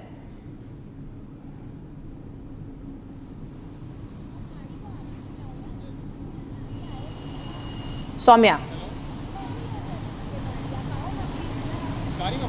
Yes, well, Madhurima, earlier it was expected that he will be landing here in the national capital something between 12 p.m. to 1 p.m. Now, as per our sources, the time has been delayed because of the pit stop that the aircraft had to take because of the refueling. It is expected something between 2 to 3 p.m. that now he will be landing here in the national capital. With that, the convoy with Tahawwur Rana will straight away go to the NIA headquarters, wherein his medical test will take place. With that, we have multiple developments taking place today. Stay tuned as we bring in more details from Ground Zero. We will be back after a short break. Keep watching Republic TV.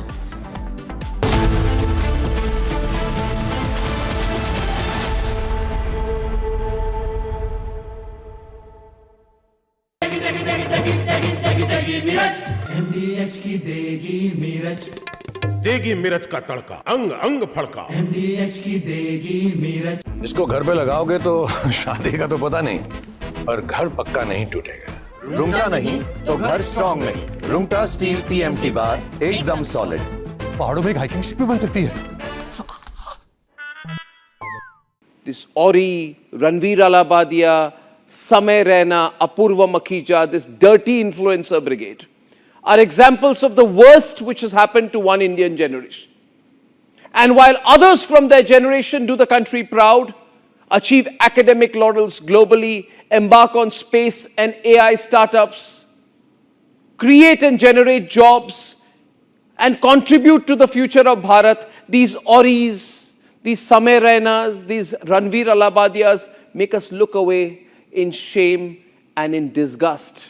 Tahawwur Rana is the person who, along with David Headley and under the guidance of Hafiz Saeed, was the main conspirator of the 26/11 terrorist attack, which was carried out by the ISI and the Lashkar-e-Toiba. He was convicted in America. He served some time in America. Then we told the Americans that we need to get him back. We won an extradition case against him. The Pakistanis will be very scared about Tahawwur Rana coming here. They know that this is almost as important as Dawood Ibrahim being brought to India, because you've got a man, he has worked to carry out terrorism. He knows the entire terrorist apparatus. This is an ex-Pakistani forces officer. He is very much with the ISI and the Lashkar-e-Toiba. He's going to reveal everything. For all those others working against India's sovereign interests, against our national interest, against our geopolitical interest, we're a big country. We know how to hit hard. And when we want to, we know how to catch you by the scruff of your neck and bring you back. Dawood Ibrahim and Hafiz Saeed could very well be next.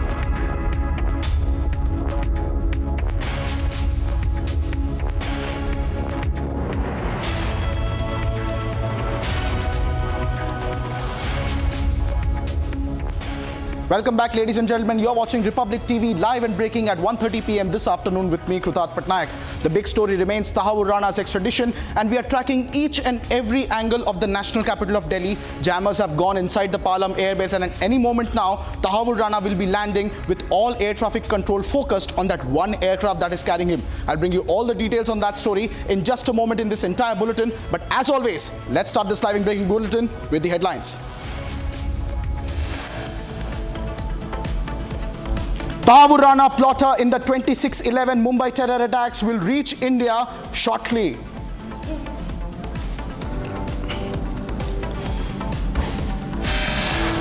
Security heightened outside the NIA headquarters and Patiala court ahead of Tahawwur Rana's arrival.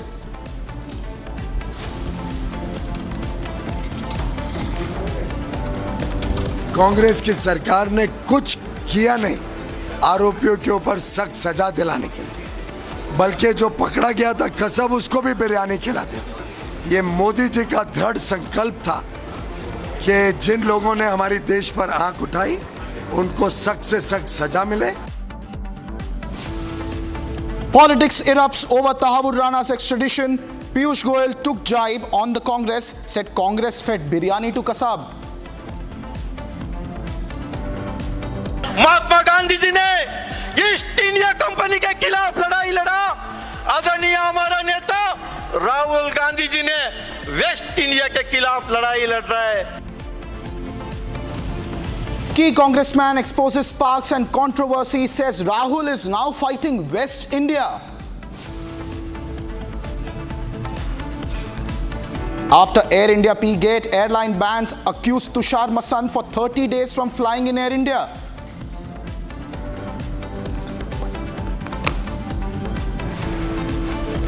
Twin encounters break out in Jammu and Kashmir on Wednesday, while 2 of the 3 terrorists are believed to be trapped in Udhampur. 3 Jaish terrorists cornered in Kishtwar.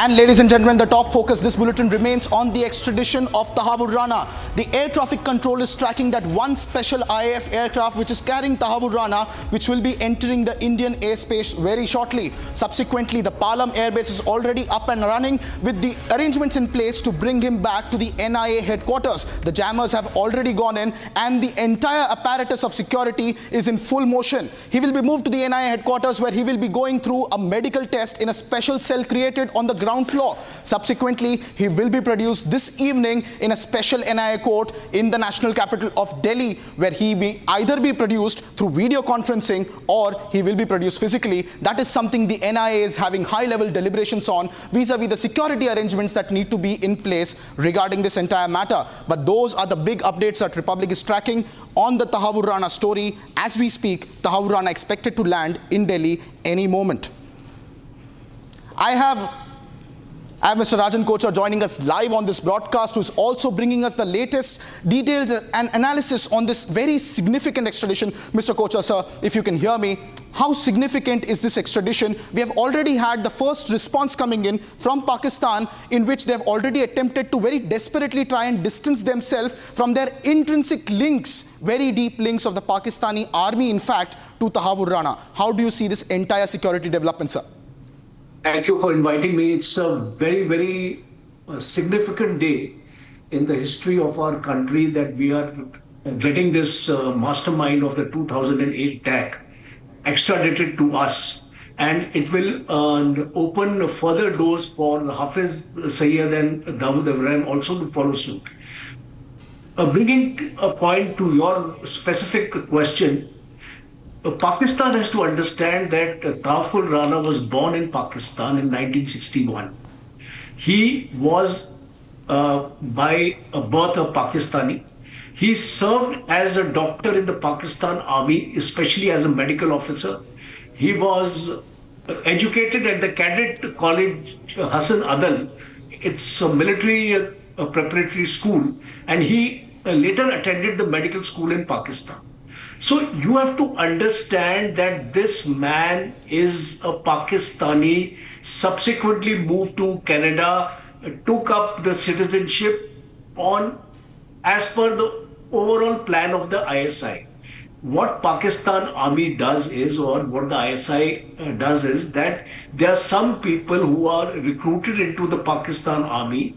They are seen through in their tenure in the Pakistan Army, and if they are found a worthy candidate to be part of a terrorist group which will be targeting India, they are nurtured and prepared for that role. So you have to understand this entire military background with this gentleman carries. He was, I think, a captain in the Pakistan Army. Pakistan Army cannot deny these connections because it is very, very apparent. And today, why such statements are coming from Pakistan is because they have to get into the denial mode. Otherwise, they are going to be linked very, very badly, and it's only a matter of time. You see, he will start singing like a canary. He will come out with all the details, all his contacts, all this entire modus operandi, this entire process of this operation started in 2005. You have to understand it took almost 3 years for meticulous planning on his part, and David Headley, I want to name this guy here, he's also Pakistani citizen and of course being a dual citizen with Canada. So both of them got together. It was part of the process. It was part of a plan of the Pakistan ISI, and you can see now once he comes here, there is already a dossier on him. Evidences are already available. Audio transcripts are available. So all these things are going to link him to Pakistan, which the Pakistan government wants to avoid right now. They have gone into a denial mode. It's not for long because see, his funding of trips to India will get exposed. He was part of an immigration company, the First World Immigration Services, which actually gave him a front to bring people to India for reconnaissance. That will get exposed. And most importantly, the Lashkar-e-Toiba link. Yes, I would like to bring the Lashkar-e-Toiba link here because his legal business in Canada was a front. Yes. And his military credentials gave him the credibility. So all these factors are going to play out now. And I think the NIA is extremely competent to bring out Major all General his Kochar, I'm so sorry to interrupt you at this moment, but a big breaking news development has just taken place in the national capital of Delhi, with the Delhi Police 3rd Battalion now also being engaged in the security apparatus, and that's the big breaking news update that we are tracking at this moment. Along with the security agencies, the 3rd Battalion of the Delhi Police has now also been deployed, ladies and gentlemen, for the security arrangement of Tahawwur Rana, who will be taken out from the Palam airport the moment he lands, according to Delhi Police sources. A team of Delhi Police 3rd Battalion has been deployed for Tahawwur Rana. This is the big breaking news update that we're tracking, minute-to-minute details in the national capital. According to the sources, this team will have a pilot car and an escort car along with the jail van. 15 policemen in this team of the 3rd Battalion will be equipped with state-of-the-art weapons in order to ensure that there is no security lapse in transporting this high-priority terrorist Tahawwur Rana. This team will escort Rana to the NIA headquarters, where he will be interrogated further and where his medical test is initially set to be taken place. I believe I have my colleague Akhil joining us live from outside the NIA headquarters, who's bringing us these details from police sources. Akhil, tell us, what is the latest update in terms of Delhi Police now also joining in a big way in the entire security measure apparatus that is going to transport Tahawwur Rana from the Palam airbase to the NIA headquarters where you're right now? Well, Krutat, if you see, Delhi police has been constantly aiding and supporting the NIA team because NIA has not got its own security apparatus. So Delhi police basically collaborate in that direction. Here you can see since the morning we have been bringing you all the live visuals just outside the NIA headquarters where I am standing right now.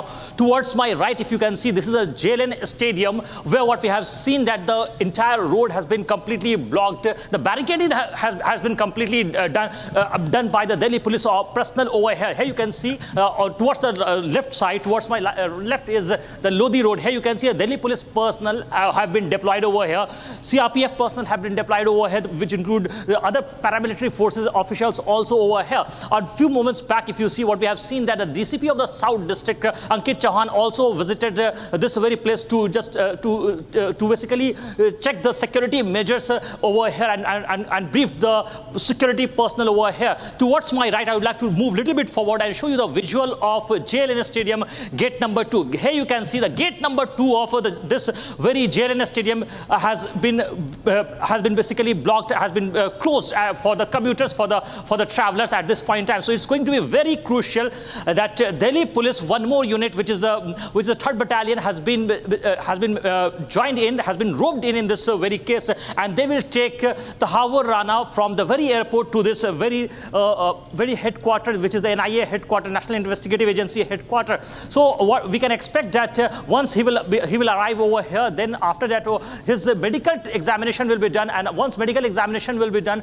then the procedure of taking him to the court will begin. It is yet to be confirmed, because at this point in time, 4 senior officials meeting of the NIA meeting going on over here, which include additional DG level, 1 additional DG level person, 2 DIG level person, and 1 SP. So in this case, a team has already been formed. So once the flight will land and the process will continue from here on of bringing Tahawwur Rana, the wanted criminal, from airport to the NIA headquarters, and after that he will be produced before the court. And it is very much expected that NIA it's very likely that NIA will at least demand from the judge for at least 2 weeks of police custody. It is yet to be seen that how much of police custody being granted to the NIA, so that NIA gets enough time to interrogate this wanted terrorist. Because if you see, he is the main conspirator in this entire case. He was a collaborator, the co-conspirator with the David Headley. David Headley was the prime accused. If you just go by the charge sheet,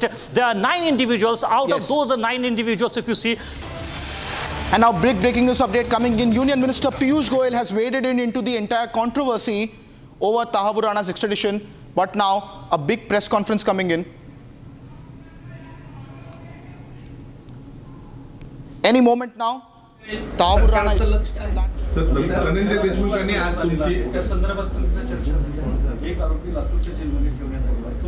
यातला एक आरोपी लातूरच्या तुरुंगात आहे.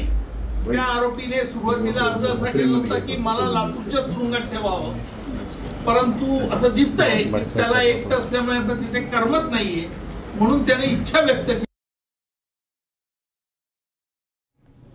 And ladies and gentlemen, that was a big press conference coming from Special Prosecutor Ujjwal Nigam, who was one of the key lawyers in the case of convicting Ajmal Kasab, holding a press conference there in Maharashtra on this historic development, that is the extradition of Tahawwur Rana from the United States. Ladies and gentlemen, this is the biggest progress that we have made in the in the 2611 justice case since the conviction of Ajmal Kasab, which is why Ujjwal Nigam, the Special Prosecutor's statement on this entire historic event is extremely crucial. He is one man who is well adept with the inside out of this entire case and the specific role of Pakistan in this entire matter. I'll try to get you a live feed of that press conference as soon as possible. But ladies and gentlemen, these are the big developments that are happening in the state of Maharashtra at the moment, as the entire nation braces and awaits the arrival of Tahawwur Rana, the key plotter and mastermind of the 2611 attacks in the national capital of Delhi. These are live visuals coming from the state of Maharashtra, where a press conference is underway. Meanwhile, I have more breaking news update coming in. Union Minister Piyush Goyal has also reacted to this entire controversy over Tahawwur Rana's extradition. In fact, he has taken a very big veiled jibe against the Congress party. He has said that it was the Congress that had fed biryani to kasab. So full-blown credit war has now erupted between the BJP and the Congress. The Congress is now trying to claim credit and say that they were the ones who started the extradition process. Meanwhile, it is Union Minister Piyush Goyal who is hitting back at the Congress with the biryani jibe. Let us listen into what exactly Piyush Goyal had to say on this entire credit grab approach. Congress सरकार के समय हम जिस hotel में खड़े हैं यहीं पर आतंकवादियों ने हमला किया था। ये होटल पे लोगों की जान गई थी, लेकिन कांग्रेस की सरकार ने कुछ किया नहीं आरोपियों के ऊपर सख्त सजा दिलाने के लिए, बल्कि जो पकड़ा गया था कसब उसको भी बिरयानी खिलाते थे। ये मोदी जी का दृढ़ संकल्प था कि जिन लोगों ने हमारी देश पर आंख उठाई उनको सख्त से सख्त सजा मिले, और आज हर भारतवासी को गर्व है मोदी जी पर। विशेषकर हम सब मुंबई कर कृतज्ञ हैं मोदी जी के कि ऐसे लोग जिन्होंने हमारे देश के ऊपर हिंसक आक्रामक हमला किया था, उनको हम भारत के धरती पर भारत के कानून के अंतर्गत सजा दिलाएंगे।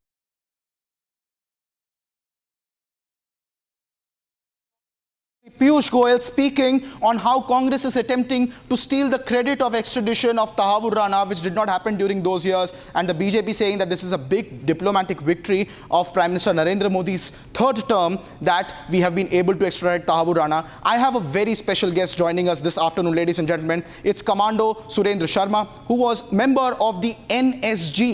He is the hero that was on the ground fighting those 10 terrorists in South Mumbai who had gripped this entire nation in a veil of terror for 3 continuous days. Sharma ji, very welcome to Republic TV. आप हमसे बात कर रहे हैं, इसके लिए हम बहुत ज़्यादा कृतज्ञ हैं। आपसे मैं पहला सवाल ये पूछना चाहूँगा कि तहावुर राणा जो की प्लॉटर था, 10 दिन पहले तक मुंबई में था, जिस दिन वो हादसा हुआ 26/11 का, उसके पहले तक आप वहाँ पर ऑपरेशन में थे। आप आज आपके माध्यम से पूरे देश को बताइए कि किस प्रकार से पाकिस्तान इस अटैक में बहुत इंट्रिंसिकली लिंक्ड था, किस प्रकार पाकिस्तानियों ने उन टेररिस्ट की मदद की, और किस प्रकार से तहावुर राणा की जो गवाही होगी इस केस के अंदर वो पाकिस्तान के रोल को पूरी दुनिया के सामने उसका पर्दाफाश कर देगी। Over to you sir.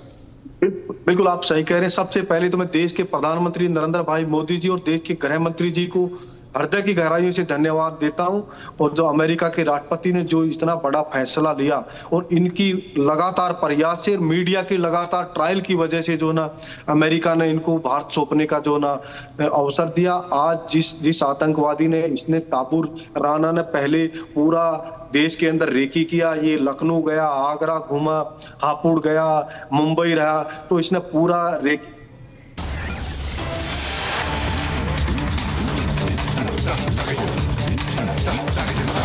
सबसे बड़ा साजिशकर्ता माना जाने वाला और 160 लोगों से अधिक निर्दोषों के गुनहगार को उसके गिरेबान पर उसकी गर्दन पकड़कर उसे 7 समंदर पार भारत के अंदर घसीटकर न्याय के पथ पर और न्याय की दहलीज पर लाने का काम आज किया जा रहा है। तहावुर राणा का जो एक्सट्रेडिशन है, इसका जो प्रत्यर्पण है, ये कोई आम एक्सट्रेडिशन या आम प्रत्यर्पण नहीं है। ये नए भारत के संकल्प का प्रतिबिंब है, जिसे 2019 में प्रधानमंत्री नरेंद्र मोदी जी ने परिभाषित करते हुए कहा था कि अगर कोई भारत की एकता, अखंडता, सुरक्षा, अस्मिता या किसी भी निर्दोष भारतवासी पर हमला करेगा और ऐसी जुर्रत करेगा तो भारत, नया भारत, ऐसे आतंकी को चाहे पाताल से ही क्यों नहीं खोज कर न्याय के पथ पर लाने का काम करेगा और इंसाफ की दहलीज पर पहुंचाने का काम करेगा। यह आज का प्रत्यर्पण केवल एक प्रत्यर्पण नहीं है, बल्कि यह संकल्प है, यह भारत का और नए भारत का संकल्प है कि आतंकी हमले होने पर हम मौन और मूक दर्शक बने नहीं रहेंगे, बल्कि हम मुंह तोड़ जवाब घर में घुसकर देंगे। ये उस नए भारत का प्रतिबिंब है जो पाकिस्तान द्वारा प्रायोजित इस्लामिक आतंकवाद, इस्लामिस्ट आतंकवाद के प्रति जीरो टॉलरेंस रखता है और वोट बैंक की राजनीति को राष्ट्र नीति के ऊपर हावी नहीं होने देता है, किसी भी प्रकार से उस पर समझौता नहीं होने देता है, बल्कि हमेशा हमेशा देश हित और राष्ट्र हित को सर्वोपरि रखने का यह नए भारत का संकल्प है। और यह वो नए भारत का प्रतिबिंब है जिसका ध्येय वाक्य वो बन चुका है जो हम हर 26/11 की बरसी पर देखते हैं कि India will neither forgive and India will neither forget. Bharat ना आतंकियों को कभी भूलेगा, ना भारत इन आतंकियों को कभी माफ करेगा। चाहे पाताल ही सही, हम पाताल में भी घुसकर आतंकियों की गर्दन पर हाथ रखकर उन्हें खींचकर न्याय के पथ पर लाने का दमखम रखते हैं। ये उस नए भारत के संकल्प का प्रतिबिंब है। ये भारत की आज की जो है संकल्पित एक मानसिकता है। आज केवल 138 भारतीय विक्टिम्स के लिए ही नहीं, बल्कि 26/11 में जो मारे गए US, Israel, France, Germany, Italy, Malaysia समेत कुल 17 से 18 देशों के विक्टिम्स, उनके लिए न्याय के पथ पर एक बहुत बड़ा कदम है इंसाफ की ओर।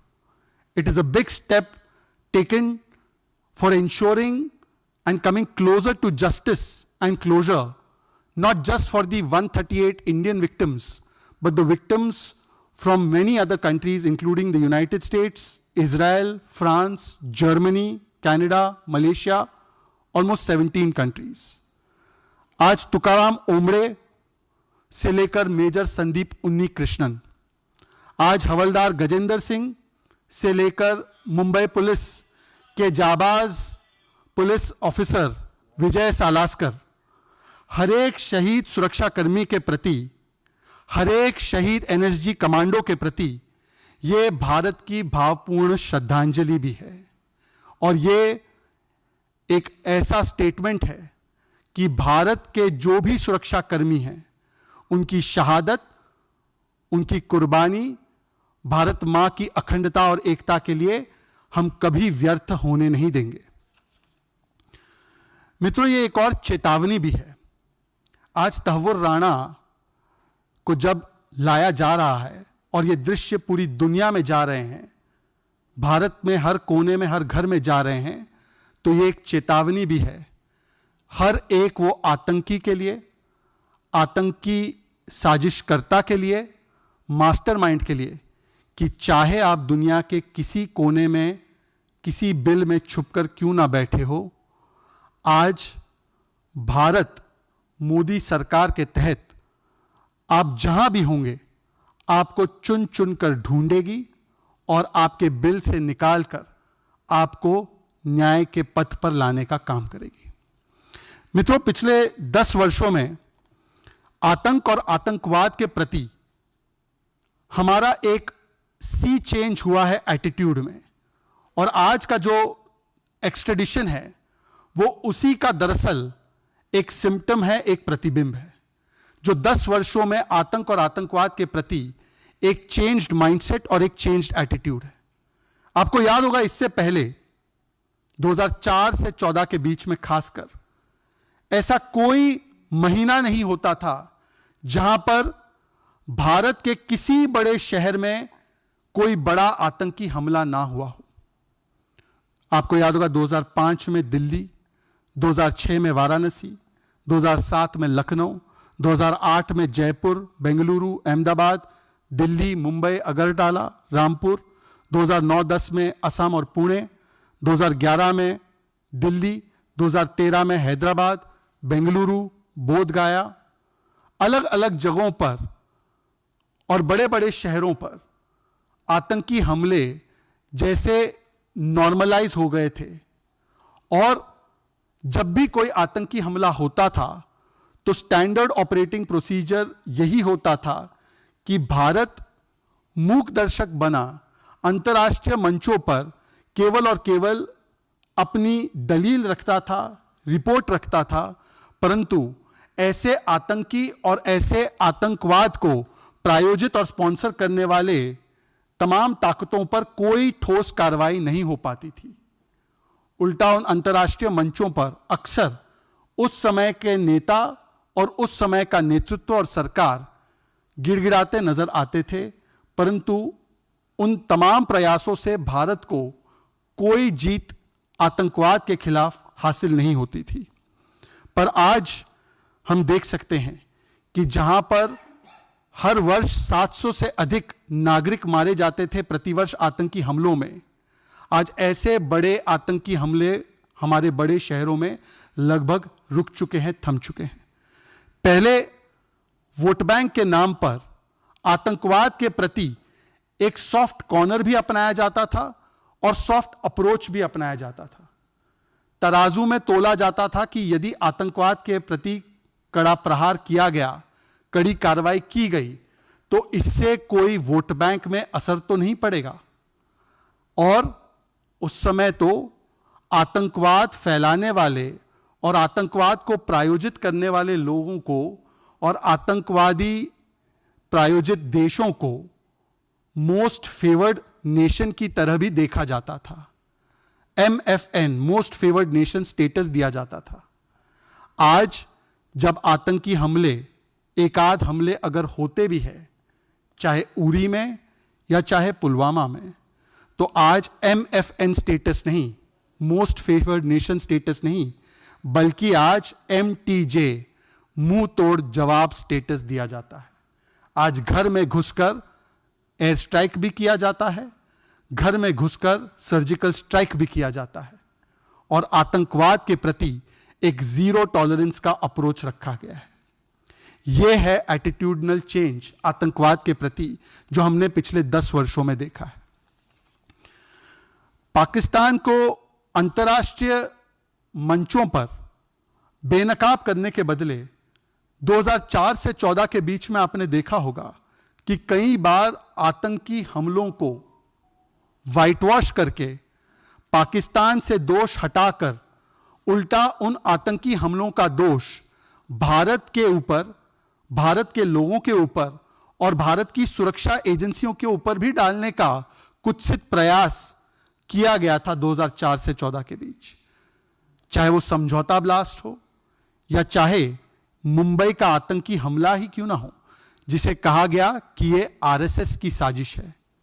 बताइए, जिसमें कसाब और वो तुकाराम ओमड़े जी की शहादत की वजह से जिंदा पकड़ा गया और साबित हुआ कि इस पूरे के पूरे आतंकी हमले के पीछे पाकिस्तान का हाथ है, पाकिस्तान और आईएसआई का इसमें रोल है। और पाकिस्तान को बेनकाब करने के बदले उस समय कांग्रेस के वरिष्ठ नेता अगर पार्टी नहीं कर रहे थे, अगर लेट नाइट तक पार्टी उनकी नहीं चल रही थी, तो उनका दूसरा काम केवल यह था कि कैसे पाकिस्तान के इस इस्लामिस्ट टेरर पर लीपापोती की जाए और क्लीन चिट दिया जाए। यहां तक कि हिंदू टेरर और संघ टेरर और आरएसएस टेरर का एक फेक नैरेटिव जड़ने का भी काम कांग्रेस के उस समय के वरिष्ठ नेताओं ने किया, और आज भी उनके नेता उसी प्रकार से लगे हुए हैं।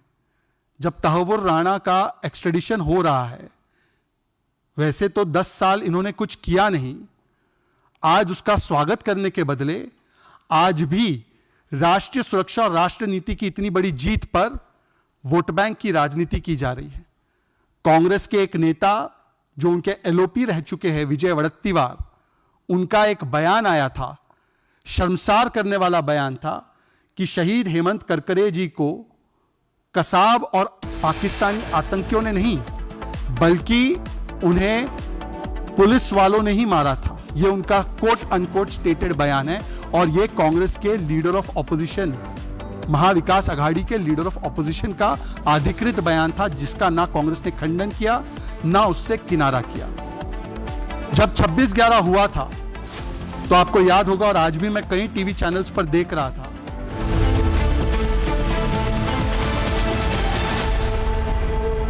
आपके घर के खाने में रेस्टोरेंट जैसा स्वाद ले आए MDH का शाही पनीर मसाला। पनीर को क्या मस्त बना डाला। इसको घर पे लगाओगे तो शादी का तो पता नहीं, पर घर पक्का नहीं टूटेगा। रुंगटा नहीं तो घर स्ट्रॉन्ग नहीं। रुंगटा स्टील TMT बार एकदम सॉलिड। पहाड़ों में एक हाइकिंग शिप भी बन सकती है।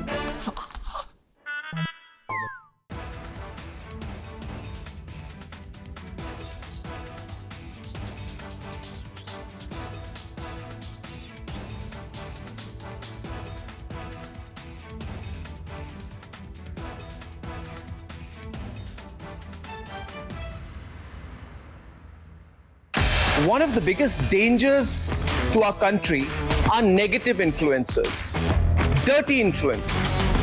These are people who are there on digital mediums only to get numbers, and what they do is the person who, along with David Headley and under the guidance of Hafiz Saeed, was the main conspirator of the 26/11 terrorist attack, which was carried out by the ISI and the Lashkar-e-Toiba. He was convicted in America. He served some time in America. Then we told the Americans that we need to get him back. We won an extradition case against him. Now, the Pakistanis will be very scared about Tahawwur Rana coming here. They know that this is almost as important as Dawood Ibrahim being brought to India, because you've got a man, he has worked to carry out terrorism. He knows the entire terrorist apparatus. This is an ex-Pakistani forces officer. He is very much with the ISI and the Lashkar-e-Toiba. He's going to reveal everything. For all those others working against India's sovereign interests, against our national interest, against our geopolitical interest, we're a big country. We know how to hit hard. And when we want to, we know how to catch you by the scruff of your neck and bring you back. Dawood Ibrahim and Hafiz Saeed could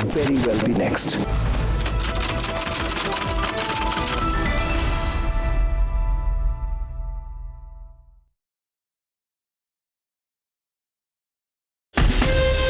From Asia's largest news headquarters, setting the agenda for Bharat.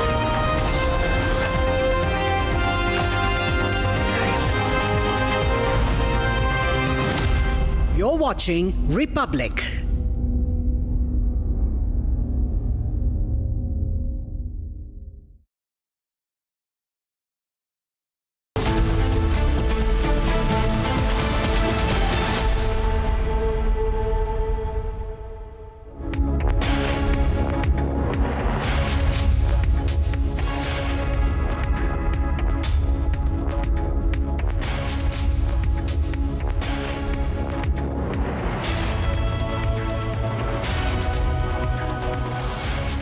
Thank you for joining us here on Republic TV. In a short while from now, 26/11 plotter Tahawwur Rana will be dragged back. The plane carrying Tahawwur Rana, the global terrorist, will be landing in the national capital.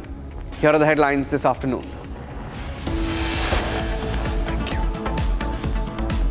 26/11 plotter Tahawwur Rana will reach India in a few hours from now.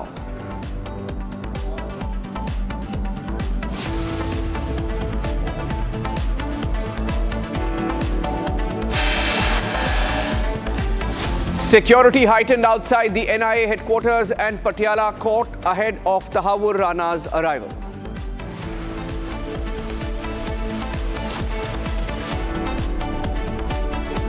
Congress की सरकार ने कुछ किया नहीं आरोपियों के ऊपर सख्त सजा दिलाने के लिए, बल्कि जो पकड़ा गया था कसब उसको भी बिरयानी खिलाते थे। ये मोदी जी का दृढ़ संकल्प था कि जिन लोगों ने हमारी देश पर आंख उठाई उनको सख्त से सख्त सजा मिले।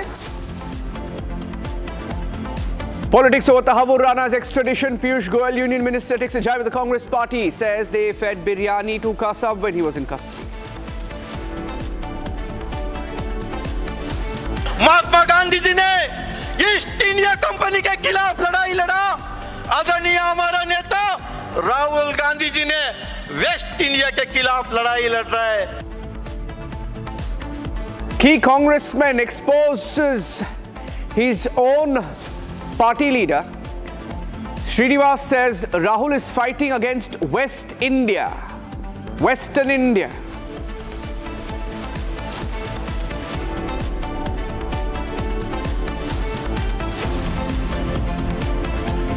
After Air India P-Gate, The airline has banned the accused Tushar Masand for 30 days from flying on board. Twin encounters break out in Jammu and Kashmir on Wednesday. 2 to 3 terrorists believed to be trapped in Udhampur. 3 Jaish-e-Mohammed terrorists cornered in Kishtwar.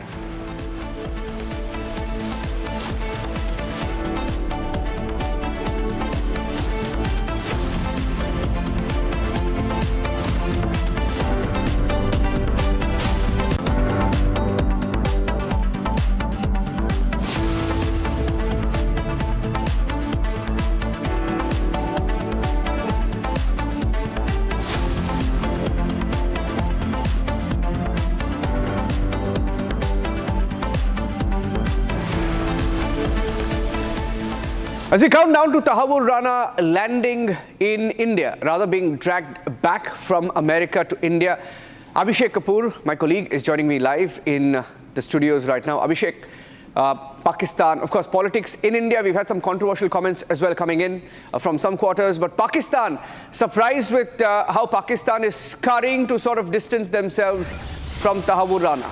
Abhishek. You're absolutely right. This is a breaking news development coming in from the Pak Foreign Office, where in an attempt to shield itself from the heat that's Pakistan going to face on the Tahawwur Rana issue, given the fact that Pakistani Tahawwur Rana became a Canadian citizen and effectively an ISI asset in the West and carried out these terror attacks, including Mumbai, including planning and execution for the Jyllands-Posten attack in Denmark.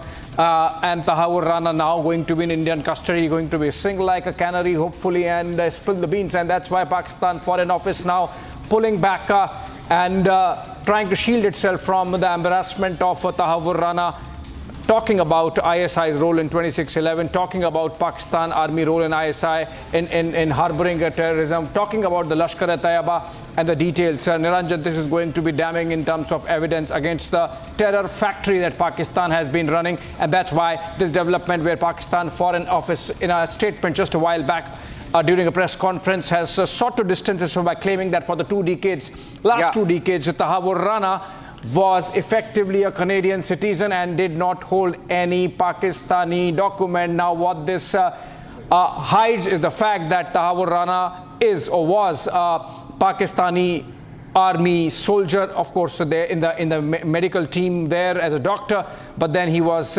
fully involved with the Pakistani army. He was someone who was trained at Hassan Abdul. He's someone who trained along with David Coleman Headley, and he's someone who was effectively an insider and integral to the terror plan. So Pakistan, they are trying to create a defense. Of course, it's not going to work. Shawan joins us live from the newsroom on the same development. Shawan, this is clearly Pakistan attempting to hide its embarrassment. Well, in fact, Abhishek, in a short while from now, we're going to just put out the details of the first statement that has been made by the Pakistan's Foreign Ministry. In fact, there was a press briefing that took place. It was a question that was posed to the spokesperson of the Pakistan Foreign Ministry with regards to Tahawwur Rana. In fact, for the first time, Pakistan is making an admission, and the admission is his links. There are certain documentations which are supposed to be renewed. Even if you are to take what they have said on face value, that there is a direct link that they are basically referring to. Of course, they are stonewalling this entire issue by simply saying that he's a Canadian citizen. But the fact of the matter are the following. One, that Dawood Gilani, that's David Coleman Headley, and Tahawwur Rana, they were closely in connection. They were, in fact, going to the same very school. In fact, the emails that were basically being referred to by the National Investigation Agency in the US Supreme Court were the emails between David Coleman Headley, Tahawwur Rana, and the ISI officers. In this particular email, they basically are sharing certain coordinates of the locations where the attack is actually going to take place.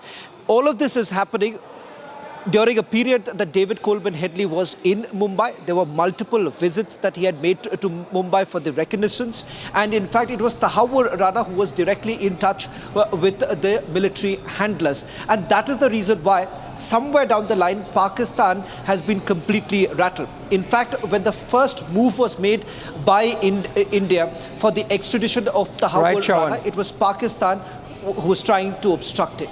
Right, Shawan. In fact, stay with us. We are building up to that moment when Tahawwur Rana touches down on Indian soil and obviously is made to follow the wheels of justice and subjected to due process of law. Niranjan, but yes, from the time that Tahawwur Rana was released, acquitted, dropped all charges by a US court sometime in 2011, to the time that he was convicted, and now he has been sent, extradited, so that he can be questioned by Indian judicial system, judicial authorities and agencies. I think it's been a long journey if you have some dope on that. Abhishek, yeah, we do have some information, but it's been a long battle for India to bring him. And I think specifically the Modi government has tried their best. Starting 2019, that's when the real efforts began to drag back Tahawwur Rana. Tahawwur Rana has been playing the double jeopardy card in America for the longest time. So it's not just a legal battle that India was fighting in America. It was also a diplomatic effort. Trump was still in office back then in 2019 when India went all out to bring him back. But this is what happened. We began the pursuit of the 2611 plotter since the Prime Minister's second term. That is when we really went all guns blazing. Diplomatic efforts were ramped up. The formal extradition efforts started in December 2019 towards the fag end of Trump's first tenure as the President of America. And India used all diplomatic channels back then to extradite Tahawwur Rana while fighting a legal battle with him in court. And there have been several setbacks in the past. Those are legal setbacks in the past for India. But eventually, India gave foolproof documentation to the United States to battle his claim of double jeopardy. Double jeopardy essentially meaning he would have to face the same punishment for the same crime 2 times. That was his entire argument, which India managed to, of course, fight off, and we have, we've been able to drag him back finally. Last evening, we'll be landing in about 1 hour from now. I think Abhishek has some more. Shawan has some more breaking news. Abhishek, just going across to him. Yes, I believe Shawan has more information. In fact, that comes in directly from the NIA headquarters, where Rana would be spending his first night, perhaps. That's where he would be put up. And Shawan, what information are we getting? I believe there was a top-level meeting going on under the chairmanship of NIA chief. What are you hearing about this meeting, which was obviously to discuss how Tahawwur Rana is going to be handled once he lands and reaches the NIA? In fact, we have Akhil joining us right from outside the NIA headquarters, from where he is getting this information that NIA officials have just concluded a meeting of the top officials and NIA chief there taking that meeting. Akhil, over to you. What are you hearing, and what was this meeting about? Have the final details been sorted out, and how long before we get to hear that Tahawwur Rana has landed? Well, Abhishek, if you see, a senior officials meeting was going on inside the very headquarters of the NIA. Few moments back, the meeting has just got concluded, and in this very meeting, additional DG, and apart from that, if you see, 2 DIG level officials and IG level officials were also part of that meeting. Just moments back, still left from this.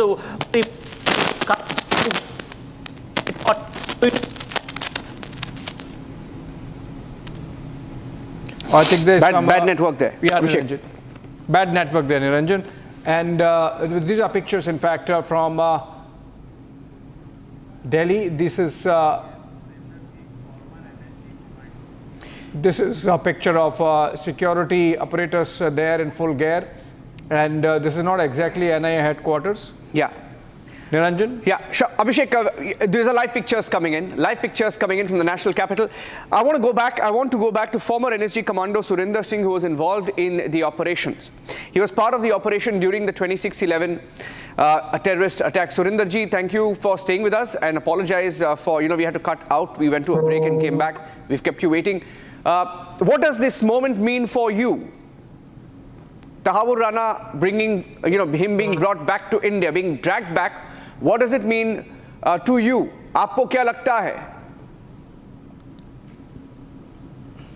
आज जो है ताबुर राना को हिंदुस्तान के अंदर लेकर आना बहुत बड़ी देश के लिए उपलब्धि है, और पूरा देश के अंदर पूरा देश जो भी विक्टिम है, बाकी भी माननीय प्रधानमंत्री, देश के गृह मंत्री अमित शाह जी का जो है ना बार बार धन्यवाद करते हैं कि उन्होंने इतना बड़ा स्टेप लिया। और ये मीडिया को भी इसका श्रेय जाता। मीडिया ट्रायल 2008 से जब से हमला हुआ लगातार जो है ना इतना दबाव बना के रखा कि जो अमेरिका जैसे देश ने जो है ना ताबुर राना को सौंपना पड़ा, क्योंकि ताबुर राना ने सबसे पहले तो इन्होंने पूरा रेकी वगैरह ताबुर राना ने की, ये पूरा घूमे यहाँ पे आगरा वगैरह, हापुड़, लखनऊ और मुंबई, पूरी रेकी और पूरी प्लानिंग ताबुर राना की थी। कि ताबुर राना कहीं न कहीं जो है ना उसके तार पाकिस्तान सरकार से लेके और लगातार जो है ना ISI के अंदर तो वो खुद ही सर्विस किया है उन्होंने। तो ये हमला जब किया, उस हमले को लॉन्च करने से लेके और पूरी गतिविधियों के अंदर वहां बैठने के बाद भी पाकिस्तान से बैठ के भी जो है ना आतंकवादियों को गाइड करने तक का काम रहा। अब ताबुर राना को हिंदुस्तान लाने से इनसे जो पूछताछ होगी उसमें हर चीज का पता चलेगा, किन किन लोगों के साथ इनके संबंध। अच्छा, सुरेंद्र जी, आपकी आवाज चली गई थी अभी, फिर से मैं आपसे प्रश्न पूछ रहा हूं कि आप उस समय का थोड़ा मंजर याद करके हमें बताएंगे। तहावुर राना को तो ये सरकार अब जो भी प्रक्रिया है उसके थ्रू ले जाएगी, पर उस समय का थोड़ा मंजर देश की जनता को याद कराएं कि किस तरह से भारत जो है लड़ा और किस तरीके से जो 10 लश्कर के आतंकवादी आए थे तहावुर राना और डेविड कोलमैन हेडली की साजिश के तहत, उन्होंने जिस तरह से कोहराम मचाया था। आप थे उस समय वहां, थोड़ा कुछ याद करके बताएं। ठीक है, मैं उस समय NSG की कमांडो की टीम में होता था। तो हमारी टीम जो है ना, एक टीम ने ओबराय होटल के अंदर ऑपरेशन लड़ा, एक ने नरीमन हाउस में, एक टीम ने ताज होटल के अंदर। तो ताज होटल की टीम के अंदर मैं शामिल था। ताज होटल के अंदर जिस तरीके से इन्होंने लोगों को वहां मार रखा था, चारों तरफ लाशें ही लाशें थी, खून चारों तरफ फैला हुआ था, माताएं, बहनें, छोटे छोटे बच्चों को भी जो है ना इन्होंने मारा हुआ था। वो ऑपरेशन हमने लगातार किया और पहले सबसे पहले ताज होटल के न्यूट्रन ताज को हमने क्लियर किया, लोगों को बचाया। उसके बाद ओल्ड के अंदर हमने लोगों को बचाना शुरू किया। उस बीच में लगातार लड़ते हुए हमारे साथ जो ना मेजर उन्नी कृष्णन साहब थे, वो लड़ते हुए वीरगति को प्राप्त हुए और हमारे को 7 बंदों को वहां पे चोट लगी। हम लोगों ने 4 आतंकवादियों को मारा, 2 आतंकवादियों को मैंने बार के अंदर मारा और 627 आदमी को रेस्क्यू किया। तो जब हम लोगों को बचा रहे थे तो कुछ लोगों ने हमको आप दास्तानें बताई, उसमें से एक टीम ने बताया कि हमको ये छत के ऊपर आतंकवादियों ने ले जाके खड़ा किया और 12-13 लोग थे, सभी को एक लाइन में खड़ा करके गोली मारी, ये कहते हुए अब तुमने हमारी बाबरी मस्जिद को शहीद किया, तुम हमारे लोगों के ऊपर जुल्म करते हो। इस तरह की गालियां दे के भद्दी भद्दी मैं अभी चैनल पर बोल भी नहीं सकता हूँ। और मार के नीचे आगे तो वो मारे थे, एक बंदा जो उसको गोली नहीं लगी, जैसे उसने AK-47 का राउंड मारे तो वो गिर गया उनके साथ और साइड में छुप गया। बाद में दोबारा फिर गए, दोबारा फिर उनको लात मार मार के गोलियां मार के आए ये लोग। तो वो इतने इस तरीके से जो काम कर रहे थे, हर कमरे के अंदर जो लोग फंसे हुए थे उनको तोड़ तोड़ के दरवाजा हम लोग निकाल रहे थे। तो अलग अलग कहानी अलग अलग आदमी बता रहा था। तो उसके बाद जब 2nd फ्लोर पे, पहले 4th फ्लोर पे आतंकवादी को हमने बांट दिया, उसके बाद जो है 2nd फ्लोर पे जब मैं सर्च कर रहा था तो आतंकवादी ने मेरे ऊपर ग्रेनेड फेंका। ग्रेनेड जब मारा तो मैं मेरे साथियों को तो पीछे धकेल दिया मैंने, उनके पास आड़ लेने की जगह थी, मेरे पास जगह नहीं थी, तो मैंने 2nd फ्लोर से नीचे जंप कर दिया जी। नीचे जंप करने के बाद मैं जो नीचे घुसा तो बार था, उस बार में मैं पीछे गया, तब तक मेरे बंदों ने दूसरे कमांडो उन पर अटैक कर दिया। और अटैक करने के बाद वो नीचे जब उतरने लगे सीढ़ियों से तो सीढ़ियों पर फायरिंग शुरू कर दिया, ऊपर से भी फायरिंग शुरू कर दिया, नीचे से मैंने फायरिंग, तो एक आतंकवादी को वहां मार दिया। तो 2 आतंकवादियों ने डायरेक्ट जंप करके और उन्होंने पोजीशन ले लिया बार के पीछे और सीढ़ियों के नीचे। 1.5 घंटे तक मेरी उनकी मुठभेड़ चलती रही। उन्होंने इतनी हिम्मत, इतना हौसला, इतनी ताकत जो आपने दिखाई, मुझे मेरे साथियों ने बाहर निकाला और दोनों मुझे मोटिवेट किया, हमारे आईजी ऑपरेशन ने, दोबारा आपने अंदर जाना पड़ेगा, क्योंकि जो अंदर की सिचुएशन है आपको पता है, अगर दूसरा कमांडो घुसेंगे तो उनको पता नहीं, और ढूंढने में टाइम लगेगा, तब तक हमको कैजुअलिटी हमारी उठानी पड़ जाएंगी। तो दोबारा फिर प्लानिंग किया, दोबारा ग्रेनेड फेंक के, और जब आपने घुसना है धमाके वाले, तो धमाके वाले पहले ऊपर से ग्रेनेड मारा, 2 ग्रेनेड मैंने फेंके, तीसरा जो ग्रेनेड चौथा फेंका वो फटने से पहले ही मैं इतने जोश जुनून के साथ वो जो मंजर मैंने देखा हुआ था, दूसरा हमारा एक साथी शहीद हो गया था, हमारे साथियों को गोलियां लग गई थी, तो मैंने जंप किया और बार के ऊपर में जंप करने के बाद उन दोनों आतंकवादियों को जो है ना, मैंने MP5 की पूरी 32 गोलियां उनको मारी, और मारने के बाद में जंप करने के बाद जो हमारी उनकी गुत्था मुत्थी का वो शुरू कर दिया। मैंने सोचा कहीं ग्रेनेड ना मार दे, तो दोनों की गर्दन ऐसे हाथ में दबा के चाकू से मैं दोनों को मारता रहा और नारा लगाता रहा, भारत माता की जय, साहस की विजय। तो ऐसे जब नारा लगाते तो बाकी साथी समझ जाते तो कोई भी फायरिंग नहीं करता। अब जो है ना बैनेट फाइटिंग की लड़ाई चल रही, गुत्था मुत्थी की चल रही, तो वो लड़ते लड़ते मैं भी जख्मी था। जब वो मैं अंदर घुसा तो उन्होंने गोलियां चलाई, तो मेरे पैरों में भी 2 गोलियां लग गई थी। तो उसके बाद फिर मुझे बाहर निकाला और मेरे को इलाज के लिए जो है ना, वहाँ का अश्विनी हॉस्पिटल है मुंबई का, वहाँ इलाज चला, फिर दिल्ली के हॉस्पिटल में इलाज चला। लंबी प्रक्रिया के बाद मुझे मेडिकल बोर्ड आउट कर दिया था। जिस दिन मैं लड़ने गया था, मैं लड़ रहा था, मेरा 3 दिन का बेटा था। और जो ना ऐसी स्थिति के अंदर भी हम लोगों को भी इतना मोटिवेट रहते हैं हम लोग, जो ना हमारे लिए देश सर्वोपरि है। उस स्थिति के अंदर भी हमें अपने परिवार का कोई ख्याल नहीं आ रहा था, क्यों हमको जो भी दिखाई दे रहा था सामने आतंकवादी ही दिखाई दे रहे थे। सबसे पहले इनको मारना, और अंदर का मंजर देखने के बाद तो जो ना किसी भी तरीके से हमसे जो ना रुकने का या कोई माफी का कोई ऐसा हमारे पास कोई कॉलम होता नहीं है NIA के कमांडो के पास में। अगर उनको माफ कर दिया जाए या उनको हम सरेंडर कराने की पोजीशन में थे। उन्होंने हालांकि जब 1.5 घंटा मैं अंदर रहा तो चिल्लाते रहे, हमें माफ कर दो, अल्लाह ताला की कसम खाते हैं आगे नहीं करेंगे हम ऐसा। तो पर वो ऐसी पोजीशन थी नहीं, मैं उनको नहीं कह सकता कि मैं भी अकेला हूँ। उनको ये लग रहा था कि हम कई सारे लोग हैं, अंदर के गेट की तरफ या आउटर साइड का दरवाजा है, परंतु फिर मुझे चेंज करा तो 2 साथी और रहे। तो ये सारी सिचुएशन थी। कसाब को हम लोगों ने पकड़ा तो उससे खुलासा ये हुआ, अगर जो उनसे पता चल गया पाकिस्तान के हाथ से, नहीं तो ये हाथों पे कलावा बांध रखा था। अगर ऐसे दिखने में इन्होंने फैलाने की भी कोशिश की कि ये हिंदू आतंकवाद है।